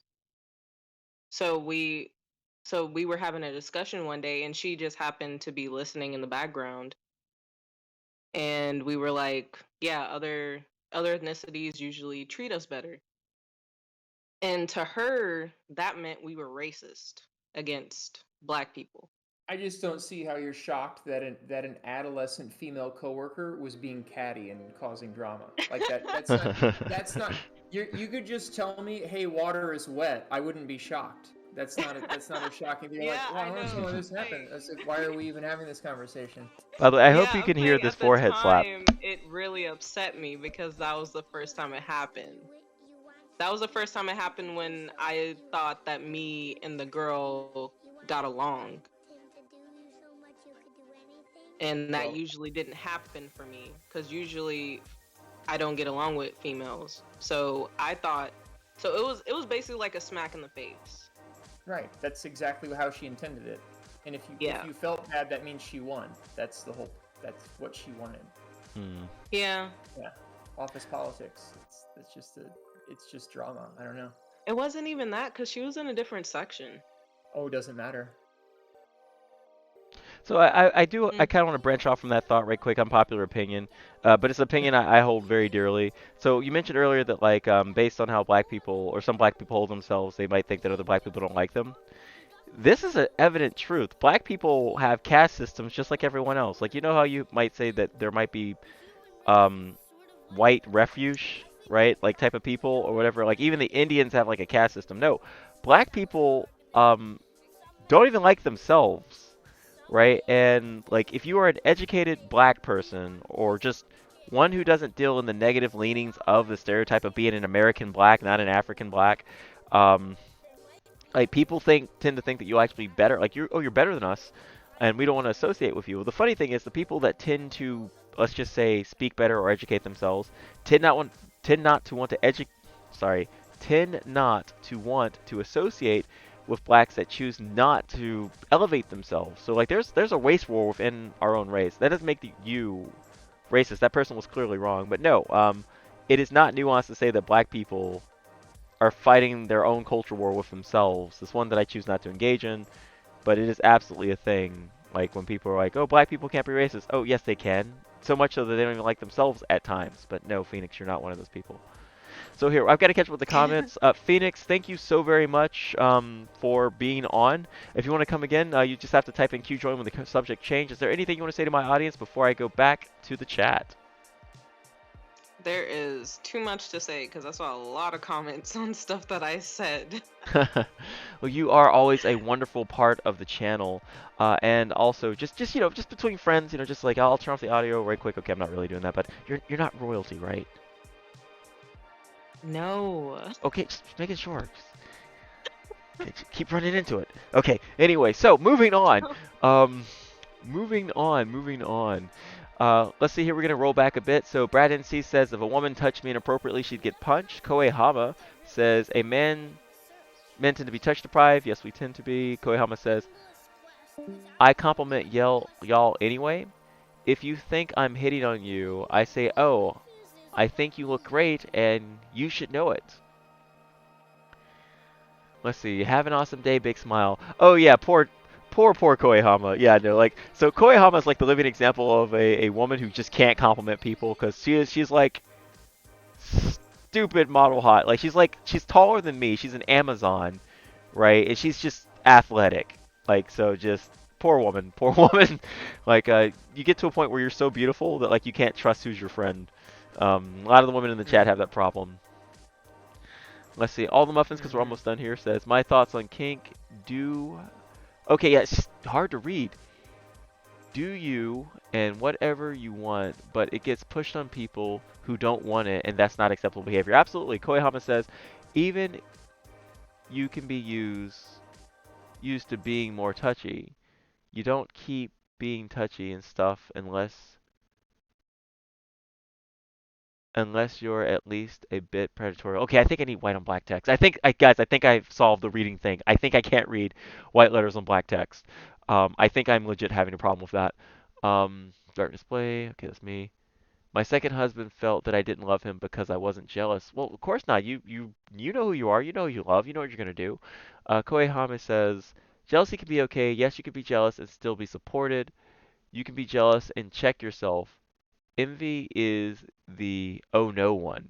Well, I tend to be positive. Like I look at it from like a third person, like it doesn't really affect me perspective. I guess I was envious once, but it was only when I was fat. Because I just noticed that like people treated you better when you were thin. Like Well, I don't think envy is a problem. I don't know. I don't think either of those are a problem. The way it was explained to me is that jealousy is like the fear you have of losing something, and envy is the fear you have of like wanting something. So like I wouldn't say so like if someone's in a relationship or whatnot and you're envious of them because they're dating someone you want to, you're envious of them, you're not jealous of them because you'd only be jealous of them if you were dating someone and you were afraid they were going to leave. I don't know, that's how it was explained to me. But that's not a bad explanation. It should make you envy should drive you to do better. That's the whole point. That's how I was taught envy. That's how my dad taught me envy. Envy was like, son, if you want something, you need to work for it. Like nobody's going to hand it to you. Right. Yeah. Yeah, and that's the thing. Is like, okay, envy. That's man. I wish I had the thing that guy has. Okay, well, I should figure out what he's doing to where he got that, and then I should get that. And jealousy is good. It's good for it's good to boost your ego when someone's jealous of you. Not being jealous of someone else. I remember reading, and actually I think it was in Modern Encyclopedia of Bodybuilding. Arnold Schwarzenegger had said, "Anyone can be pitied, but jealousy is earned." So wow, dude, that's if you make people. Of course, he was talking about his body. Like it's like people were jealous of his physique, and it's like, well, I earned this. But anyone can just be pitied. True, dude. You're a fixture now. I can't. Don't go do other podcasts, please. You're so inquisitive and interesting, and like really get balanced. I think me, you, and Brad are gonna make a good show. So oh yeah, I'm looking forward to it. Okay, so let's see what else we have here. So we're gonna move on to the next nice girls here. After this, I'm gonna probably go to bed. I understand. Is this the last one? Yeah, it is getting late. It's absolutely getting late. Is this the last one? Yeah. Oh well, if you're gonna go, we can call this the last one. I might stay on just a little bit longer, but even I have to go. Okay, can we get a zoom on that? That's really tiny. Oh boy. Okay, that's dog water.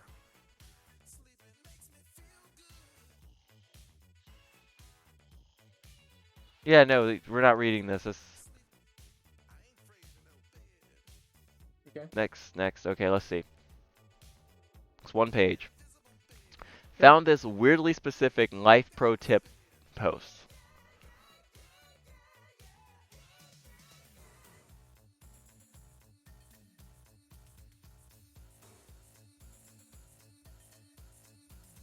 There we go. Make sure it's nice and seeable. There we go. Okay. So, life pro tip choice. And I'll read that in just a second, guys. I'll catch them in just a moment. Life pro tip. Always overpay sex workers. They will let you pretend like they are your significant other in front of your bully and give you a nice card on your birthday. Okay. Then somebody comments under this. Keep the tips. Keeping the tips. 30 points for videos. Hello and welcome to our Life Pro Tips. Please help us decide if this post is a good fit for the subreddit by up or down voting this comment. If you think this is a great advice to improve your life, please upvote. If you think it doesn't help you in any way, please downvote. If you don't care, leave it for others to decide. Okay, then there's a woman's comment here. Hi, I'm a woman, and the more I'm discovering about what's really going on in the world, is this my only hope to ever get laid? I am so beautiful, and I'm looking for a man that I love. But is this what you guys are all doing? You're all just fucking sex workers? Is this what I have to do to get some cock? Do I even have to sell my body? Is that what you really want? Turn every woman into a prostitute? Seriously? Serious question. Okay, so normally nice girls is when a girl freaks out because a guy did something. I don't think this post belongs here, but do you want to? I don't know what she's asking. Yeah, no, I don't either. That was just kind of blah. Okay, we'll move on to the next one, but no, not every woman is a sex worker. Like, I can say that I respect sex work to the extent of they want to do that. That's cool. It's not something I personally want to get involved in. Like, I don't want to come home to a sex worker personally. And if every woman was a sex worker, incels wouldn't exist. True. Oh, by the way, did you know there's a thing such as femcells, but they have entirely different problems? That's not a thing. What, a femcell? It's physically impossible. I have to admit that yes, it is significantly easier for women, but I'll go into it in another episode. But okay, we'll move on. But no, there's a reason why I want to bring up femcelldom. But no, you're right, because sorry girls, like I don't want to throw you under a bus. You could just go to a bar. Like, come on. It doesn't matter what a woman looks like. There's someone, because guys also, are like 20 times more likely to have a paraphilia or a fetish. So if some girl's got some weird skin condition or is morbidly obese or is a quadruple amputee or whatever, there's some guy who's like, that's my dream woman. Yes. And some guy is fetishizing it. I'm looking over at my set over here, but yes, that is very true. And again, girls, we get that you guys have preferences and that you want certain guys of certain types. All we're saying is that, yeah, incels aren't entitled to relationships, but come on, you could not try and get some. Let's just be honest. Okay, we're going to read up with the comments, and then we're going to try this next post here. Yeah. Supernova by Bars, thought you'd be here, hee hee. Belcree the Bard, when in doubt. Find me in darkness chat. Oh, Belcree, I love you. Thank you so very much. I just stay in my lane. I don't want to have anyone be jealous or envious of me. Well, then, I'm sorry, too late. Everyone was jealous of you at that freaking club. They wish they could fucking move like you. And, so, long story short, I went to a dance club with Phoenix Queen. It was a lot of fun. Somebody tried to grind against me, and I basically let them fall because I wasn't going to let them push against me. But no, jealous of you, great dancer. Belcree the Bard Heart, thank you for the support. And, well, okay. Just because I can doesn't mean I want to. Of course. Exactly. We'll go into that in another episode. So we got a post here. The post says, the hypocrisy is real. Repost because the names were not blurred out enough. Yeah, we do censorship here. And yeah, this is the last Nice Girls post. We're going to see the full image. There we go. Alright, so. r/nice guys. This guy on my Facebook constantly posts stuff like this and complains about women not liking him. Okay, this is a nice girl's post. This is a nice girl? This is a nice girl post, which means that the girl is more than likely the one being the aggressor. So she's complaining about something she saw in nice girls. Guys. Oh, okay. So then the way you phrased it, I thought. It is confusing, I know. So this is a nice girl's post about somebody who posted in Nice Guys. She's the one bitching. So it says here, the dating pool for young women is literally porn addicts, sensitive guys who have to perform constant emotional labor, narcissistic, if not sociopathic gym bros, emotionally Mm-hmm. distant manipulators, performative woke men who still treat women like shit. Mm-hmm. Oh my god. Okay, so the reason why nice I'm sure. I'm, guys, yeah, I'm that's sure there's more categories of guys than that because I yeah. don't fit in any of those categories. But No, you are your own special breed, my friend. yeah, Okay. there's probably like a million categories. But that's weird. I don't know. Okay. I gotta scroll back up. Gotta scroll back up because Phoenix Queen says I missed her comment, and I don't want to miss anyone's comment. Okay. So scrolling up. Oh shit. Okay, I missed a lot of comments actually. Okay, so I'm scrolling back. War says we throw shit at the other when we're jealous. So again, War, I'm sorry about if I didn't say that beforehand. Like I'm saying it now. We throw shit at the others when we're jealous. Second husband. There we go. Yeah, no, I said this statement. I just stay in my lane. I don't want to be. You want to be jealous of me. I treat people how I want to be treated. Having a goal keeps me from a lot of bad emotions. That's good. That's good. Okay, so thanks for the support. Okay, thank you for pointing out the fact that I missed that. So here's the problem with nice guys and nice girls. Nice guys, the people who post the nice guys, which are women and gay men, they get it. They get the point of the subreddit. I hate to say this, not every nice girl's post is on topic because who's posting in them? Lesbians and men. So just another swing and a miss. Um, another swing and a miss. Last one. Last one. Here we go. This is the one. Okay, we're gonna open this up. Gonna open this in a new tab. And let's see what we got. Let's see what we got. Okay. So this woman here is a picture of her. And it says, let me tell y'all some. If I find one more motherfucker trying to use my boyfriend as a therapist, I'ma piss some people off by exposing your ass. The only people that can sent to him is me and his friends. If you not his friend, Jesus Christ, and you pull that shit, I won't hesitate. So she's basically saying, don't talk to my boyfriend about your problems. Um, to have you not only blocked, but exposed to, or worse.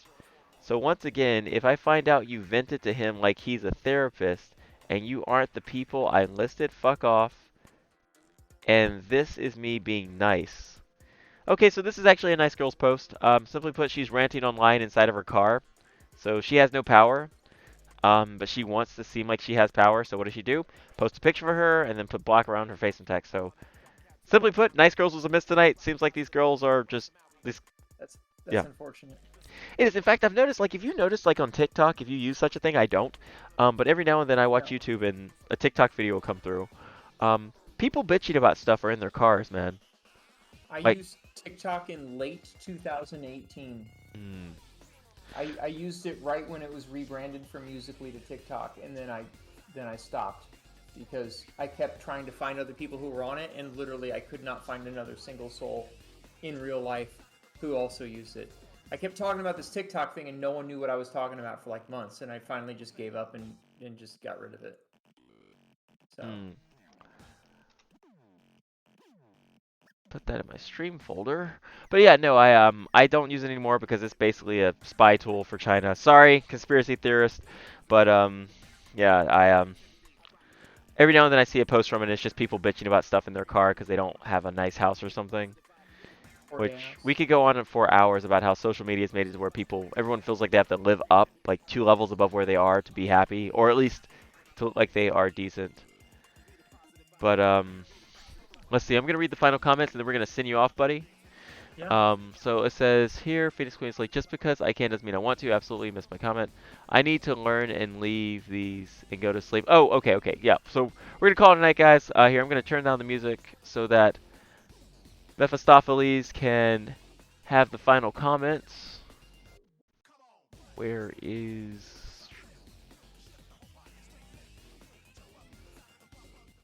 There we go. All right, buddy. So we have talked about kink culture. We've talked about dating in kink. You've changed my perspective. You've given me wonderful perspectives on dating, nice guys and nice girls. You've let me know about yourself. Is there anything you want to say to the audience before we sign off tonight? I, I mean, you've been great. I don't know. There's only been a little bit of a VC participation, Mm. and I didn't actually get the link to the chat until later on, so I wasn't seeing all the comments to begin with at first. So I apologize for that. Hmm. But it's been a fantastic. I did not expect it to go this well. This was phenomenal. I look forward to doing this again if you'll have me. I will absolutely have you. I need somebody from the outside looking in with a clear head who's not just horny. It's good to have. You have been an inquisitive, worldly, and eclectic member of my community, and I'll be more than happy to have you on again. Thanks for throwing that thesaurus at me. I appreciate it. Yes, but you've been great. You've been utterly great. And Phoenix Queen says, "Yep, definitely are in their cars yelling at their windscreens." Yeah, no, like if anyone ever says like, "Dude, look at this video. Somebody's making a good point." I'm like, "Are they in their cars?" Like, "Yeah, but no, no, no, no. If they're in their fucking car, no, no. Like I just can't respect them. They're just yelling at the sky." I mean, at least they own a car. There's that. Okay, I guess. no, I'll I give you that. mean, I'll give you that. Yeah, no, that is on point. That is on point. You make a marvelous point. See, that's why I think you're going to be wonderful for this weekly podcast. I won't always be able to have you, but like what I mean by that is I'm going to want you constantly, but you're busy and I know you are. But when you can get on, I'd love to have you. I appreciate it. I could just see a bunch of like broke 20 somethings who just like hang outside of a gas station and record TikTok videos where they're just leaning against the brick wall of an alleyway because they don't have a car. It could be worse. It It could could be always worse. be worse. It could be worse. Yes, you know what? Okay, yeah, you got me. It could You be got worse. me. Okay, so here, before you go, last one. It's no, it's longer than I thought. Okay, good night, my friend. Hey guys, say good night to Mephistopheles. If you want to reach out to him, he will make himself available when he's ready. Um, like, do you want to be reached out to? Yeah, I'll hit you up with some contact information in on Discord. Jeez, Phoenix Queen's like, or they're borrowing a friend's car. Yeah, it could be freaking worse. Um, like Scrub by TLC. Jeez, that song. Jeez, like, and the thing is, I used to be not like the bad, like I wasn't like a guy using a woman or anything, but I didn't like the song with the Scrubs would go, I don't want no scrubs, and I'd be like, well, I'm not a jerk, but I don't have any of that stuff either. But all right, good night, guys. Good night. I'm gonna stay on for a little bit. I'm gonna read this last Nice Girls, um, and we're gonna let Miss Mephistopheles go. He's been utterly Awesome. wonderful. Good night. Good night. Yeah, you guys get some rest. It's late. Like we all gotta wake up in the morning. So I'm gonna quickly Yeah, go over this. this was fantastic. I really did enjoy this, and I hope that next time I'm on, I can answer some more questions from everyone. If anyone has any questions about whatever relationship advice, kink stuff, investments, I I don't know, think you name it, I think name their it. first question is gonna be, what is a vacuum tube? Ooh. Oh, you mean a vacuum bed? Yeah. Ooh. Ooh, showing. I mean, I should do a show and tell. D- yeah. No, we're cool. We're an adult channel. Yeah, that's fine. Fantastic. We are an Okay. adult channel. Yeah. All right. So Good night. all right. So guys, hang on. We're gonna rate a friend right quick. I'm just gonna check out this last Nice Girls. There we go. Okay. So let's check out this final Nice Girls. See if there's anything here. If not, we're gonna rate a friend. Open image, a new tab. Bang. All right. So let's see what we have here. So it's r/relationships. And the title was Paying for Love. It says here, only pay if he agrees to have me as his girlfriend on Facebook. Let's see, how do I go about doing this? How much money is too much? How much is not enough? Okay, it's r/relationships. Let's see, someone comments, not meaning to be harsh, and this is coming from a good place, but take that money and spend it on the gym membership and therapy. Also, do some charity work. When you start feeling good enough about yourself, everything else will fall in place. Well, that's nice. That's awfully nice for him to say, because she's like, I have to pay for love. I have to pay to be with somebody. And this person here is saying, oh, well, just don't pay for this guy to spend time with you. Just work on yourself. A lot of where sleep. That's it. So another guy here says, there we go. Telling me to lose weight and become attractive for you is never coming from a good place. I don't give a flying fuck if you think that I'm too fat for you or not.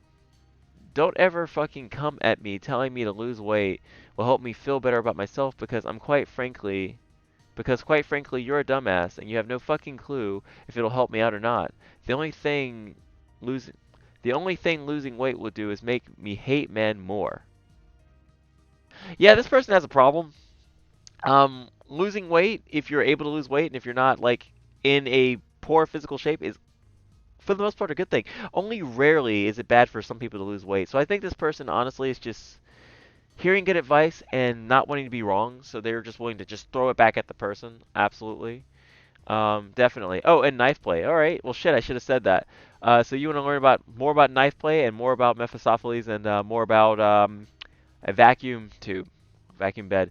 So yeah, it'll be great.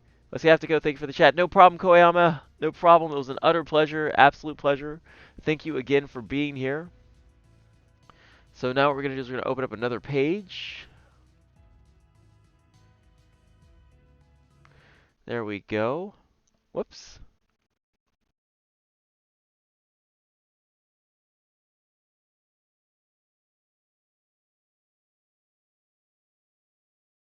Sorry guys, I'm gonna sneeze.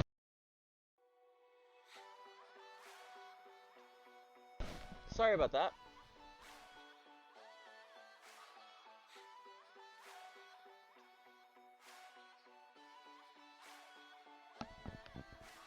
See if we can fix that right quick.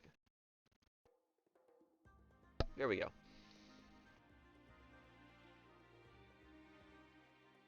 Well, at least she has high self-esteem, which is good. That's good. I think it's good that she has high self-esteem. I'm just saying, like, to lose weight will make me hate men more. I don't understand the context of that, but it is kind of weird. But, like, for the most part, for most people, losing weight is normally a good thing. A majority of Americans, we're the fattest. Like, I think we're the fattest country, or one of the fattest countries. We're really unhealthy. So, I think the first guy was like, oh, you know, just do a good thing. Don't spend the money on the guy. And this woman, I think, honestly, was just kind of seeing a reflection of herself. And just needed to shout and, like, get that out. Let's see. I want to know about it, but definitely not do it. Guess it depends on what he says. Oh, well, you know, Mephistopheles is a really, really interesting person. I think you're going to definitely enjoy whatever he has to say. Absolutely. Here, let's go back to that Twitch thing. Wrong page.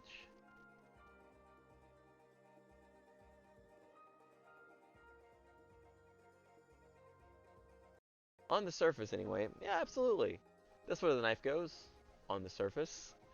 But yeah, so far, Nice Girls has been a bust other than this one post, because I guess girls don't always lose it. A lot of guys do sometimes too. But guys, we got a great channel here for you tonight for you guys that are definitely hanging around. Their name is Saltiest of Squids. They are thoroughly, thoroughly entertaining. And I think you guys are going to thoroughly enjoy his company. So definitely stick around if you feel like having some background noise to definitely watch. It is a fun time. It really, really is. He's a very, very interesting channel. And he might even be using his avatar tonight. So again, just let us know. Next week, we're going to be doing, again, more kink stuff, more relationship stuff, and double standards of both men and women. It's been an utter pleasure. Oh, and here, let me, Okay, so, if anyone wants to get in contact with Mephistopheles, his profile name is Mephistopheles, _ Mephistopheles. But I cannot, okay, what I can do is, let me see here. What I can do is I can do this. So for anyone wanting to get in contact with Mephistopheles, here you go.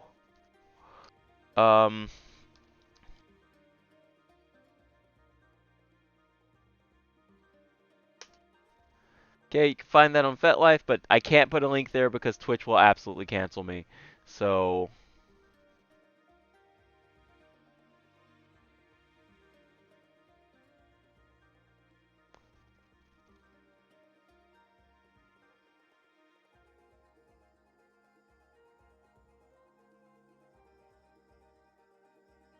there we go. It's playing RimWorld. So again, guys, you guys have been absolutely great. Like I've absolutely loved what this show has become, where this show started, and like where it's going. It is definitely, definitely like I wasn't expecting for it to get this far. I absolutely was not expecting for it to get this far. So I'm really happy that you guys have definitely stuck around. But here, let's show some love. Stick around, and good night, guys.